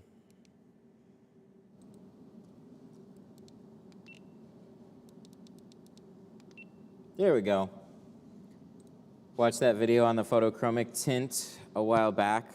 Did it hold up? I didn't leave it on there for more than like a couple of weeks, so I never gave it a long time to find out. What I can tell you is that it's got a lot of drawbacks that aren't immediately present. So, one, it's irritating.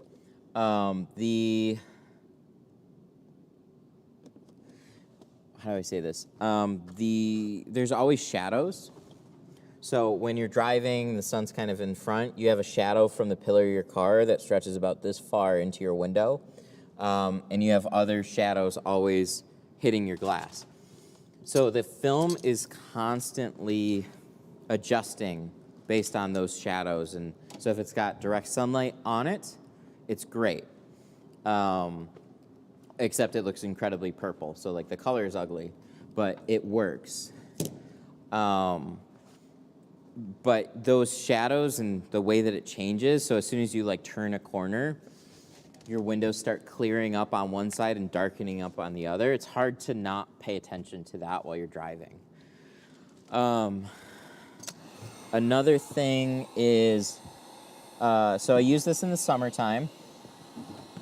And if I left my car out in the parking lot, the glass would get so hot that it stopped changing colors.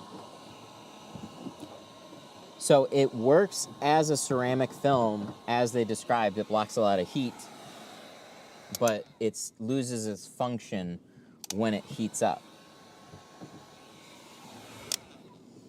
So my windows didn't look tinted when they were out in the parking lot. So the only time this is effective is in the winter time Or you leave your car in the garage, the glass is cool, and then you pull it outside and then it starts doing its thing. But then if you leave it in the parking lot at a store, again, it'll lose its function. So it came just with a lot of quirks that were annoying to live with, so I pulled it.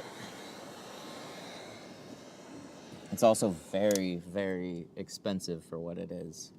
So give it some time. There'll definitely be newer versions that come out. It was also like curly as all hell.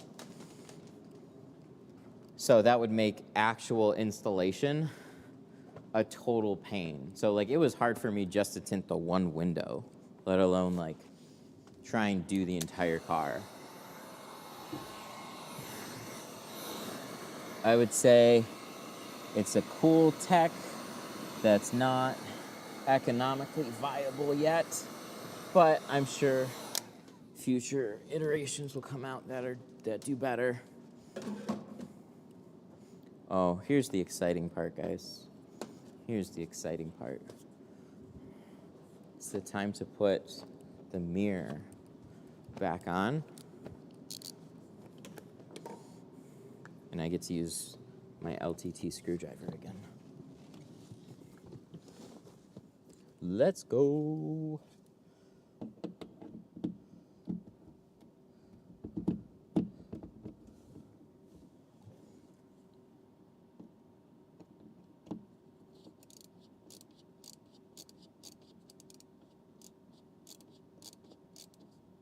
And done.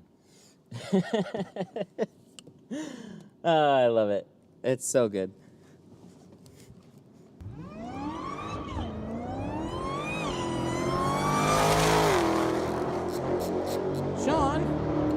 Sean with the 5.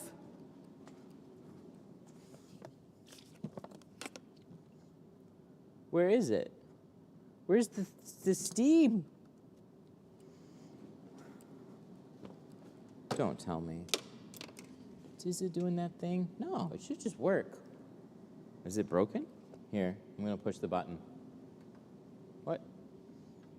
Oh.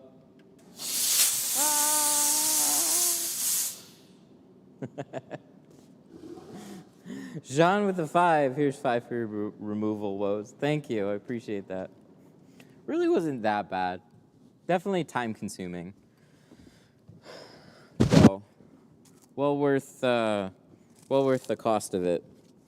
Because you just need the right tools for the job on that one. If you try and pull that on a cold day outside, no, that shit's not coming off. Not without some severe brute force. So we'll touch this up. See, this pattern's big. They've made it come all the way down here. But you got space for it, so that's cool.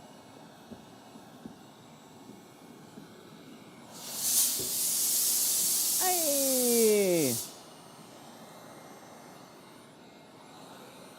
Here's 5 for your health. That's not healthy.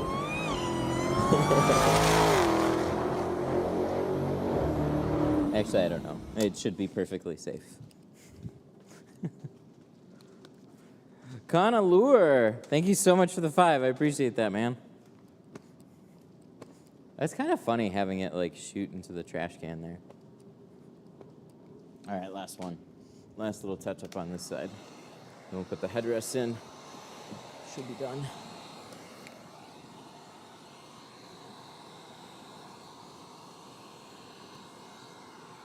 Nice.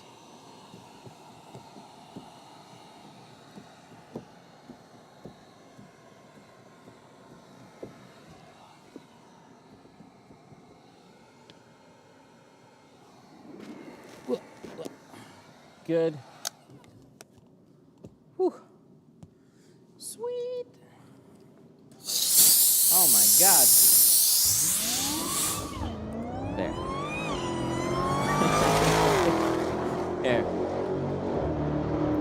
We're gonna save some for later. And then you like walk up to it. And then it's like, Pwah! It's nice. I like it.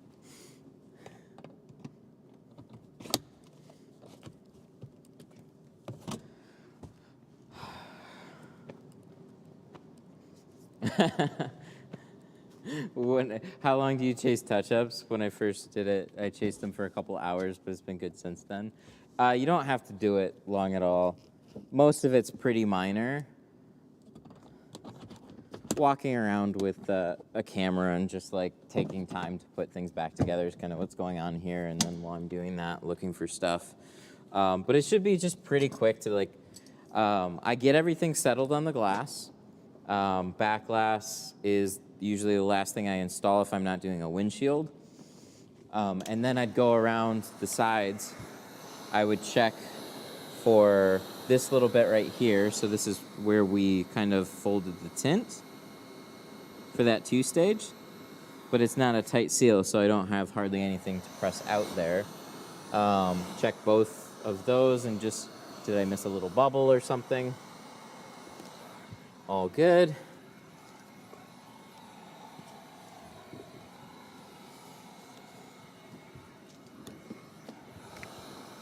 Before I lock myself in.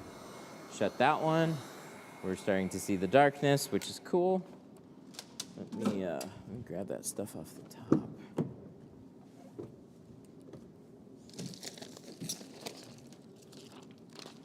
No.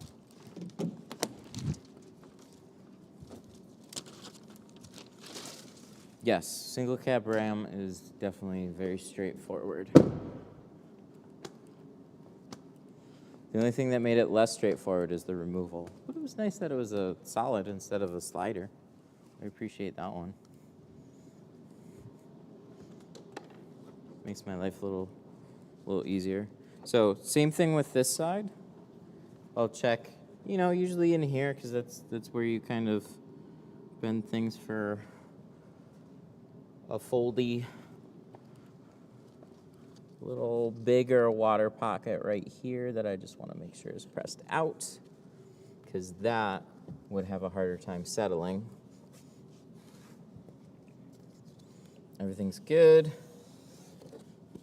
But the reason so check it for any obvious things and then work on the rest of the car. If you trust your process, you don't have to nitpick everything right away. When you let it sit for a little bit, you're already letting it tack up, letting it dry, and then you can worry about the rest of the car. So then when you come back to it, it's already had a good amount of time to tack up, so your touch-ups are going to be way quicker.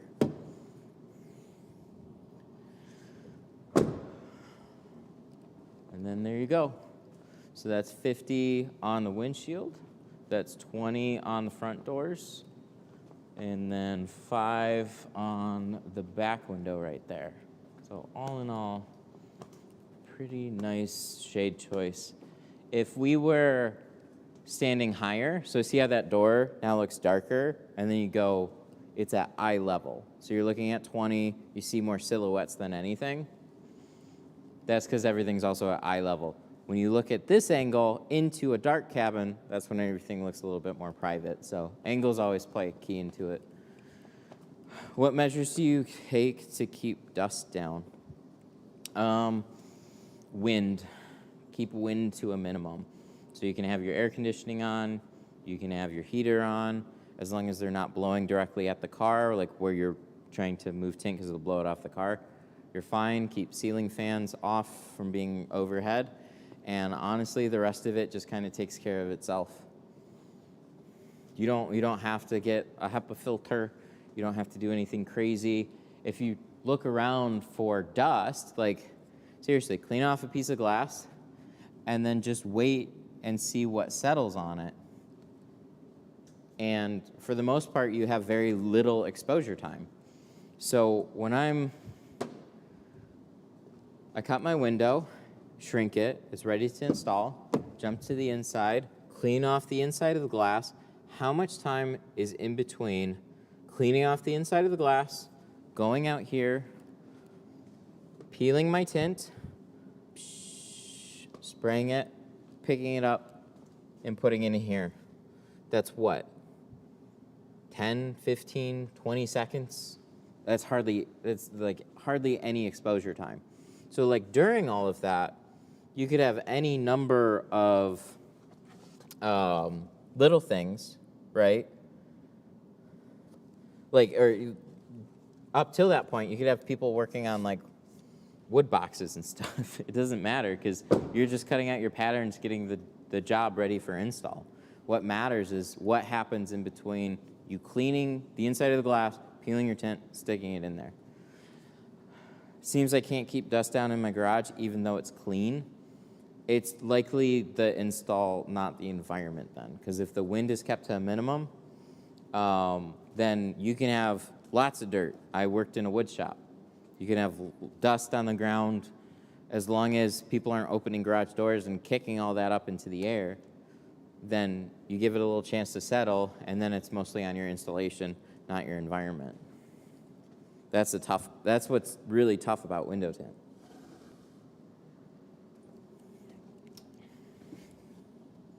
Canon. So if you're brave enough, shoot a video. Like put your phone on a tripod, shoot a little video of tinting a door window that doesn't turn out well. Post it in the group.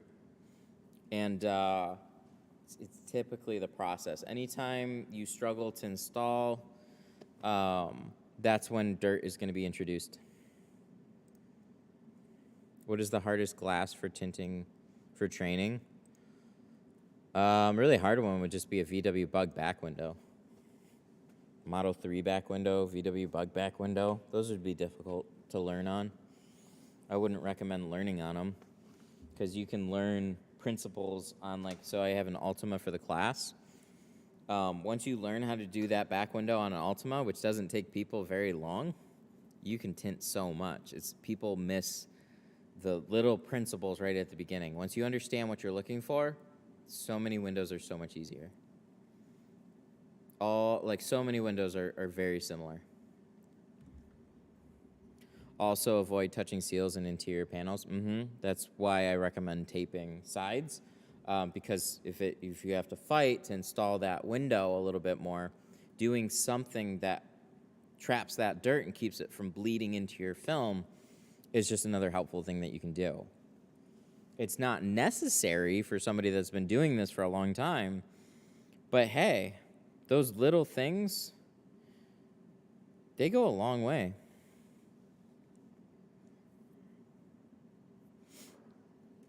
Can a 36-inch roll cover that? Model 3, no. No, you need to take a 60-inch roll and flip it sideways. I have some Model 3 videos. Skip to the back window parts, and there's some other really good ones. Window Tint Warriors has a really good Model 3 back window video. Patrick from Window Tinting Business, he's got a really good Model 3 back window video. A lot of good ones. Half? Yeah, probably it would reach. I'm not gonna look into doing half though, but it would probably reach. Oof. I'm sorry. I've seen the inside. I genuinely hate it because there's such a contrast. I know some people, some clients are like, yeah, just do half of it. That might be one of the first things that I actually say no to as far as tinting goes. There's the obvious, I'm not going to put 5% on your windshield. But if you want me to do a half a Model 3 back window, I'm going to be cringing through the whole thing. Because, I've got to probably plotter cut it. It's going to be hard for me to even cut a perfect line, in my opinion, a perfect line across that glass, because there's just no good space to, put it. I don't know. I feel like it would take me more time. Kind of like doing top 4 inches of window. It takes me longer to do the top 4 inches of a window than it takes me just to tint the whole damn window. I'll charge you the same. Yeah, people just don't like the price quote. That's fine. Don't buy a Model 3 then. You can't buy, that drives me, it's too expensive. There's some things that are well, sorry, you bought a tough thing. Old cars. That's one reason, old cars are such a big pain. Is people save money buying an old car and then wonder why it's expensive to get tint on it. They're like, well, it only cost me $2,000. It's well, it didn't make my job any easier. I'm sorry. And if I don't do a good job, then you're going to be bitching at me. So this is the price. Go find the guy that's going to charge you less for it, and then he can deal with your problems, not me. My problem is during a 2-stage, I keep touching the bottom on stuff sometimes. It's a pain in the ass. I'm in like 3 months. 2-stage, you can touch the bottom on? Like, what do you mean? When you install the top, like the bottom is protected by the liner.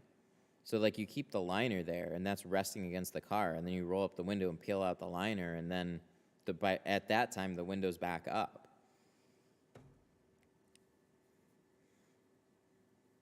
So you only have like a very little bit there. I guess I'd have to see it. But yeah, if I can see the problem, then I can make a video addressing it and talk about it more. It's always harder over text. It just helps to clear things up. Because sometimes people say things that I interpret way differently.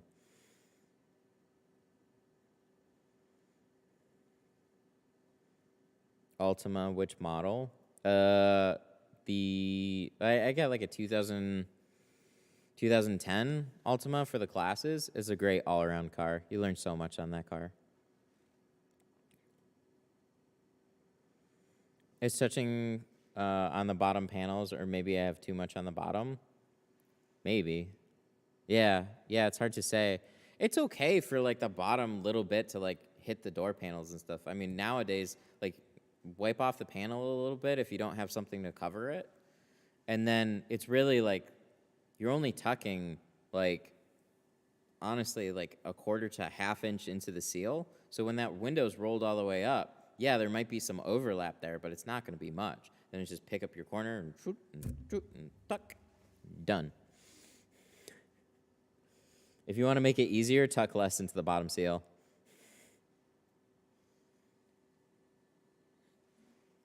Some plotters do that, and they call them short patterns. Just don't leave a gap, that's all. But there's no reason you have to go like an inch and a half into the seal. It's just not necessary.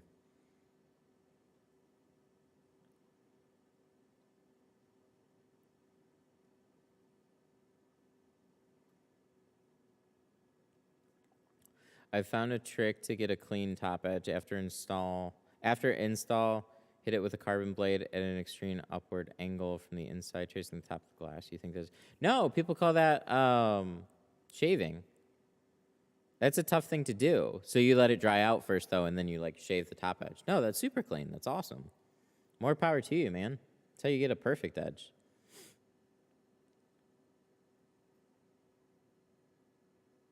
Help me clean up my top edges and let me go higher and cleaner by a ton. That's awesome. Yeah, anything to turn out. But I think you might have stumbled into something that you don't even realize that like a lot of people, including me, struggle to do.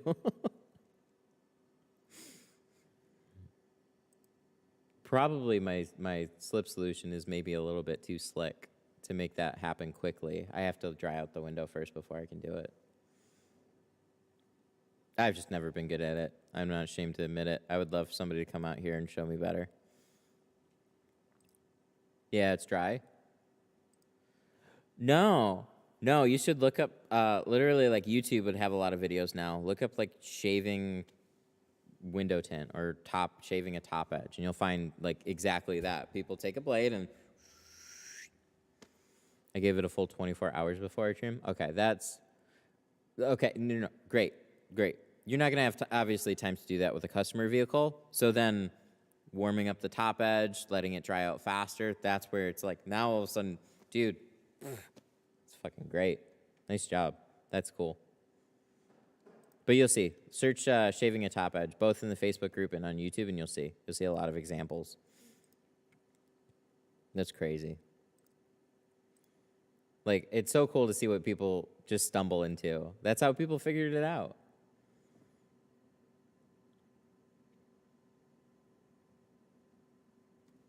Alrighty. Oh, let's shout out some super chats here real quick.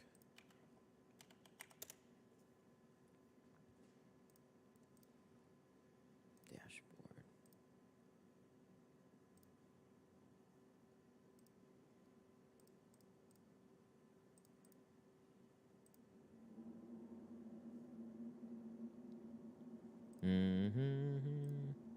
activity. There we go. All right, so we got a whole bunch of them today. Thank you guys so much.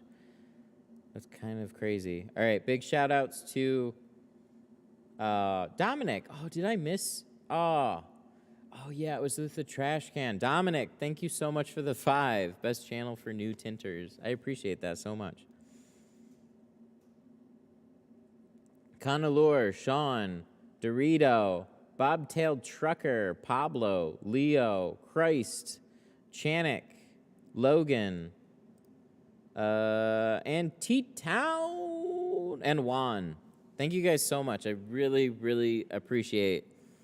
You guys don't have to toss money at me while I work, because I also charge to do the work, but it's crazy to me still that people like to do it and show appreciation that way.